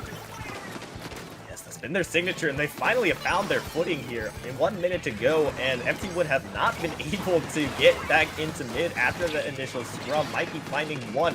Booyah Bomb almost available for them. They do have to worry about this crab on that tricky left side. Will force the jump out, but still, FT win now with an opportunity to recover. Trying to work up this side, you need to get up that stack area. Yeah, and we will see if FT Win can really just do anything here in mid, because it seems like they just paint more of mid the further back they are, because that's going to be a lot of the support of the pencil. They don't really do that much when they are able to try and push forward, and they haven't had much of an opportunity to do that. So, but they're just going to need one moment where they have a 3-player advantage, where they're like, okay, now is our time to take the tower. Here's where we can do it. But it just has not happened in these first 2 minutes. Absolutely not. Both Stampers having their own specials, Booyah Bomb available for FT Win to get a move on, but constantly being pelted by Tay Mignon. That's just been their signature, just constantly leaving their opponents uncomfortable. FT Win now potentially an opportunity. At the very least, you want to get the first checkpoint off of this push. Booyah Bomb will displace some members of Tay Mignon, but here is the counter. There is the Booyah Bomb onto the tower, buying some more space. Mikey will find one onto the Stamper, but finally FT Win at that first checkpoint, a desperately needed checkpoint here in this game. Yeah, and we'll see if they can keep this up. We see some of the strikes coming out from their side as well. They got past a checkpoint but said, nope, we do not want to push this anymore. We are not prepared to take this tower by the ledge. We don't have the support for it right now. So they got one obstacle out of the way, and of course, Tay Mignon still has the lead, but you got the checkpoint out of the way that is blocking you from the lead. So that is a big win for FT Win in that regards. But based on how Tay Mignon has been playing this entire game, they've really been on the upside of things. Absolutely, but now with that checkpoint pop, it is equal footing. We are reset back to that moment. Yes, Tay Mignon has that very slim lead, but all it takes is one good team fight from FT Win to move things along. However, what we're seeing is Tay Mignon getting that 3-down situation earlier, now slowly but surely trying to extend this lead. Second checkpoint, always brutal on tower control. Malcolm Mart in particular, because of the different vantage points you can really shoot on from here, as FT Win with a great re-attack, re-hit, work their way back up mid, but without that lead, they need to make this one count. Yeah, they are really trying to do so here, and they are in a better position. This is the most comfortable they have looked at this entire game, avoiding some of the Booyah Bombs that are coming out from Tay Mignon. This could be enough for them to take the lead. Oh, it's just Wraith. No, just them alone. So that is huge for Tay Mignon as they're able to get this tower back to neutral, back to mid here with a minute remaining. FT Win definitely not out of it, because we know they have at least 1 or 2 more chances, and it could be a slower push. As long as they're on the tower, as that clock hits 0, they have the potential to get the win. But historically, how this has been playing out, Tay Mignon has been able to get up on these ledges and take out any member of FT Win. At the very least as well, you need to keep Mikey dead. They have that GG special, the Booyah Bomb, and we've seen it happen before. Mikey and Reiki, the Booyah Bomb and Zipcaster to end it all, and guess what is glowing at the top of your screen? That Booyah Bomb is waiting for the opportunity to strike. Mikey on this left side will get cooler as well, waiting for their opportunity. At the very least, stalling out this push, will jump out. Time ticking down, 10 ticks left. The final push here for FT Win. If they want to end it here, it's all down to this. Booyah Bomb is available for FT Win. So are the strikes. All the specials being invested. Everyone jumping onto the tower, but Tay Mignon will secure it. And we are going to a game 5. Remember, FT Win had a 2-0 lead in this set, but that lead is no more. Oh my goodness. At first I thought that Booyah Bomb was a little too early. I was thinking, no, they threw it too early. Bursty or somebody can still get on the tower, but no, it turned out to be just the perfect amount of time. And yeah, going to a game 5 here in Grands with FT Win, like you mentioned, winning the first 2, and then going down here in games 3 and 4 on different modes. And these are modes that these teams and players have just like been taking turns at winning anyways. Because we skipped Rainmaker and Clams. We've really only seen Zones and Tower at this point. So, I mean, coming up is going to be a different mode, though. We are going to see Clam Blitz this time around. So, both teams won each mode 1-1, and oh my goodness, Rocket. We're going to Barnacle and Dime here for our final match. A map we have yet to see. A mode we haven't seen these two teams play on. This is the true decider here. Remember, Tay Mignon still has to play through bracket reset if they want to take this one. FT Win, after going up 2-0, lost 2 consecutively, have to put all of their chips on the table here. You don't want to give Taemin Yon the motivation, the fire. You know, we've seen how hot they've been when they've been able to get their footing against teams and kind of roll with it, and it's seemingly looking like they have found it here. So you want to slow down the momentum, and this is the time to do it now. End it here for Squid Junction number 100. But we have it here now. Game 5, grand finals. Let's just jump into it. All right, here bringing out the new slosher once again here, the new tri-slosher once again here. And same comps that we have seen all around here from the side of Taemin Yon. So, yeah, bringing out the screen this time around for Clams. We've seen Kyo do that fairly often. So it's going to be interesting to see how some of these approach these head-to-head matchups. As Taemin Yon gets a 1-player early lead. Now it's tied 3-3 here with our players alive, but Taemin Yon the first to control mid. Yes, and who else but Taemin Yon? When they've been able to control that first point, their record is looking very, very strong. You have to worry about Sam on this left side, but FT Win go 3 players down early. If the clans are there, this could be a very early push for Taemin Yon, and it is. First barrier is broken, but will there be any follow-up? You want to get under that 60-point threshold, but FT Win are right back there with the recovery, just left to Raiki and Todi on that left side being pinched on by the members of FT Win. What a very fast retake, and really nicely done from FT Win from preventing that becoming a disaster. Yeah, that quickly could have spiraled out of control. You know, just allowing the power claim and no follow-up is exactly what you want to do if your basket gets open. So count that as a win for FT Win. Of course, now they're trying to get back into mid, but continue to have players down as they're pushing forward. So Taemin Yon still just holding onto it a little bit here, as we can see Sam just saying, you know what, I'm going to be chasing out these opponents. I'm going to be the one pushing forward. And now the rest of their teammates are able to help come as well with the help with the screen to help kind of push out some of these members on Taemin Yon. FT Win had 12 claims at their disposal. 1 power claim finally formed by Kyo. We'll see if there's going to be time or an opportunity for him to strike in. Going to be chasing it through with Sam. Going to be taking it up that left side, going to score. Bursty has a few to follow up. We'll see if it will be enough for them to take the lead. Yes, Bursty moving in will be able to take that very slim lead, but here comes the retake from Taemin Yon. 2 players down in total. Todi on this left side moving forward. You have the pen as well to recuperate things, and that is a very, very fast retake. Both sides managing to get a punch, landing a punch on each other, but they're not strong ones. Both sides still have a great opportunity to take this one back, and the emphasis on Barnacle and Dime is, of course, this stack area. Yeah, and FT Win's been doing a really good job controlling some of this stack here, but Taemin Yon has been able to also have some responses of their own. 3, that's going to be a wipeout, so huge for FT Win. And unfortunately for them, they were kind of all pushed back a little bit behind mid, weren't really in a good position to get the strike, but now that allowed them to kind of gather some claims. They have 2 power claims at their ready, so Kyo's just trying to find space a little bit for some of their teammates. The Booyah Bombs and the screen is going to come out. Sam is going to be going up against the wall. 1 is going to go in, and that is going to be 2 here for Biscuit's going to get that in as well. Down to 33. This is the best push we have seen so far in this game, and it's coming from FT Win, who has lost the previous 2 games.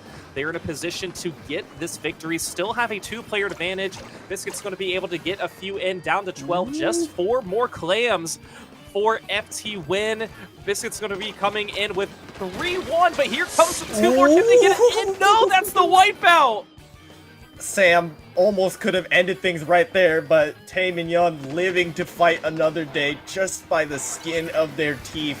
A tough hill to climb now in a grand finals. If you lose this, you go home. You have the 2 super clans available, plus the pity as well to respond in kind. There they both go, but will there be any follow-up in time? You already have 1 player retreating to go get that pity clan. Raiki has the majority of the clans available for Taemin Yon. They will start to go in. Here can they come, just trying to stall some more time for that pity jump to come in, but will there be any player in position? The answer is looking like no. With 1 minute left, things are looking dire for them, but that was a very respectable push to at least get it in striking distance.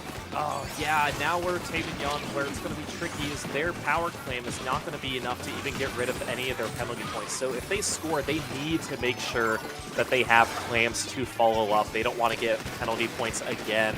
and make a second future push even more difficult than it should be. So they're going to try and get this win here if they can get it. And they're able to score 3. Did they just need one more clam? Oh my goodness! And that is it.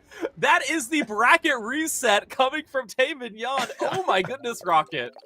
In a blink of an eye, I all of a sudden saw 2 balls spawn in the possession of Taemin Yan, and what seemingly looks like impossible standards, what looks like impossible conditions, Taemin Yan pull off the reverse sweep in Grand Finals, and it ain't over yet. You have given Taemin Yan that hot streak. You have to be careful if you're on the side of FT Win. We are on equal footing now, and just, oh my goodness. Those balls spawned in out of nowhere, and all of a sudden... that's what I was going to say.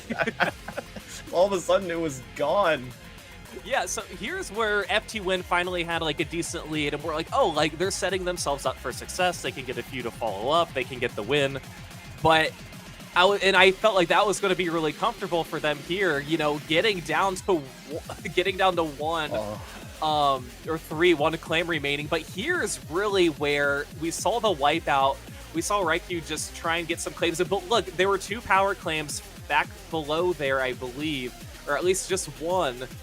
That is being held, but then if you see 1, 2, 3 all go in at the same time, you just need 1 to follow up. Like, the ants came marching in, and the ants were all the teams on Taemin Yan. Oh my gosh, we are at a bracket reset right now, and it's after midnight Eastern.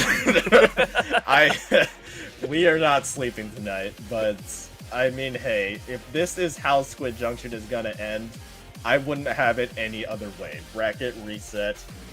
You have to imagine Sam 1 clam away from ending it for FT Win. If they stayed alive, Taemin Yan would have had 0% chance there, but because they didn't complete the knockout, Taemin Yan, unbelievable. I have never seen that happen before. Yeah, I haven't, especially against a team like FT Win, where you're able to make that happen. You're down 0-2.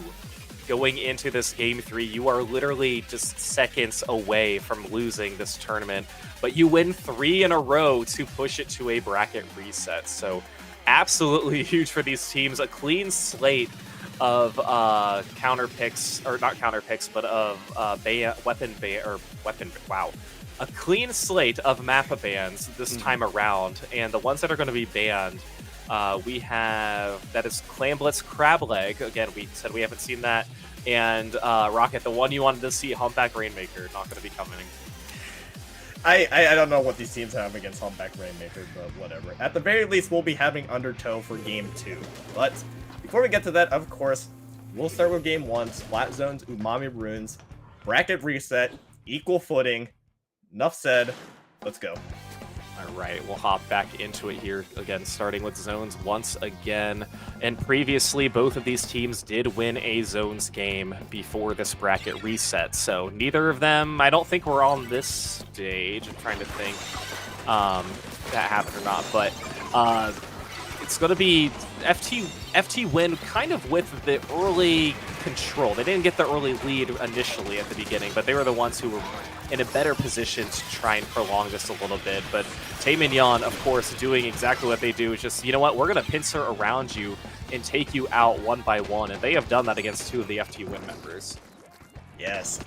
Early retake from Taemin Yan. Crab already popped, managing to find one onto Raikou, but won't be enough to single-handedly get this zone back for FT Win, as Taemin Yan will have that very, very quick lead. But yet again, that signature aggressiveness that we see, Mikey poking on that left side as well, has been a nasty thorn in the side of FT Win. Cody as well, moving in with the Gal, but Taemin Yan go 3 players down. A very clean retake for FT Win, all things considered. Not a lot of points being scored, and now it is their turn to push up this elbow area. Yeah, they're going to be pushing it up, and pushing up pretty far. Toadie's going to be the one who's trying to contest to make sure that they can get themselves a little bit of leverage, but it's not really going to be successful, as FT Win able to take control and take the lead here, taking out THH, waiting on one more. It's going to be Raikou. They're trying to identify So FT Win looking pretty comfortable right now in this specific situation, and they're doing a good job not overextending either. They don't want to jeopardize their position and get caught off guard and get flanked. They're allowing Taemin to push forward just a little bit, but FT Win always seems to be one step ahead. Absolutely. Controlling the wave of things, controlling the tempo, that is what FT Win is strong at, and what's allowed them to get to this 18-point lead. Now, Taemin, fire lit under them. You cannot be too careful with them. You have to respect this. The Reef Slider going in will force Mikey and Toady off of that angle. Keo will go down for that, and here is the Crab being invested by FT Win as well. Specials all on the side of FT Win being thrown, but will it be enough to get control of the zone? It doesn't look like it, Falco. 3 players down on the side of FT Win. We could be seeing a turning of the tide as with Mikey cleaning up that fourth. That is the delayed wipeout in favor of Taemin. Yeah, Taemin, they were very fast to just push up, faster than FT Win for that matter, and they're, again, waiting for an opportunity for FT Win to try and push back a little bit. Again, they're in a very similar fashion. They don't want to overextend as well. This might be enough for them to take the lead. No, it's going to be contested by FT Win. 54 penalty points for them. FT Win coming in with those few splats at the perfect time and that cap, and also getting 3 players down too. So FT Win in a much better and a bit of a more aggressive positioning right now. Absolutely, and I wasn't kidding when I said you can't count on Taemin. You saw it right there, but with 2 players down going on the side of FT Win, a lot of space was created by them. Like you mentioned, they moved in so much further, and now they're reaping their rewards with that movement, as still FT Win still taking a bit of time to hold this area. Taemin have yet to contest the zone, and the penalty points are almost gone for FT Win. They can just sit real pretty on the mid side and now contest the zones. Right, they can give up a little bit of time if they need to, especially because Taemin, they have 54 penalty points.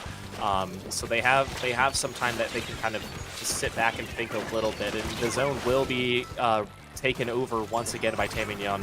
So 1 minute, 10 seconds remaining. You have a 2-player advantage. You just want to get one really good lockout, one really good wipeout to put yourselves in a better position. But again, just the back and forth of these teams, offense and defense can just change at the flick of an eye. Absolutely. Reef Slider available for Keo. You know that has been the initiation special, but Taemin knows it as well. All eyes on Keo on that tower area. Cooler being placed as well. And here comes the slider to contest the left zone. Will it be enough for the rest of FT Win to move in? They go 2 players down early. Sam gets the key pick, but it won't be enough to prevent Taemin to get that lead. Sam, the only player alive, is staggered on this hold. You see the Crab being invested just to see if they can hold on, live to fight another day, but FT Win have been falling. They're in a staggered situation. Mikey has been sitting on this top mid control the entire time, and as time ticks down, that is Taemin taking game 1 of this bracket reset, but most importantly, Falco, that is 4 straight. Yeah. Any team in the history of existence who says we just won 4 games against FT Win, you are in like the top 0.0001%. Like, that is absolutely crazy. And Taemin, there were moments where it looked like they were in serious trouble for this game, where FT Win was like, oh, yeah, they're just in a really good spot. Nobody's getting past them. And then you have Reiki just comes in with the Zipcaster, takes out 1, maybe 2 players. I swear their stamp has been absolutely crazy so far. And they just had a better footing this time around. They were able to really outperform FT Win in a lot of textbook plays.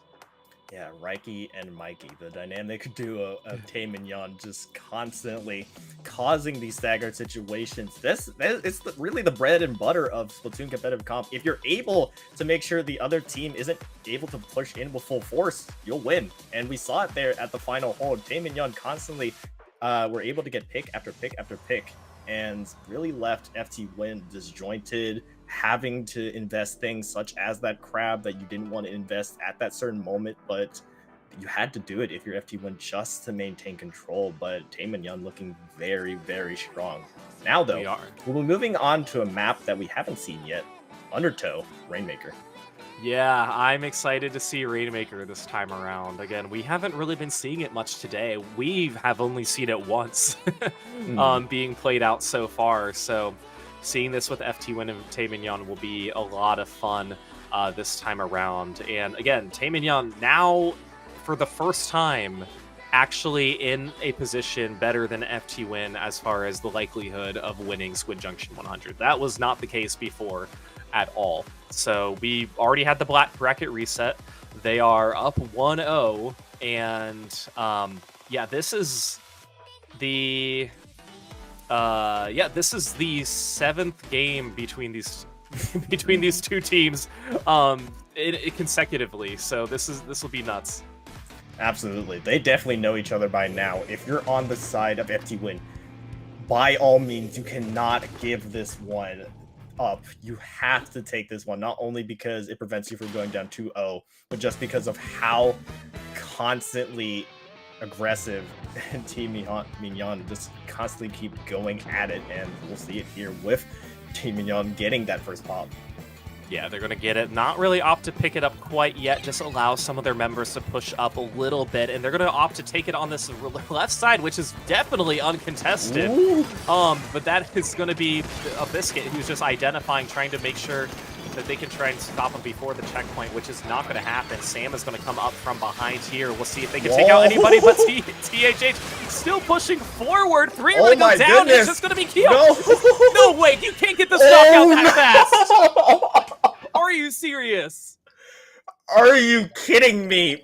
Record time against FT Win. That might have been the final nail in the coffin now, in a complete opposite situation that you were left with last time. Record time for the checkpoint. Record time for the... Is this just one, like, the replay of the entire game? Because like, that might as well be the case here. That movement, not getting splatted around the bend where Slick used to be on that ramp, absolutely crazy. Look at this, just the dunk and then I think the splat right away. There's no paint on that podium, by the way. That was absolutely insane. Right here, the finesse, I think, is what I'm just like, how? The help of your teammates, too. You don't die to that slosher. The 3 people who are going for you get splatted. You manage to stay alive. And you just gotta go for it. Kyo's behind the podium waiting. They're like, you know what? I can't do anything besides stand behind here and just slosh upward and try and get you at 1 point remaining. So, oh my goodness. Oh my goodness gracious. The patience, like you mentioned, the patience. And Kia's standing there, the last line of defense, like the boogeyman, just waiting for you to go. But the patience that Tae-Min was able to show there. I don't think I've ever seen a faster Rainmaker map for Undertow specifically, and to do that against FT Win in the biggest moments, FT Win, you gotta get something here. You gotta change something here, because Tae-Min, that's now what? It makes it 5 straight games that they've taken. Yeah, 5 straight games against FT Win. This will be game 8 between these two teams. Let's hop into game 3. If Tae-Min wins this, they are your Squid Junction 100 champions. FT Win looking to win 3 in a row. And remember, they were down 0-2 in Grand Finals. What a way Tae-Min has come. They just need to secure 1 more victory. You want to end it as quickly as possible. No opportunities given to FT Win. You know how strong FT Win are as a team, but off rip, Tae-Min will get that first pick and potentially get the first cap with them going 2 players down on the side of FT Win. Yeah, they have to just take advantage of this. Keep that momentum that you had in that second game. Do everything you can to just make FT Win feel and sweat a little bit to try and make them struggle. And Tae-Min doing that by getting to this first checkpoint, getting past it as well. Zip Pass is going to come out from FT Win. That is going to be Sam who's using it, but still in control of the tower. Need to avoid some of these specials that are coming out, but that was going to be Bursty who's going to go down as the crab and the strikes were coming out as well. But this tower is still going here, Rocket. 2 are down on FT Win. Tower approaching that second checkpoint, not quite getting past it, but still have a player advantage. Oh, Tame and Yun have absolutely found their flow here. FT1 just trying to look for anything to stall it down. Their bucket goes down. Kyo, no tri-strikes to stop this. And that second checkpoint, the most difficult one to push through, is gone. The Booyah Bomb is available as well to use here. If they're able to get past this third checkpoint, it might be Kern's already back-to-back knockouts in the cards. It's just left to Sam. Sam, the last player on the side of FT1, goes down. It's a delayed wipe, and with the pen being the last player standing, that is Kern straight back-to-back wipeouts. Coming back from 0-2 in grand finals and to sweep FT1 in bracket reset is such an impressive feat that was just completed. GG's. That will be it for Squid Junction number 100. Tame and Yun, if you don't know, translates to "you are cute" in French, but you are champs of Squid Junction number 100. Oh my gosh. Just think of how we were building this up to. And I don't want to put FT Win on a position that would make them uncomfortable. That we're like, how, like, you know, they're so good. How could they lose? That's not the storyline. It's more of Tame and Yun's really made this comeback. Absolutely incredible. Of course, you know, these are the number 2 and 3 seeds in this tournament. We knew these teams were going to be good and competitive, but you give us 8 quality games that we have a lot to work with, and Tame and Yun winning, like we mentioned, 6 or 5 of those in a row as well against FT Win. Absolutely crazy. A fantastic way to end our Squid Junction 100 with a bracket reset. Tame and Yun are your victors. And with it being the last Squid Junction, I feel like it couldn't have ended in any better way. I mean, regardless of who won that, it was constant entertainment from start to finish. Tame and Yun, we basically saw their entire tournament run here, me and you, Falco, and it was impressive and not an easy feat the entire way. I mean, there has already been so much said that I feel like there's nothing left to be said besides just, like you mentioned, Tame and Yun, this is all about their Cinderella run during the entire loose bracket all the way here, and just, it's really impressive. Right, they are going to get a nice chunk of that prize pool, that $640 prize pool going towards them. They got to be happy about that, and a well-deserved victory for them. But hey, with that, it is officially Sunday on the East Coast, so it is 12:21 in the morning here. I know we had a few European players play in Squid Junction, so they started at, like, you know, 1 a.m. their time, and it's pushing 5, 6 in the morning for them. But we are finally done. Thank you all so much for being here in the final Squid Junction. We are very happy that we can bring this to you. And just so you know, Squid Junction's been going on for 4.5 years. Squid Junction 1, January 31st, 2021. That was 1,666 days ago. So wild stuff that we have seen here, Rocket. But it's been a pleasure casting with you today. We've had a lot of excitement. We've been on the mic for 3 hours and 22 minutes too.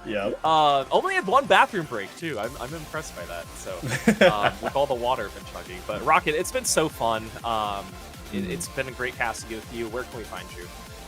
Yes, absolutely. I will say it's been an absolute treat to cast with you, Falco, but you can find me at Rocket1 on Blue Sky. It's right down there on your screen, opposite side. Whoop, there we go. On Blue Sky, you can also find me at Rocket_Splat on Twitch. Falco, where can they find you? You can find me, Falco Flyer, on Blue Sky. You can find me in Sandusky, Ohio in less than 2 weeks for Riptide. I will be there. Looking forward to it, as I always do. And thank you to our wonderful streamer, Jorian, who was able to cast for Squid Junction. Thank you to all the Squid Junction staff and TOs for putting on a lovely bi-weekly event that happens nearly every other Saturday night. It's always a lot of fun. And before we head off, we do have a video for you, so please stick around and watch this, and we will send you off in wonderful Squid Junction 100 fashion. Take a look.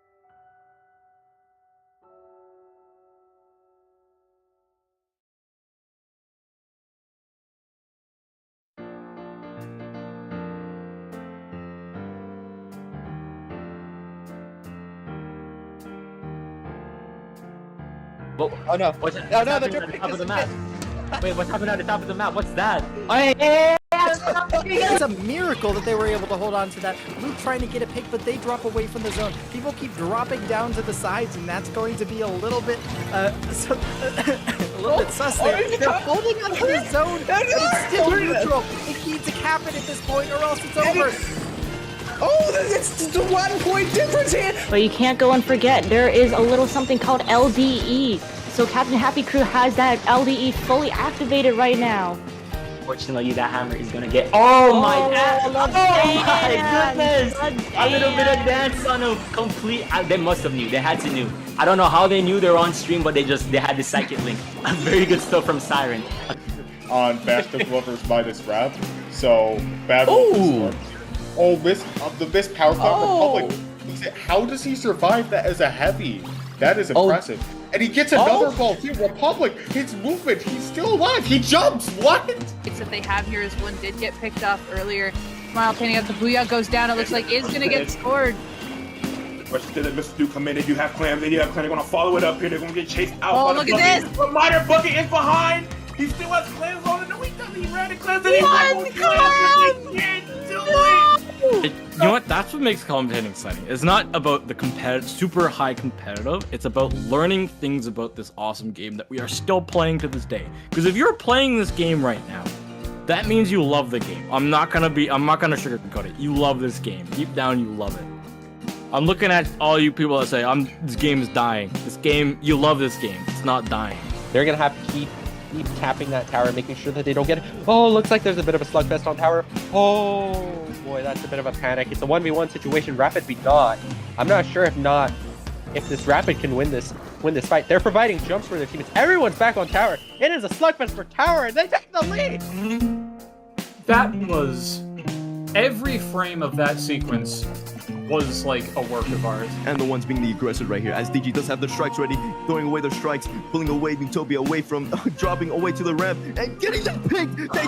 Great work from Digi right there. The strikes, the double pick right there from Digi, and now a sniper, a triple. Great work from Digi right there. This is absolute madness from Digi. One goes down, two goes down. What are they dying to? What is happening? They're just disappearing. Like magic, like a genie. They say, bro, CJ Squad literally saw a shooting star, made a wish. I wish my opponent's death, and they're just making it happen because I'm not seeing what they're dying to. That was huge push for Doc Motif simply because of their 52 gal just walking up behind that carry, and they're still slaying out. Able to get another 2 now. The Rainmaker is still on the first check, but the Zuka able to keep it in check. They take down the Sniper Rider, and they're just showering, and they're still slaying out. Synchronized swimming in action. There you go. But then they drop off here, realizing like if we stay. Oh, what? The crab from the sky! The sky crab! It's raining crab! Holy crap! We weren't expecting that. But they're just kind of. I didn't know you could spectate a DC'd player. That's actually crazy. Toshi teaching me new things every day. Yeah. Faithful friend in just a few moments. Ooh, there's a new friend! He's not painting. Dylan He's sun-bathing. He's catching those rays of sunlight. And once again, and also double machine, very powerful. Or do we see an early crab can be putting a big old heaping of pressure? Except there is some big connection issues. One is going to disconnect. I called it, and it is going to be a quick replay here, real quick. As one of the members on Chumpy Lane get an incredible triple kill. That is absolutely incredible. Who could have seen that? I mean, you're just Other carrying members. gas. You're Jelly! Let's go! Jelly! Like, you're just carrying this, guys. You're talking about Splatoon. I'm over here screaming about Biker Jelly and Go Stomp. Here we go. Here we go, everybody. The moment you have all been waiting for. The moment we spam those Bob Rosses, summon his spirit back into this world. He has come back as a painter jelly, everybody. Here he is in his glory. Look at him go. Oh, he is analyzing the scene absolutely to a perfection. Thanks for watching Squid Junction, and we will see you in 2 weeks. that's going to wrap it up for us here. Thank you all so much for coming out for Squid Junction 60, and we'll see you in the next tournament. That is going to be the end of things, us here at Squid Junction. Thank you guys so much for watching. I hope you guys enjoyed just the beautiful competitive Splatoon display you just saw. Thank you for hanging out with us and these incredible teams on Squid Junction, and we will see you in the next event. Thank you for watching Squid Junction 62, and we will see you to the next tournament. GG's to both teams involved, and thank you, wonderful people, for watching. That will be the end of Squid Junction 97. We will see you next time.